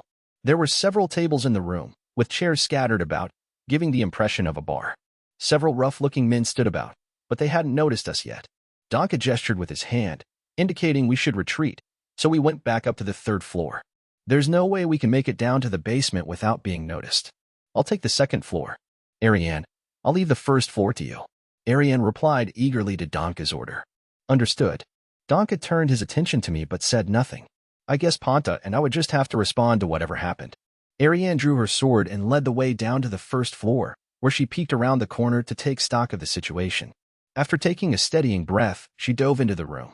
The gathered men stood awestruck for a moment as they watched Ariane fly down the stairs at them, blade held ready. Fire, I implore you. Light this sword ablaze.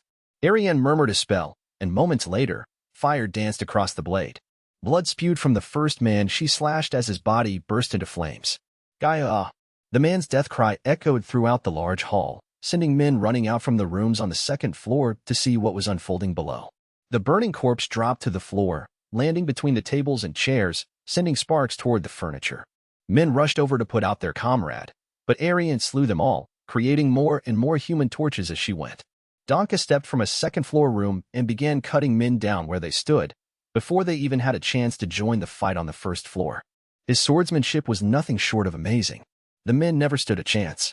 I'd heard elves were renowned for their magical abilities, but watching the way these two wielded their swords gave me a newfound appreciation for their martial prowess.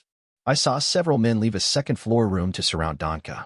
After forming my hand into a fist, I summoned up my rock shot and fired at them. The massive stones that leaped from my fist not only burst through the men, but also the wall behind them. I realized it would only be a matter of time until the men outside heard the noise and joined the fray. I used Dimensional Step to reach the entrance on the 1st floor and lock the massive door to keep anyone from getting in or out. Get him! A man let out a scream from behind me and came running in to strike. I spun around and punched him with my fist, shattering his skull and sending his body flying through a table and chairs before embedding itself in the wall. Since I was at level 255, fighting these men was nothing short of overkill.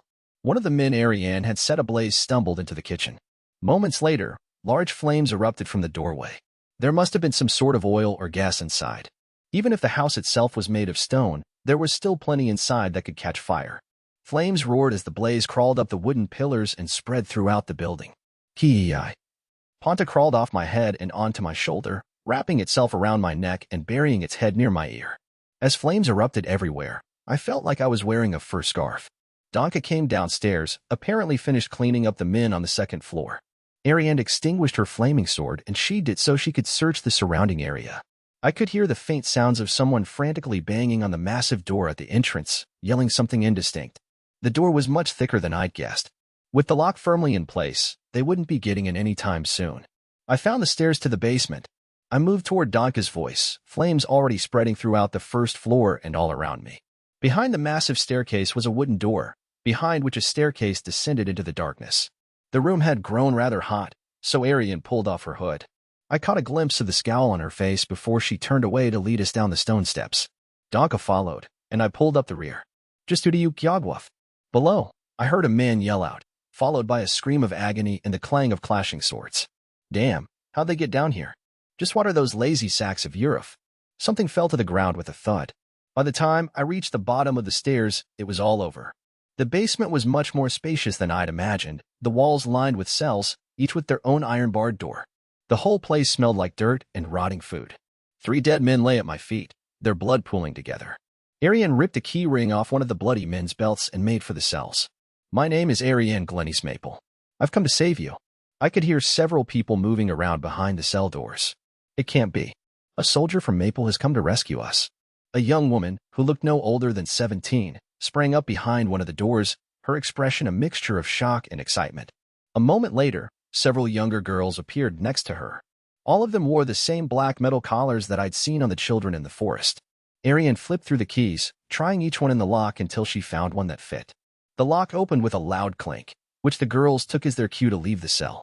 While they thanked Ariane and Donka, I noticed that the fire had spread to the door at the top of the basement stairs. We didn't have much time. I'd have to deal with the man-eater collars later. Miss Ariane, the fire has already consumed the first floor. We'd best get going. The young girls turned at the sound of my voice, a few letting out squeaks of fear as they ducked behind Ariane. Evidently, helmeted men covered in black cloaks weren't popular among young girls. It's fine. I hired him to help save you. Is this everyone? The girls all nodded, eliciting a relieved smile from Ariane. That's it for us here, Ark. Let's get going. All right then. We'll teleport outside the town limits. I stepped close to Ariane and the four young girls, making sure Donka was also in the area of effect before summoning my spell. Transport gate. A large magic pillar appeared at our feet, its blue glow filling the room and overpowering the dim illumination of the lamps. The circle of young girls tightened around Ariane, their faces tense as they watched the magic unfold. They shuddered as we were plunged into darkness. A split second later, we found ourselves in the middle of a grassy plain. The oppressive atmosphere of the dark, cold basement was instantly replaced by a gentle evening breeze blowing across us, the burbling sounds of the river echoing in the distance.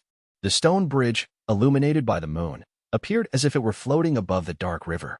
On the far side of the Lidl, I could see the man-made structures of the town and the walls surrounding it.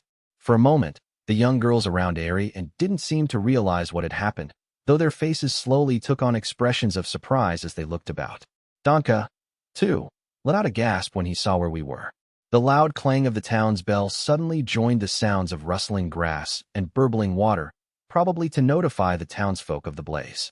Off in the distance, within the town walls, I could see faint red flames licking into the sky, a pillar of smoke spreading above. All eyes were undoubtedly on that one spot. A man stood in a room deep within his fortress at the center of the town of Diento. Despite the fortress's stark outward appearance, the rooms within were all elaborately decorated and expensively furnished. The sleeping quarters were outfitted with intricately carved poster beds covered with soft, beautifully embroidered duvets. In this particular room, a woman lay atop the large bed, her hands held fast by wooden bracelets, her body by metal chains. The single layer of silk the woman wore barely covered her, leaving her pale white body and faintly pink breasts exposed. Her crossed legs blocked her nether regions from view, but the wooden bracelets prevented her from covering her upper body.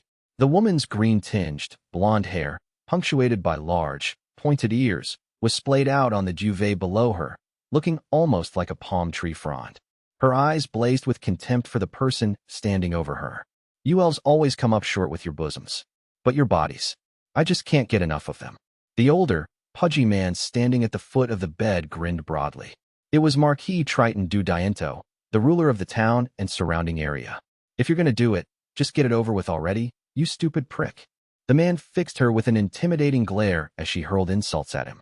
However, his smile only grew wider, as if he enjoyed her response. Oh, Senna, you always keep me on my toes with your spunky attitude. Hee hee. Two chambermaids stood expressionless off to the side of the room, ignoring the elven woman's pleading gaze. Tears welled up in the corners of Senna's eyes. Triton looked quite pleased with himself over the elven woman's response. He reached down to grab her snow-white ankles, preparing to lay his massive frame on top of her. Senna's face expressed both shame and disgust. A lone man ran down the long corridor toward the Marquis's chambers. The castle was eerily quiet, but the sound of the warning bells outside could be heard reverberating through the hall's windows. The massive double doors leading to the chambers were made of wood so thick it was nearly impossible to hear what was going on beyond them. Intricate gold inlay gave the doors a further air of extravagance.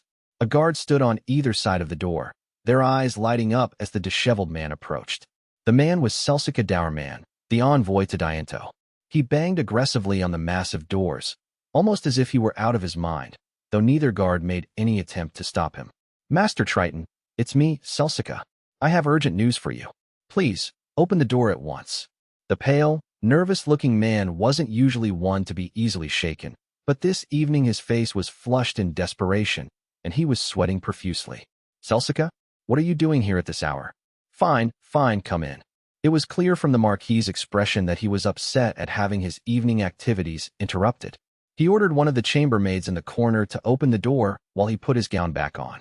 As soon as the doors opened, Celsica muttered a greeting and stumbled into the dimly lit room. Triton plopped his plump figure onto the bed and watched the frantic man enter. Master Triton, I would like to see you alone. Triton stroked his white beard and glanced over at the chambermaids. They quietly bowed their heads and made their way outside. What's so urgent? The indignation was evident on Triton's face. Celsica glanced over at the naked, bound woman on the bed before returning his gaze to Triton. There are currently 4 fires running rampant in the city. The longer Triton listened, the more apparent his displeasure grew, his face contorting into a scowl. Celsica sped up his explanation. All of the blazing buildings were slave markets, including our own. What did you say? Triton was up in an instant. We're almost at the deadline for handing over the product to Revlon. What happened to our goods? According to the surviving guards, some mysterious figure infiltrated the building before the fire broke out. How can that be? We have guards in place to prevent such a thing. What the hell were those idiots up to? The Marquis was now completely enraged at what he was hearing. Apparently, someone locked the front door from the inside. They could hear screams coming from within. The building is surrounded on all sides, and there are no other points of entry, so the only possibility is that one of our men is a traitor. Triton strode to the window, glaring out at the city beneath him as he combed his fingers through his white hair. His anger had yet to subside. Damn it! Send the castle guards to the building and put out that fire at once. The basement is made of stone, so it should still be intact. Don't you think it would look strange if we only dispatch guards to one location? We should send them to the other 3 as well. Don't waste time telling me this. Just gather the guards and send them out. A vein bulged in Triton's forehead as he rounded on Celsica. Sensing the oncoming onslaught, Celsica turned and stumbled out of the room with the same desperation as when he'd entered. If it's not one thing, it's the next. The men we sent out to collect the phantasms have been decimated, and now this. Triton breathed heavily, his throat parched from all the yelling. He reached for a nearby pitcher and gulped down the water. I suppose I should be thankful that idiot son of mine is running late in delivering the goods. Worst case scenario, I can put off other domestic orders and send what we have to Revlon. The Marquis du Diento rubbed his temples as he tried to figure out what to do next.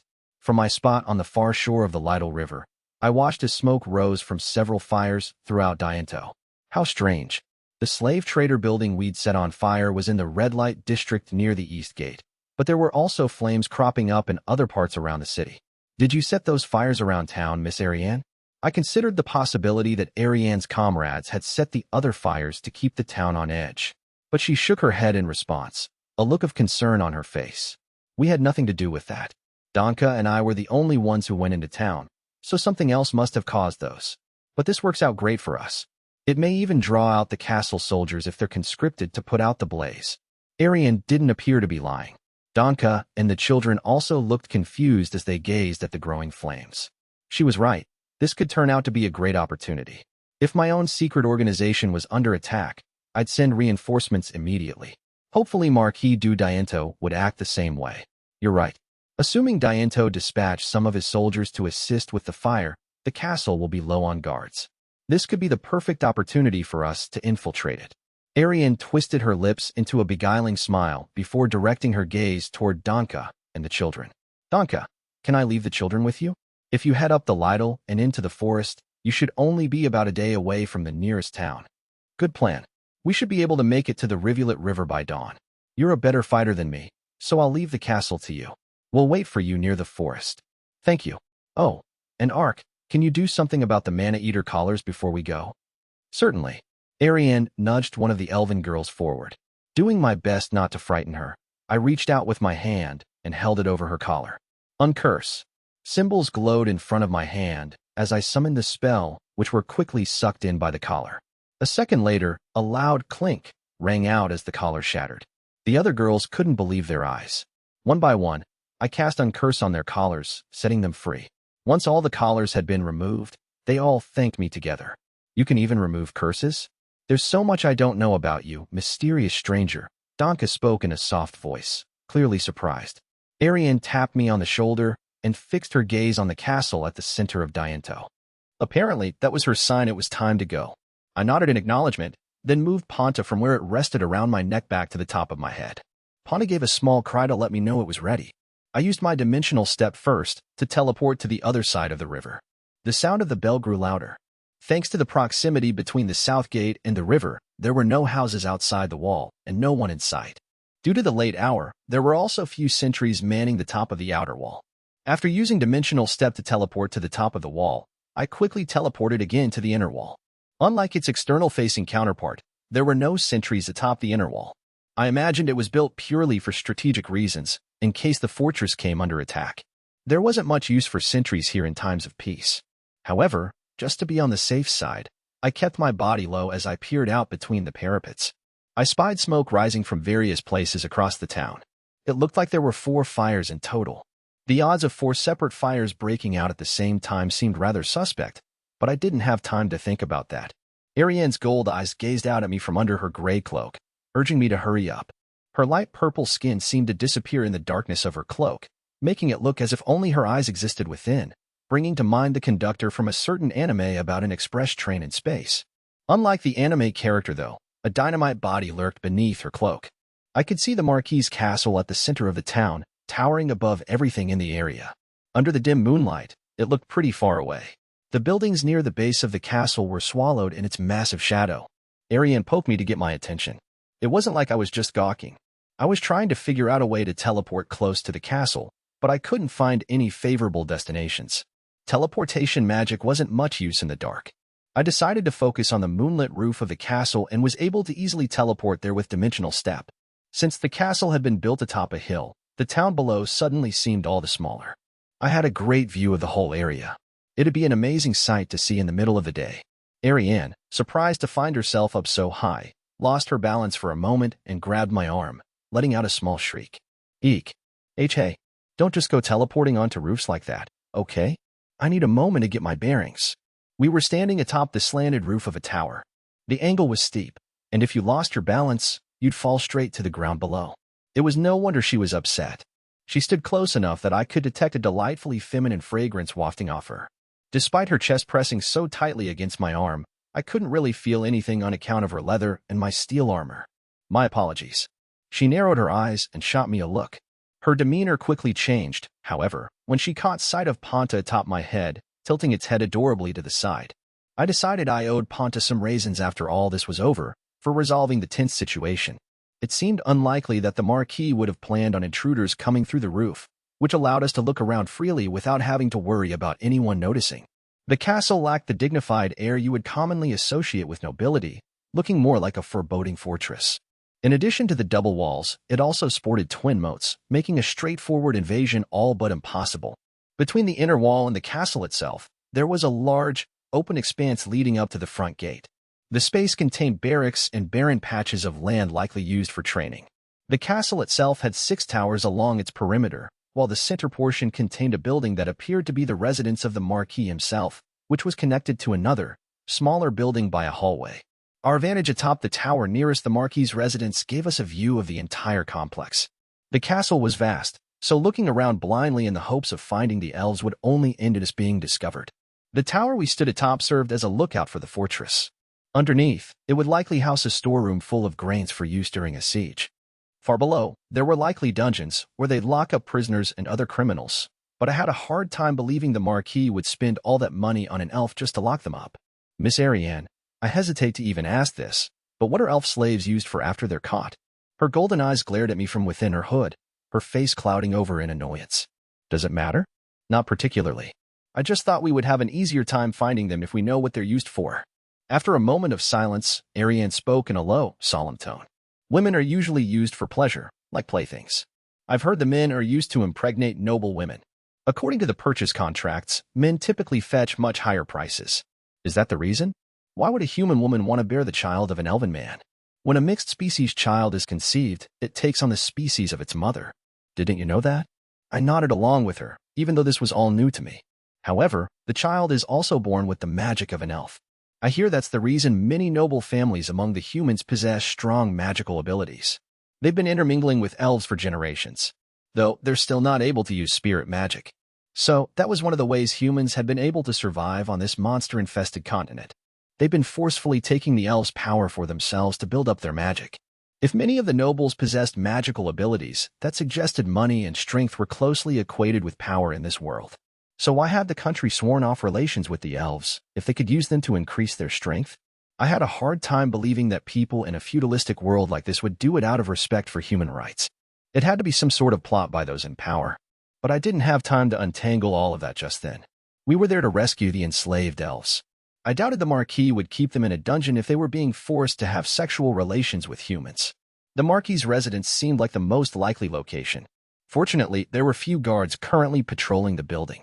I wasn't sure if this was because they'd been dispatched to deal with the fire, but I was thankful either way. Let's head to the Marquis's residence. Ariane already had a hand on my shoulder. I teleported down from the roof of the watchtower to the hedges near the residence. Through one of the glass windows that lined the building, I could see a wide, empty hallway, so I teleported us inside. We were now fully exposed. The hallway ran along the perimeter of the residence, its walls decorated with an eclectic selection of furnishings. Ariane walked lightly to keep her footsteps from being heard. She approached one of the doors lining the hallway and quietly opened it, peering inside. She waved her hand, indicating for me to follow her into the room. Inside was a wooden table and chairs, all polished to a shine, sitting atop a decorative wooden floor. The walls were also covered with massive paintings. At first, I thought it might be a reception room, but a closer look suggested it would be better suited for meetings. The room was dimly lit, making it difficult to see anything. There was another door directly across from the one we just entered. Ariane crossed the room and opened it a crack. The residence had looked deceptively small from the top of the tower, but now that we were inside, it felt rather spacious. I wondered if this building also had its own dungeon in the basement. Ariane stepped through the door and out of the meeting room. I followed a few steps behind her. The next room appeared to be another hallway, about half as wide as the one running along the perimeter. Both sides of the hall were lined with doors, the spaces in between adorned with small paintings. The hall turned to the left at the end, so I couldn't see what lay beyond. I teleported to the end of the hall and slowly stuck my head around the corner to get a better look. The hall ended in a wooden door with a latticed window. In front of the door, a guard dozed in a chair. Compared to the other doors in the room, this one seemed strange. I teleported next to the guard, wrapped my arm around his neck, and began choking him. His eyes opened instantly and his limbs started flailing, but that lasted only a moment before he lost consciousness. Once his body went limp, I put him back into his chair so it'd look like he was still sleeping. I found a key attached to the guard's waist with a leather strap, so I ripped it from his body and tried it in the nearby door. The lock released with a satisfying click. I slowly turned the knob and stepped into a small, square room. The only thing inside was a stairwell leading down. Since we were already on the first floor, that meant these stairs led to a basement. Taken together with the guard posted at the door, that suggested my initial hunch was correct. I called out to Ariane, who'd followed me to this section of the hallway and was busily searching the other rooms. Miss Ariane. Even though I'd spoken in a low voice, she quickly turned her head in my direction. Apparently, elf ears really were that sensitive. I gestured with my chin and she nodded, following me into the square room. After checking the stairwell in the center of the room, Ariane led the way down. Despite the wooden steps, Ariane was somehow able to reach the bottom without making a single sound, almost like a ninja. There was absolutely no way I'd be able to do that in my armor, so I teleported after her. I thought briefly about imitating a certain fire-breathing Indian character from a popular fighting game, if it came to using any of my flame attacks down here, but my thoughts were interrupted by the sounds of battle up ahead. I could hear a man groaning, followed by the thump of something slumping to the floor. Apparently, there'd been another guard standing watch. I found myself in a hallway illuminated by several lamps. On my right was a stone wall with 3 steel-reinforced wooden doors. There were no windows in the doors, and I had no idea what could be on the other side. My name is Ariane Glennis Maple. Are any of my comrades being held here? Ariane knocked on the first door and identified herself. A reply came back almost instantly. A soldier from Maple? I can't believe my luck. Please, get me out of here. Evidently, Maple soldiers were known for their fighting prowess. The woman on the other side of the door sounded slightly nervous, but her relief and excitement were clear. Ariane rolled the dead guard over to search his body for a key so she could let the woman free, but she came up empty. She shouted in annoyance. I can't find any keys. An answer came from the other side of the door. The owner of this place has them. They put a mana-eater collar on me, so I'm not able to use any spirit magic to break down the door. So, only the Marquis held the keys? It made a certain amount of sense. If the guards held keys to the room, they could take advantage of the captives whenever they pleased.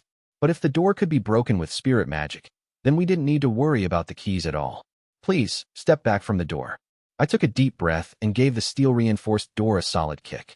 An awful clang resonated throughout the basement as the locking mechanism shattered. The door, covered in only a thin plate of steel, screeched as I shoved it aside, bending under the pressure. With this much power, I could probably escape any jail on my own, if it came down to it. A thin, pale woman stood on the other side of the twisted door, a look of shock on her face. She had the long ears and green-tinged, blonde hair typical to elves. Her beautiful body was covered in nothing but a thin robe, under which I could faintly see the outline of pink nipples. I quickly redirected my eyes to her hands, which were bound by wooden shackles held together with nails. Elves weren't known for their brute strength, so it was probably enough to keep her restrained. For me, however, the wooden shackles broke easily. The enslaved woman rubbed her newly freed wrists before bowing her head low. "Thank you for your help. Are you also a soldier from Maple?" she spoke, in a slow, gentle voice. Her bob-cut hair shifted gently as she tilted her head to the side, fixing me with a curious look. "No, I hired him to help me save you." Ariane popped her head out from behind me, a chagrined look on her face as she explained the situation. "He may look intimidating, but he's a good guy. You have nothing to worry about." She asked me to remove the mana-eater collar. I nodded and summoned the uncursed spell. A moment later, the metal collar dropped to the ground with a clang. The woman rubbed her neck gently. "I can't believe it. I didn't know there was anyone out there who could lift curses without chanting. Please, take this, if you'd like." I removed my black cloak and handed it to the scantily dressed woman. "Thank you so much. WL, this is pretty big." After draping the cloak over herself, she looked around the room. Maybe it was my imagination, but she seemed to be in remarkably good spirits despite having been locked away. I couldn't tell if she was just used to living on the cusp of death, or if all elves were like this. Either way, she came across as quite strong. "By the way, I heard there were 2 elves being held here. Do you know anything about that?" The woman slammed her fist into her hand as if she'd just remembered something. "That's right. They took Senna off to the Marquis's room tonight. So, Dianto had decided to have the other elf brought to him. That meant we'd need to get close to the Marquis himself to rescue this Senna. The situation had just gotten much, much worse. If I rescued an elf from the Marquis himself, I'd undoubtedly be putting myself on the bad side of the influential people. Considering Dianto was violating the laws of the kingdom, he probably wouldn't want to spread the story about me, but he could still make it difficult for me to move about freely. What if we come back for her later? We don't even know where the Marquis is located." It wasn't an easy suggestion for me to make, but Ariane quickly shot me down. "We can't do that. If we let this opportunity go, they'll increase security, and it'll be even harder to get in next time." Of course, she was right. We needed to take advantage of the situation tonight. We'd already come this far. I just needed to steel myself for the next part of the mission. Besides, I couldn't really leave the other elf in this place. "The Marquis? He's up in his bedroom on the top floor. I can show you." The once enslaved elf made a fist with her right hand. "I see. Are you familiar with the layout of his residence?" "Of course I am. I've been here 2 years after all." She frowned, her eyes drooping slightly. 2 years. That's quite a long time. We elves have long lives, so it's different for us. But I can't say it's been short either. Ariane stepped up to hurry us along. "We've got to hurry. You said you could lead us to the Marquis, miss." "Oh, I'm Anna. Pleased to meet you, Ariane. Now follow me." The woman introduced herself quickly, then took the lead and jogged up the stairs. Ariane took off after her, and I followed before they could leave me behind. Given how big this place was, I'd never be able to find them again if I lost them. I followed the 2 elven women up the stairs to the first floor, out of the room with the stairwell, into the hallway, and out through another door that led to the first floor's main hall. Directly in front of the building's entrance sat a massive staircase that led up to an open hall on the second floor. At the top of this staircase hung a massive portrait of a pudgy, white-haired man. A giant chandelier hung above the central hall, and expensive decorations covered nearly every surface, speaking volumes about the power of the man who lived here. The expansive room looked like something from a movie. While I was busy taking it all in, Anna spoke up in a quiet voice. "Isn't it strange, though? There aren't any guards." A flame flickered in the palm of Anna's right hand. Apparently, she'd summoned her spirit magic to take care of any guards. I assumed they sent people out to deal with the fires in town. I followed Anna into the hall as I explained what had happened. "That's pretty lucky then. We should be able to go straight to the Marquis's chambers and get our revenge." "Sounds good. Let's take care of this and get you 2 back home."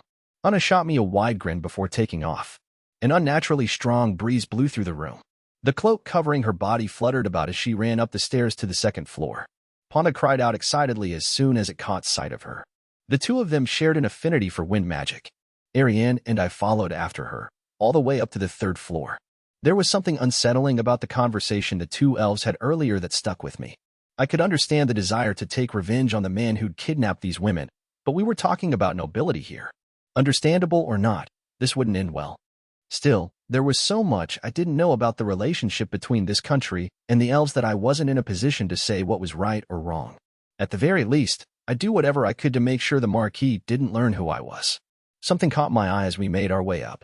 I took it in my hand and looked it over, but Ponta began crying out to get me to hurry up. I used dimensional step to move to the base of the stairwell leading up to the third floor. When I reached the top of the stairs, I heard a man and a woman screaming, followed by a hideous crashing sound. A thud reverberated down the hall, and several chambermaids appeared, running toward me. I put my back against the wall and stood still next to another suit of armor, pretending to be a decoration. These chambermaids would be witnesses to the events of this evening. I hoped to avoid them telling their friends about the imposing, armored man they'd seen with the attackers. Since this world lacked any form of radio, the information would stay local, and with all the other people wandering around town in armor, the impact would likely be minimal. But I figured it was better to be cautious. Ponta seemed to catch on to what I was doing and stood stock still as the women ran past us. From a distance, Ponta's fur probably looked like the crest on a Roman soldier's helmet. I turned to head in the direction that the women had come from. The massive double doors, which looked as if they'd once been quite beautiful, had been blown wide open. Body parts that I could only assume belonged to the guard were scattered about. It was a pretty disturbing sight. I wondered which of the elven women had done this. I stepped over the carnage and went into the bedroom. Everything in the room, at least to me, looked incredibly expensive. At the center stood a massive poster bed, decorated with intricate carvings. The room was illuminated by an object that looked like a candelabra, though, instead of candles, there were glowing crystals inside it. At the far wall of the bedroom stood a man whose face I'd just seen at the central stairwell. The plump, white-haired man looked rather pathetic with his bottom half exposed. A knife had been stabbed straight through his right hand, pinning him to the wall. A long-haired elven woman struck the man between his legs with a powerful kick. Gaia-Waf. The man, the Marquis, I assumed, let out a scream like I'd never heard before. Even though I was made up of nothing but bones, the power behind that scream made the space between my own legs ache. Unable to drop down since his hand was pinned to the wall, the Marquis shuddered as he tried to keep standing, sweat pouring off his body, drool dribbling down his chin. He struggled to control his breathing as he glared at the intruders. Why you think UCC can get away with this, do you? I am a Marquis in this country, and if you think you can just... The Marquis's thighs trembled with the effort of standing. His gaze grew harsher, as if the women he was looking at were so much trash. Ariane removed her hood, exposing her purple-tinged skin and untidy white hair, which took on a slight blue glow under the light of the crystals. Just the sight of her made the room feel cooler. The way she spoke even made my blood run cold. Even if we were to kill you where you stand, this country holds no power over the elves of Canada. After all, it's the people of Roden who broke their word first, is it not? She ripped off a corner of the bed sheets and shoved them into the Marquis's mouth. After looking him over once more, she turned her back to him. A magical aura emanated from the two elven women standing behind Ariane, Anna, who had led us here, and the long-haired woman who'd just kicked the Marquis. I assumed this was Senna, the other enslaved elf. She was practically nude, her long hair plastered to her back with sweat, eyes ablaze with hatred for the Marquis. Ariane looked at me suspiciously. Why are you wearing a curtain over your head, Ark? I'd figured it would help conceal my identity, like a veil, though it really just made me look like a person pretending to be a ghost at a student-operated haunted house. We can talk about that later. Don't you think it's unwise to kill Roden nobility? I tried dodging the subject. However, Ariane just looked at me as if I were some bizarre creature. They were the ones who broke their promise first. What's wrong with me collecting a penalty? It seemed like this world didn't have any sort of international conventions. Not only were rules different from group to group, but what was natural and expected even differed among species. I was just a mercenary here. Now that I'd raised my objection, all I could do was watch the situation unfold. I shrugged my shoulders and shook my head. Nothing. Ariane looked over her shoulder and locked eyes with the other two women. All three of them nodded in agreement. As if on cue, Anna and Senna began brutally beating the Marquis, his screams echoing through the room as his blood showered the walls. It looked like a gang initiation that I'd seen on some TV program. Even with my incredible strength, I wouldn't want to anger these women. No longer needing to conceal my identity, I took the curtain off my head and walked away. I looked around, trying not to think about the murder being carried out behind me. On the other side of the room, I spied a sturdy-looking door with a heavy lock on it. The lock was covered in intricate carvings, and it piqued my curiosity. I drew my sword and cut through the door in a single diagonal slash. The two pieces of it fell away, as if I had dragged a sharp knife through paper. The lock was now a useless decoration. I ripped what remained of the door off its hinges and stepped into the room, a small space filled with expensive pieces of artwork and other knickknacks whose purposes I couldn't even begin to guess. In the back of the room were several wooden chests stuffed with gold coins. Part of me couldn't help but wonder why humans were so drawn to gold. The other part of me, the human part, felt like I'd just uncovered a treasure trove, causing my face to ease into a smile. Or it would have, if I still had facial muscles. There was no way I could take all the gold with me, but I could at least shove a fair amount of it into my sack. Ariane said the Marquis had acquired his wealth through illegal means, so it wasn't like I could be criticized for this. I hurriedly stuffed my sack with gold coins. I let out a self-deprecating laugh as I realized that my actions weren't that far off from what the women were doing in the other room. Still, I needed to be careful. Given the weight of gold, I risked having the bag tear open if I got too greedy. Then I noticed a sword mounted to the wall. The gleaming silver blade was covered in symbols. A lion's head was carved into the hilt, its eyes a pair of red jewels. I'd seen this sword before. Back in the game, it was known as the Sword of the King of Lions, an incredibly rare blade that boosted the user's speed and attack power. I had no idea if that would be true in this world, though. I decided to take it with me. It'd be a shame to leave it here collecting dust. I took the sword off the wall and slid it into the sheath hanging below before putting both of them into my bag of treasure. Just then, I heard loud noises coming from the bedroom. There are bandits in the Marquis's chambers. Let no one escape. I heard soldiers pouring into the room, one after another, their swords scraping together as they crammed through the blown-apart doors. Moments later, I began hearing explosions, followed by men's screams. A particularly loud explosion shook the entire building. It was followed by the sounds of something crumbling, then the roar of flames. The building was on fire. Ariane entered the room and called out to me in an exasperated voice. "Just what are you doing, Ark?" The dark elf stared at me with her arms crossed, a look of annoyance on her face. With her cloak now discarded, her crossed arms rested atop her leather corset, propping up her full chest from below, further accenting the twin peaks barely contained by her armor. From her point of view, it probably looked like I'd snuck off to steal a bunch of gold. If only I had green cheeks, the look would be complete. If there had been a chimney nearby, I might look like Santa Claus instead. But there wasn't one in sight. It'll cost quite a bit of money to get the organization back together. Huh. She looked at me suspiciously, not understanding what I was saying. Finished with their work, the other two elven women appeared behind her. Assuming someone wants to create another slave trading organization, they won't be able to do it without this money as starting capital. If we bring the money with us, it will slow down their activities. I thought this was a nice-sounding excuse for why I was taking all the money. To be fair, there was an element of truth to it. Ariane exchanged looks with the women flanking her. After nodding in approval, they also stepped into the room and began shoving gold into leather bags. Senna was now wearing Ariane's gray cloak, who also joined them. "I'm impressed you can hold such a heavy bag without even breaking a sweat. It's got to be at least 3 times the weight of mine." I agree with what he said, but just how are we supposed to get out of here with all of this weighing us down? Yeah, it's heavy. The 3 women looked at me, surprised at the size of the bag I was carrying. "Don't worry about that. He can use teleportation magic.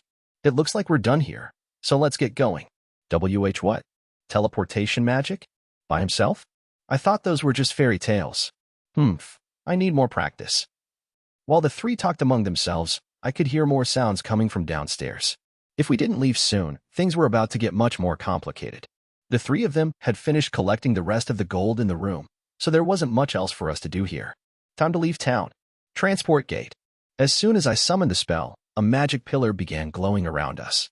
The next moment, we were standing on the opposite shore of the river in a grassy plain, looking out over Dianto. Looks like we escaped. I can't believe how convenient that teleportation magic is. I wonder if there's some way I could use it. No. No way. Was that really magic? Yawn. I'm tired.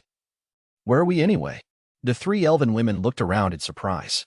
I was also surprised, but for a different reason. Everything in the magic pillar had teleported with us. All the pieces of artwork and various knickknacks that had adorned the room were now lying about in the open field. Fires continued raging across the river in Diento, smoke rising into the sky. In fact, it looked even worse than before. I remembered hearing the sound of fire crackling in the Marquis's residence. So, I suppose my job is complete? Ariane looked away from the scene unfolding across the river and shot me a wide grin. She pulled 10 elven coins out of her waist pouch, put them in a bag, and tossed them my way. You were an incredible help. Here's your fee, plus the extra amount I promised. I assume that's enough, though it's probably nothing compared to the money you stole. I caught the bag in one hand and tossed it into the sack on my back. Much appreciated. Ariane dropped the bag of gold from her shoulder and fixed me with a serious look. Listen, Ark. We're heading over to Lalatoya. It's the closest village. Why don't you come with us and meet the village elder? I was taken aback by her suggestion, but I really did want to see an elf village. On the other hand, I also wanted to avoid running into anyone important, and that included village elders. I would love to come with you. But, is it necessary for me to meet with the elder? Of course it is. We need to get permission from the elder just to invite an outsider into the village. And, to be completely frank, I was hoping we could work with you again in the future. To prove how much I trust you, I want to introduce you to the village elder, one of the people I trust most in this world. The two women standing beside Ariane looked surprised by her words, but they didn't voice any objections. If you've come to trust me that much, then I won't lie to you. I'm afraid I can't meet the elder. Not if it means taking off my armor. I mean, you would have to at least show your face. You won't change your mind. I simply nodded. May I ask why? It was hard to respond to that. I didn't want to lie to her, but I couldn't tell her the truth either. If I were to take off my helmet, I may end up on the receiving end of your blade. What if I promised I wouldn't do that? Would you show me your face then? Her golden eyes were locked on me. Would she turn against me? Or might she understand my plight? If I could see the reaction of a person who'd grown to trust me this much, it may actually help me decide how to continue living my life in this world. After all, there'd probably be many trials waiting for me in the future. I put my hands on the sides of my helmet. Pata hopped off and landed easily on my shoulder. I slowly pulled the helmet from my head and faced the women. The expressions on their faces betrayed their surprise. Standing in front of them was an armor-clad skeleton, light blue flames flickering from deep within its eye sockets, like a pair of disembodied souls. The two elves on either side of Ariane took fighting stances and began summoning their magic. Stop it. Ariane threw out her arms, holding back her comrades. Ark, is that really? What happened? Ariane did her best not to let her voice betray her surprise, but I still caught a hint of it. Obviously, I couldn't tell them that I'd woken up in a different world from my own and was now living as my video game character. There was no way they'd understand. I don't quite know myself, but one day, I found myself in this body, all alone in the country of Roden. He's not undead, is he? A super strong undead in armor? That'd be awful. Senna and Una maintained their fighting stances and continued glaring at me. Ariane remained calm, maintaining eye contact with me. He doesn't have the corruption of death on him. Besides, a spirit animal like the cottontail fox wouldn't get so close to an undead monster. He was also able to perform healing spells. Ariane's words had the desired effect of at least getting the other two to stop and think. Huh? Now that you mention it, is that a cottontail fox on his shoulder? A spirit animal? What's going on here? That's right. Corrupted undead can cast curses, but they wouldn't be able to use the power of light to remove curses. This doesn't make any sense. Ariane laughed gently at their confusion. It seemed like the tension had eased slightly. Ark, you've done so much to help me and my companions. Your secret is safe with us. If you've been cursed, then the Elder may have some information that could help you. That would be greatly appreciated. Nothing would make me happier than to remove this curse from my body. It would be nice to go back to having a flesh and blood body that could actually respond to the sight of the beautiful women standing before me. I put my helmet back on, thinking over my past actions and wondering why it was that I'd ended up turning into my skeleton avatar in the first place. Let's start from the beginning. I am Ariane Glennis Maple, a soldier from the Maple Borough in the Forest Province of Canada. I would like to ask you again, Ark, will you come to our village? Ariane extended her right hand toward me. I reached out and took it. My name is Ark. I am on a journey to cleanse my cursed body. I will gladly take you up on your offer. Now that I'd finally put it into words, I decided that returning to my own world would become my new goal. I'd never actually considered that removing my curse could become the purpose of my journey. I didn't even know if I was cursed. But so long as I continued to live like this, I would face many hardships. If the Elf Elder had any wisdom to share with me, then it'd be worth the journey. Well then, let's head up the river and join our friends. Arian smiled at me and hefted the gold-filled bag over her shoulder. I lifted my own bag from the ground and looked toward the forest, where the two rivers met.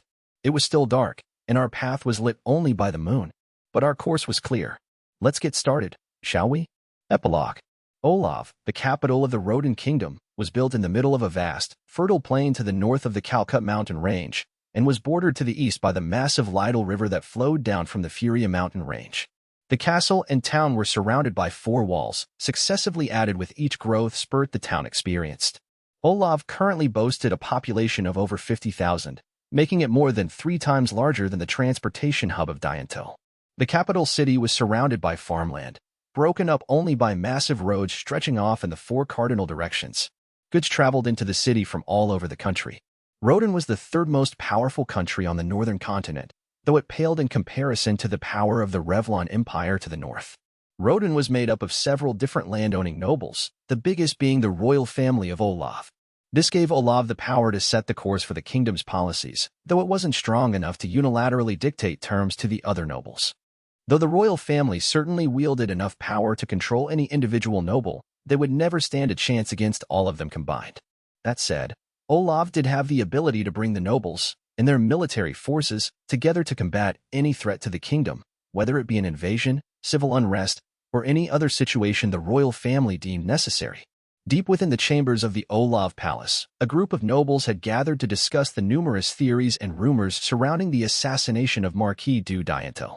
A figure sat at the head of a large, rectangular table in the middle of a beautifully decorated, narrow room deep within the royal palace.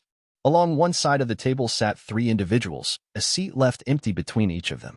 The man at the head of the table had deep wrinkles etched into his forehead, giving him a rather gaunt appearance. However, his blonde hair, marked with the occasional streak of white, thick beard, and piercing blue eyes made apparent the strength still lurking within him. This ornately dressed man was Karlan Delfriat Rodan Olav, the country's ruler. At 55 years old, he was already considered elderly in this world, where people rarely lived past the age of 50. Being the ruler of a nation probably made him look even older than his true age. Behind the king stood Duke Bionissa du Jackal, one of the 7 dukes and the current in a long line of jackals to serve as the country's prime minister. Despite not owning any land of their own, the Dukes of Rodan were the most powerful supporters of the royal family and lived on stipends provided by the king from levies on the country's citizens. They wielded great power over the kingdom. Prime Minister Bionissa wore the relatively simple uniform of a court official, though his shaved head and intense, monocled gaze gave him the look of a bird of prey. What are we doing about the whole Marquis du Diantel situation? King Karlan spoke with a certain heaviness to his voice, looking straight ahead and turning only his eyes to address Prime Minister Bionissa. The Prime Minister fidgeted with his monocle as he responded to the king's inquiry in a bored, monotone voice.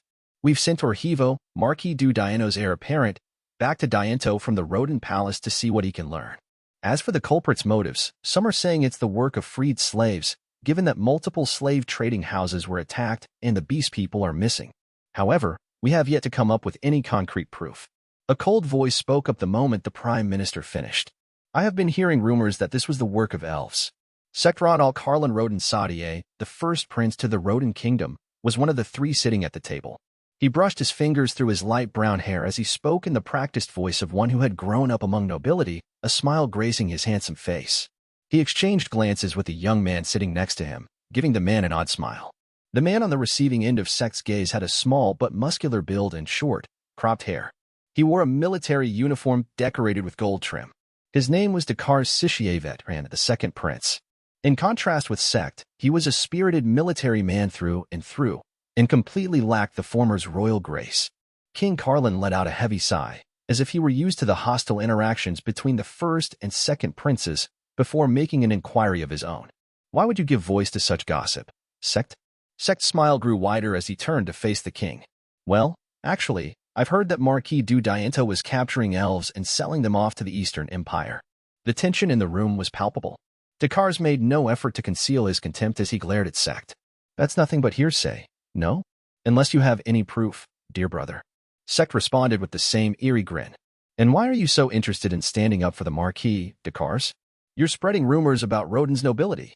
The king cleared his throat, drawing attention back to himself and putting an end to the young men's quarreling. The wrinkles in his forehead grew even deeper. That's enough.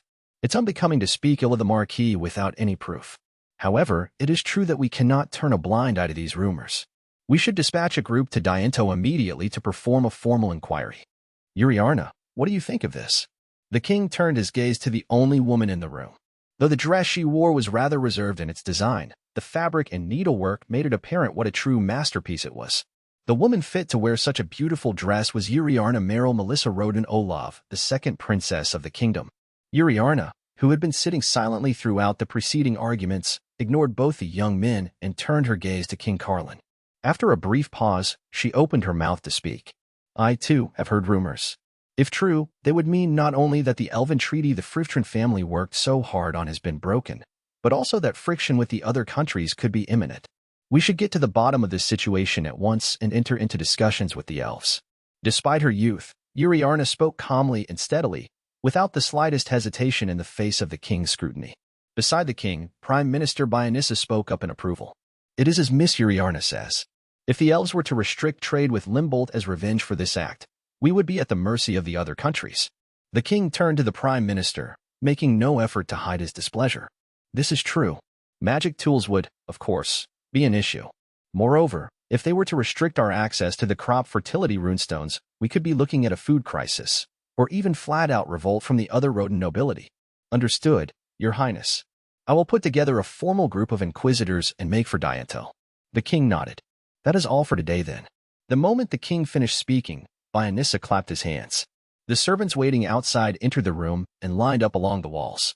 Sect and Dekars didn't even look at each other as they stood and quietly walked out. A moment later, Uriarna slowly began standing. Carlin called out to her. Uriarna. Yes, father. I hope to open communications with the elves as soon as possible. I would like you to go to Limbold. Could you speak with Sariarna about this matter and ask her to make the arrangements? The king's expression had completely changed. He no longer spoke as a monarch, but as a father asking a favor from his daughter. Uriarna smiled back at him. Of course, father. Two men joined Dekars in his private chambers, one of whom sat on a leather sofa directly across from him. All the servants had been sent away, leaving the three men alone. Dekars, who just moments ago had been bickering with the first prince sect, sat stiffly in his chair, his blue eyes burning with rage. Damn it. We're right in the middle of concentrating our power, and now we lose our biggest financial backer. The second prince's well-chiseled face twisted in anger as he spat out the words. The large man sitting on the sofa across from him nodded deeply. The man's muscular physique gave the impression of youth, though his white speckled, brown hair and impressive mustache betrayed his true age. His name was Duke Maldora du Alsterio, and he was one of the 7 dukes, serving as the general in command of the 3rd Royal Army. General Maldora made a face as he discussed the situation. Yes, as a result of this incident, Marquis du Diano's eldest son, or Hivo, has been sent back to his city. We should plan on him being absent from the capital for a while, until he's able to take control of the situation. Dekars pounded his fist on his thigh. We've got bigger problems. If that fool doesn't conduct himself properly, the Inquisitors will figure out everything that's happened. We need to make sure he keeps his mouth shut, one way or another. You don't need to worry. I've dispatched several good men along the route to Dianto. He will never make it home. My. You truly are fast. Dekars readjusted himself in his chair, looking more relaxed now. The general smiled. I will graciously accept your compliment. The servants who saw the events unfold are saying it was the work of elves, but could that really be it? It's hard to tell. There are reports of people seeing elves around town, but we also know a band of liberators attacked 3 other slave trading houses on the same night, resulting in over 44 of the beastmen escaping. Many say the assassination was also the work of these so-called liberators. I don't care if the beastmen were the ones to perform the assassination, but I can't see any reason why they would risk killing the Marquis if their goal was to save their enslaved brethren. Do you think they were working with the elves? I cannot say. It's possible they wanted it to look that way. Sect could have done this intentionally to weaken Dianto's position by exposing their crimes. Meanwhile, Uriarna is trying to reconcile with the elves. If she discovers what we were doing, she may reveal your violation of the king's wishes, further restricting your power. I've ordered the servants to keep their mouths shut about what they saw, but we've already lost track of one of them. It's possible one of your siblings offered them asylum. Isn't that a problem? If the servant reveals what they knew then, it's still the word of a single, insignificant servant. The real problem, however, is what became of the funds that Marquis du Dianto was supposed to send. Elves generally aren't interested in money, and, even if these ones were, the amount taken could have never been carried away by such a small number of them. This could be some sort of conspiracy to weaken our faction. Prince Dakars frowned. This situation went far beyond a simple loss of funds to support his bid for the throne. If it all went public, this would bolster Prince Sect and Princess Uriarna's own bids to be named Carlin's successor. Sect's faction had already won the support of 3 of the 7 dukes. Plus, he had the support of the Revlon Empire to the west. The deck was already heavily stacked in his favor. Just as General Maldora had said, the only possibility was that this was a plot to further impede Dakars' ambitions. Uriarna was straightforward and honest, and Dakars was convinced she'd never do something as dirty and underhanded as stealing Diento's money while making it look like an elven raid. His half-brother Sect, however, would readily commit such an atrocity, all the while maintaining a facade of innocence. We must act before Sect has a chance to. Cetrian, it's time for you and Hove in to begin your preparations. A man in his 30s, dressed in military attire, stepped out from behind General Maldora and bowed deeply in response to Prince Dakars' command. As you wish. The man's name was Lieutenant General Cetrian du Alsterio, one of the 3 royal generals and heir to the Alsterio dukedom. He looked just like a younger version of his father, General Maldora. Prince Dakars smiled, imagining his sneering brother wreathed in flames. At that very same moment, Sect, the first prince to the Rodan kingdom, was also joined by 2 others in his private chambers. The prince slumped back in his luxurious chair. It was made of amber-colored wood and covered with a cushion adorned with floral designs. His blue eyes, set deep in his well-chiseled face, were inherited from the king, and he dressed in nothing but the most princely of clothes. A beautiful, refined woman stood next to him, sipping daintily from a cup, her light brown hair neatly arranged. She shared facial features with Prince Sect, though it was hard to identify them under her heavy makeup. She wore a gorgeous dress that blossomed out into a wide skirt. The woman's name was Laetitia Rodan Sadier, the second-class queen and Sect's mother. She set her teacup down on the table as she spoke. Dakars' camp is scheming as we speak. Are you just going to rest on your laurels, Ronal? As his mother, Laetitia still referred to Sect by his given name. Calling a member of the royal family by their given name was an honor reserved only for close family members and others with an intimate relationship. It would be considered nothing short of a grave insult coming from anyone else. Dakars and his gang are just trying to clean up after themselves, mother. They did a respectable job concealing the truth, but it was painfully apparent where all the Marquis's money was going. I doubt we need to do anything, considering how much this whole debacle will set him back. The other man in the room nodded in agreement before speaking up. In my humble opinion, Princess Uriarna is the only one currently being proactive. If she uses this opportunity to take greater strides toward her own goals, it could very well endanger your bid for the throne. Despite this small-framed man's polite smile and priestly attire, he had a rather vile air about him. He was a Hilk priest named Baran, and he was only in the capital to proselytize and spread the Hilk faith. That's true. She's also popular among the subjects. If she uses this situation to gain the upper hand, those standing on the sidelines, and even the dukes who have aligned with us, may back her. We need to find out how the people are leaning and make our move. Baran, I assume you can call upon your magic using followers, if necessary. The priest responded with fervor. Why, of course. We, and our Father up in heaven, will bring 1,000 blessings upon you, your highness. My devout followers and I eagerly await the opportunity to be of service to you. Sect struggled to maintain his composure in the face of Baran's exaggerated proclamations. Baran, we are equals, are we not? There is no need to speak so formally with me. And please, call me Rondal. Baran looked perplexed for a moment before bowing low. I am deeply touched by this great honor you have bestowed upon me, Master Rondal. However, I'm afraid I must be going now, for there is much to do to ease your highness's worries. The man was so excited he practically danced out of the room, though he still managed another polite bow before making his exit. Once he left, Laetitia let out a sigh. Did you really need to say that, Ronal? Won't this come back to bite you once Princess Uriarna is disposed of? Not in the least. Baran has been playing both sides for a while now, though his real goal is to get rid of Uriarna. After all, she's the one pushing father to put a stop to Hilk proselytizing. Once I've used Baran to destroy Uriarna, I'll get rid of his private army. Religious inclinations are relatively weak here in Rodan, so letting the Hilk infiltrate any further would only lead to more problems. Laetitia took a sip from her teacup. I suppose so. On the other hand, it's also worth considering the massive population increase and influx of Hilk followers and their temples would bring. Though, I've heard a rumor that the Emperor of Revlon has turned away the Hilk's high priest, so that may not be possible while the Revlon Empire supports you. Right.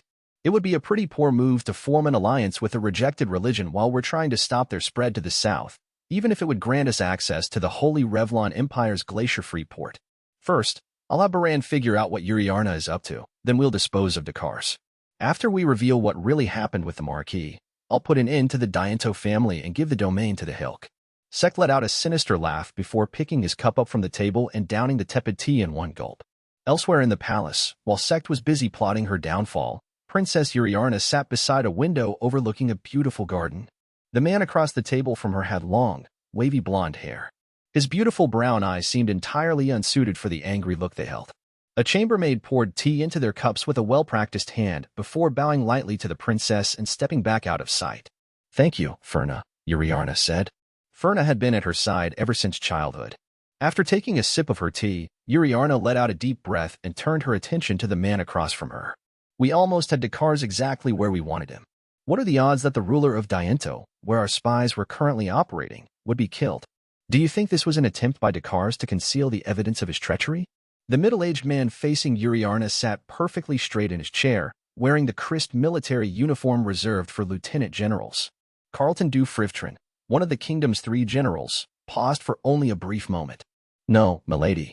The Marquis was a major source of funding for Dakars' camp and a powerful supporter, so it's hard to believe Dakars would kill him.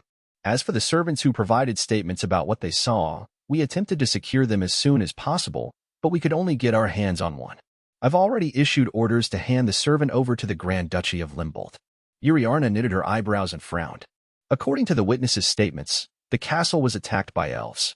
Was this just revenge for the Marquis' kidnappings? There are also reports that beast people were set free from various slave trading houses around town, so I wonder if they were working together. I'd heard that Dianto is a rather sturdy fortress, so it's hard to believe that elven soldiers could succeed in an attack all on their own. Yuriarna wasn't looking for an answer exactly.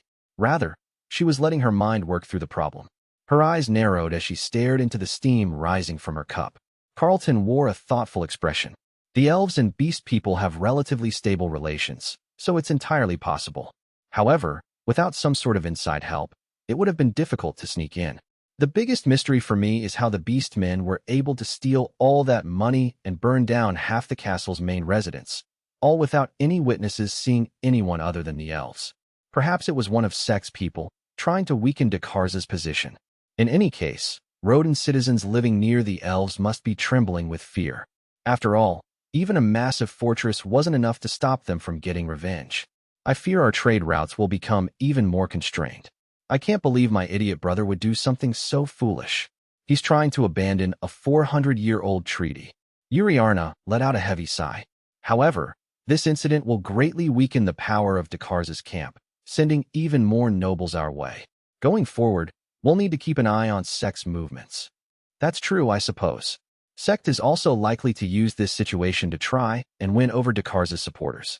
We should have proper talks with the elves to discuss the situation as well. Let's start in the Grand Duchy of Limbold, since they're the only ones who have any regular trade established with the elves. Yuriarna slumped her shoulders and picked up her cup, taking a sip of her herbal tea. The scent of it brought back good memories, putting a smile on her face. I wonder how Seriarna is doing. Her older sister, Seriarna, had married into the Tishant family, the Grand Duchy of Limbold. A sigh escaped Yuriarna's lips as she turned to gaze out the window. High above the castle, dark gray clouds had rolled in, blanketing the sky. The sound of heavy rainfall drew closer. Side story: Loki's Merchant Diary PT1. A lone horse pulled a cart down a darkened road in Dianto. The sun had set, and night cloaked the land. A young man in his 20s with curly brown hair hummed to himself as he sat in the driver's seat, holding the reins. Though dressed nicely, he didn't give off an air of wealth. A quick look at the crates stacked in the back of his cart suggested this young man was a merchant. In addition to his leather armor, he carried a simple sword at his waist and small shield on his back. He was on his way to stay the night at his usual inn in Dianto. As the inn came into view, a muscular man with short blonde hair standing out front waved toward the cart, as if he'd been waiting for its arrival. He shot the driver a warm smile. "You're late, Loki. Did you bring any goods to sell?" The young merchant known as Loki responded quickly, suggesting that the two were friends. "Evening, Bell. Actually, I got a bunch more than I expected." The other man, Bell, had the massive body of a fighter. His face registered surprise at Loki's words. "No way. Ray and I were just talking about how all the stores would already be closed. Lockie looked around. Where is Ray, anyway? Yeah, already back in the room, kicking her feet up. Lockie parked the cart in front of the inn's entrance and unleashed his horse. After leaving his steed with the inn's stable hand, he pulled his bags out from the back. The inn locked carts inside a garage overnight to reduce the risk of theft, but it was still a wise idea to bring valuables into your room with you. Lockie struggled with a particularly heavy bag. Belle reached out and picked it up for him. This is pretty heavy. You sure you bought weapons? The weapons shop was closed, just like you said. But I happened to run across a wandering mercenary selling weapons of his own, so I bought them off him. The two walked past the counter downstairs and made their way to the second floor. Lockie almost always stayed in the same room. Lockie knocked on the door and waited for the woman inside to respond. Ray, can we come in? After getting permission to enter, Lockie and Belle entered. The room was in the corner of the building and barely had enough space to contain the 3 beds crammed into it. A woman sat on the bed farthest from the door. She'd taken off her armor, and her chestnut-colored hair hung loose past her shoulders instead of being tied up in its usual ponytail. Despite her boyish attire, she gave an impression of femininity.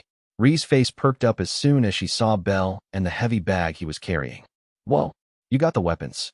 Well, actually, Lockie repeated the story he'd told Belle earlier. A mercenary, huh? So what type of weapons did y'all buy? I was wondering about that, too. Belle dropped the bag on the ground and began pulling out its contents. After he'd drawn every single one of the swords out of its sheath, he gasped in surprise. They're all pretty impressive. Each sword must have cost you 25 gold coins, yeah? I'm surprised you could afford to buy them all. Look at this one. Isn't it great? It's totally different from all the rest. Belle and Ray both gasped when they saw the sword Lockie was holding. They'll each sell for around 30 gold coins. The one Ree's got'll give us another 60, maybe even 100. Belle spoke in hushed tones. How'd you buy all these? Lockie scratched his head in embarrassment and leaned in closer, keeping his voice low as he recounted his story. Wah, no way. The two could hardly keep quiet. Lockie quickly put his hands over their mouths. Are you serious? You bought all of this for 150 gold coins. That's amazing, Lockie. We should make at least double that in profit if we can sell them all. Did the mercenary have any idea how much they were worth? Lockie shook his head. He claimed he was a traveling mercenary, but it seemed like he was some sort of noble knight.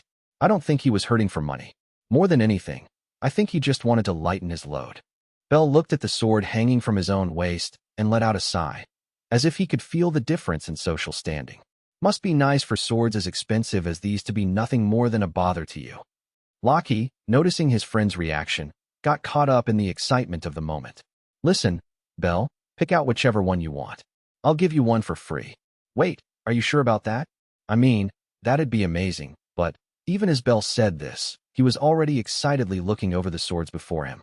Of course, you're always such a great bodyguard.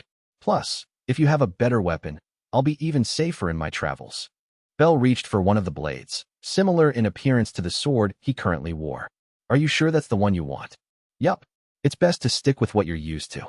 Belle clipped the new sword to his waist, smiling brightly as he checked the feel of it. Lockie and Ray exchanged glances and laughed. Well, I think it's time we get some shut-eye.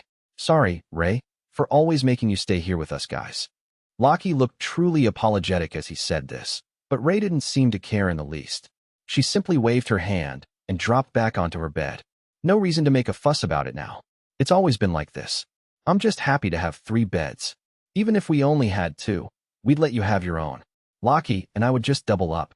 Belle looked up from adjusting his new sword to tease his 2 friends. Hey, I'm a refined young lady. I thought that was obvious. Where is this refined lady you speak of? Belle looked around the room with exaggerated confusion, glancing straight past Ray. This kind of banter was common between the two of them. All right. Listen, it's getting late. Let's clean this stuff up and get to bed. Lockie spoke in a well-practiced tone. He was used to breaking the two of them up. After putting the weapons away, he extinguished the lamp and climbed into bed. Tomorrow, we head to Louviert. Roger that, boss. Good night, Lockie. Lockie smiled at his companion's replies and closed his eyes. Soon, the room was filled with the sound of steady breathing, as all of them joined the rest of the town in its slumber. The next morning, the trio took the road out of Diento and headed northwest toward Louviert. Lockie led the way in his horse-drawn cart with the other 2 following on foot. Whenever they ran across a beast or monster along the route, Bell would take off to slay it, all too happy to try out his new blade. Ray was supposed to be providing support magic, but she spent her time complaining about Bell's enthusiasm instead. Lockie didn't seem to mind. After all, this was par for the course. Several other merchants and travelers maintained a steady distance from Lockie and his party. Not only were Bell and Ray both 4-star mercenaries, but they were also magic users, so the others were all too happy to let them deal with any threats. This was a pretty common occurrence on their travels. For days after leaving Diento, the group finally caught sight of Louvierde in the distance. From its moat, with water drawn from the Expital River, to the 5-meter stone wall surrounding the town, Louvierde looked like Diento, but on a smaller scale.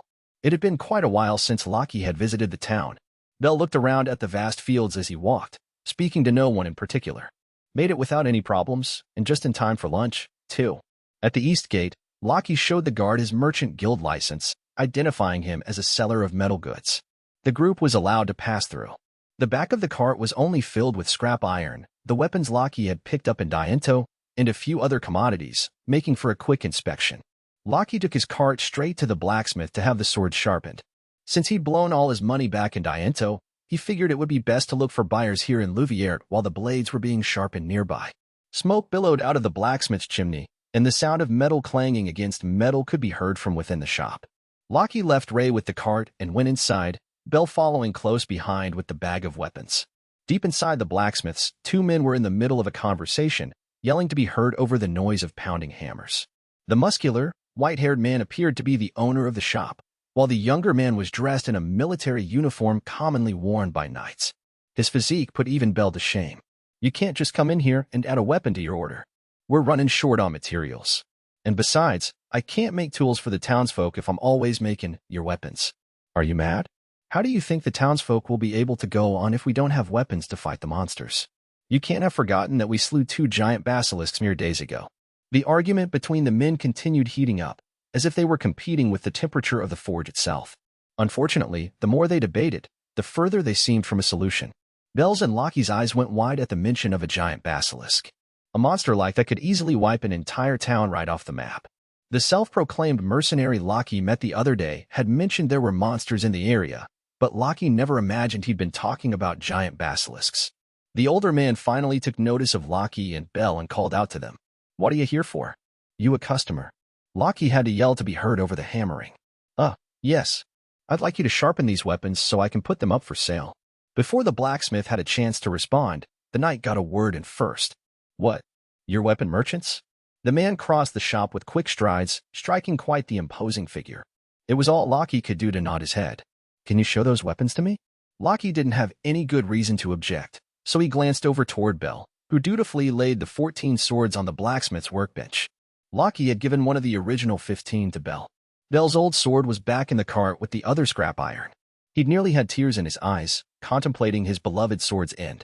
But the blade itself wasn't in a condition befitting a 4-star mercenary, so it was the most practical choice. It was actually quite impressive that Bell had made it up to 4 stars with such a poor blade.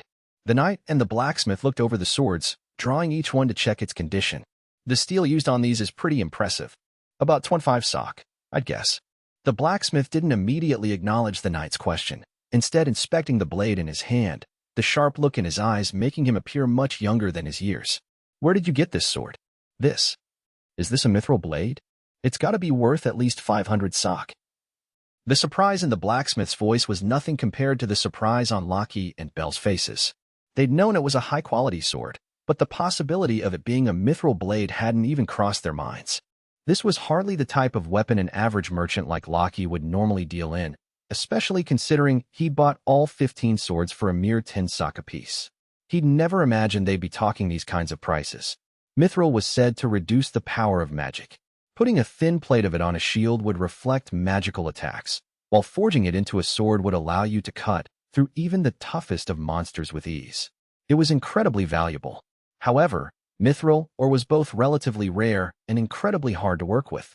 This made it rather difficult to properly price mithril weaponry. Historically, only elves and dwarves had possessed the skills necessary to work with mithril. By kidnapping these species, however, humans had managed to learn their craft. The humans' actions ultimately led to the dwarves being hunted to extinction on this continent. and the elves fleeing to the forests. Despite having gone to such lengths to acquire these skills, the items humans produced still didn't hold a candle to the dwarves' work. As a merchant, Lockie was pretty good at telling the quality of an item, but this was far beyond his experience. I just bought it off a traveler. He, sold it to me, for pretty cheap, too. Lockie broke out in a cold sweat. The self-proclaimed mercenary had said these swords were looted from some bandits. But it was inconceivable that a bandit would be carrying a mithril weapon. If they'd stolen it, news of the theft would have gotten around, and an order would have been issued to hunt the bandits down. Still, Lockie prided himself on being a good judge of character, and he hadn't sensed anything disingenuous about the mercenary. He almost didn't want to know where the swords had truly come from. The knight's voice interrupted Lockie's thoughts. "Merchant, would you be willing to sell these swords to my master, Viscount Liviert? We can offer you 500 sock for the mithril blade and 25 sock each for the rest." After some quick calculations in his head, Lockie realized this would fetch him more than 5 times what he'd paid for the weapons. "You can have the mithril sword for 400 sock. I accept your offer for the rest." "What? You'll undercut my offer by 100 sock for the mithril blade? You must want something in return." The knight's eyes went wide as he inspected Lockie's face, trying to gauge the other man's motives. Lockie decided it would be poor form to tell the knight that he'd picked up the sword for a mere 10 sock. Instead, he came up with a different explanation for his behavior. "I was hoping this could be an opportunity to put myself in the Viscount's good graces." The knight looked taken aback for a moment. Then he reached out to slap Lockie hard on the shoulder, letting out a hearty laugh. "Wahaha! You merchants don't let a single opportunity pass you by, do you? My name is Horkos. I'm in charge of the knights of the Louvière estate." "You're the H-head of the knights?" "Apologies for my insolence, Commander Horkos, sir. I am Lockie, the merchant." "Ahaha, don't worry about it. I almost forgot, though. I need to run this conversation past Master Buckle. Wait here. I'll be back with your money shortly." With that, Commander Horkos left the shop, mounted his horse, and took off at a gallop toward the castle. After watching this all unfold, the blacksmith finally addressed Lockie. "Commander Horkos is always like that. You can wait over there until he returns." Lockie thanked the man, then asked if he'd be interested in purchasing some scrap iron, ultimately securing a sale. Iron ore usually reached Louvière from the south, but lately it had been getting held up in Diento. Considering this, Lockie had hoped he'd be able to sell the scrap above normal market value. But the blacksmith managed to talk him down in exchange for sharpening Bell's sword for free. Overall, Lockie was satisfied with the deal. A short time later, Horkos returned with several of his men to collect the swords. After receiving his 725 gold coins, Lockie shook hands with the commander and made his exit. In stark contrast to Lockie's expectations of a long, drawn-out sales push, he now found himself with more money than he'd ever held at one time. His hands trembled slightly as he accepted the money. Just to be safe, he opened a compartment in the bed of his cart, revealing a chest. After putting the money inside, he covered it with dirt to keep it from rattling about. "I still can't believe that was a mithril sword." Bell spoke animatedly, his excitement obvious. Ray was quite surprised when she heard the story, but also delighted at their luck. "This is great.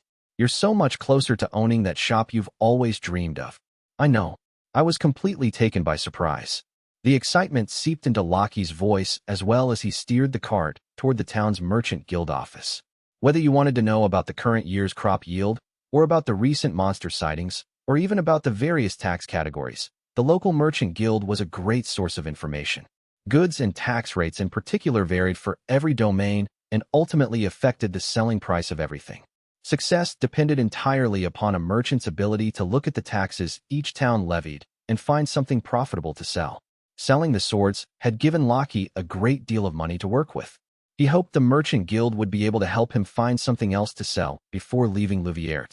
Unfortunately, despite having all this money at his disposal, Lockie had a limited carrying capacity in his current cart, and, with just one horse, the more he piled on, the longer it would take him to travel between towns.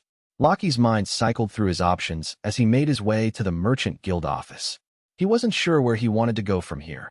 Down south to the capital, or follow the Expital River to the port of Bulgo off to the west. He pulled his cart into the parking area and left Bell and Ray behind to watch it while he went inside alone.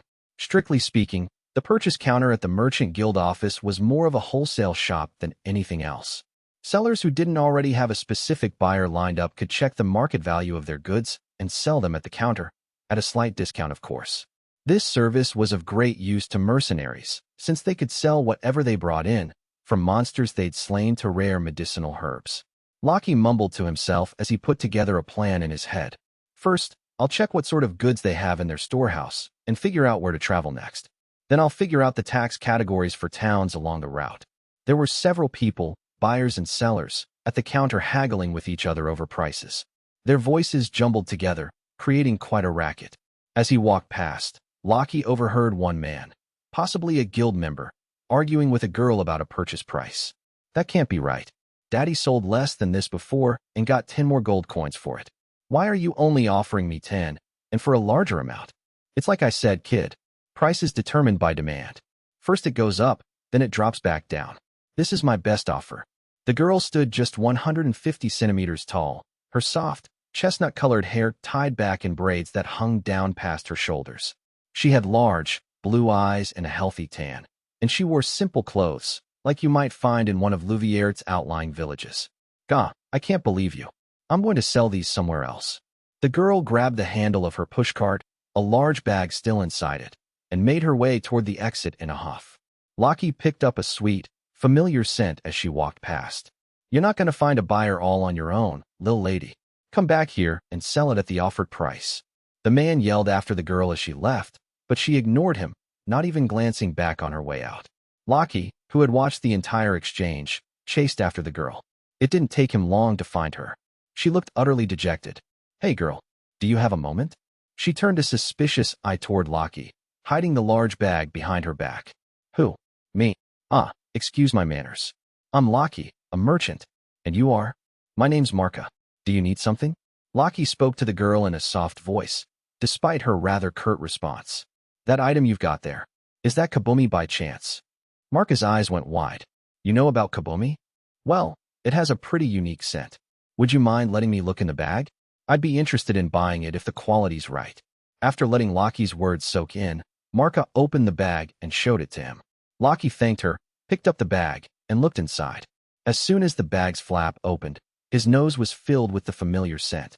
Inside, the flowers were half-dried. He plucked one out to check its quality. It seemed good. Satisfied, Lockie nodded and hefted the bag again to check its weight. Considering the quality and weight, how does 30 gold coins sound? 30 gold coins? Hua! The girl yelled out, before she even knew what she was saying. Lockie quickly put his hand over her mouth. Her surprise was only natural. As a girl living out in one of the villages, her household expenses probably didn't exceed even 3 gold coins a month. Lockie took his hand off her mouth and put a finger to his lips. Marka nodded, speaking just above a whisper. Is that really okay? That's so much money. Lockie replied nonchalantly. Of course. If I take this down to the capital, I'll turn quite a profit. If you're a merchant, do you know what type of illness the kabomi heals? No one back in the village will tell me, though they say they don't need it there. It's not exactly used for an illness. More like a preventative measure? But yeah, I imagine you don't really need it in a village. Lockie wasn't quite sure how to answer. That was the best he could do. Marka stuck out her lower lip and pouted. You adults are all the same. Fine, I'll sell it to you for 30. Now hurry up before I change my mind. Lockie smiled as he counted out 30 gold coins, put them in a small bag, and handed them to the girl. After checking to make sure they were all there and sliding the bag into her clothes, she looked much more cheerful. Thanks, mister. Good luck selling it all. Marka waved excitedly before dashing off. Lockie threw the bag of kabomi over his shoulder and headed back to the cart. Belle and Ray were lying in the bed of the cart, bored out of their minds. Ray caught sight of Lockie first and called out to him. Welcome back. That was faster than I. Hey, what's that sweet smell? Oh, that's kabomi. It's used for medicines. He showed them the bag he'd bought from Marka, recounting the exchange. That merchant guild guy was a real jerk. But still, I can't believe you spent that much. Just what type of medicine does it make? Belle took the bag and looked inside, tilting his head in confusion. The kabomi blossom is used to make contraceptives. It can also be used to induce abortions. Contraceptives. Really? Wow, I never knew that. But I guess it makes sense that villages would have no need for them. Haha. Yup. Having a bunch of kids is pretty much part and parcel of village life. The three of them had all come from the same small village, making this type of medicine all the more interesting to them. Contraceptives. Now those have got to fetch a ton of money. Yup.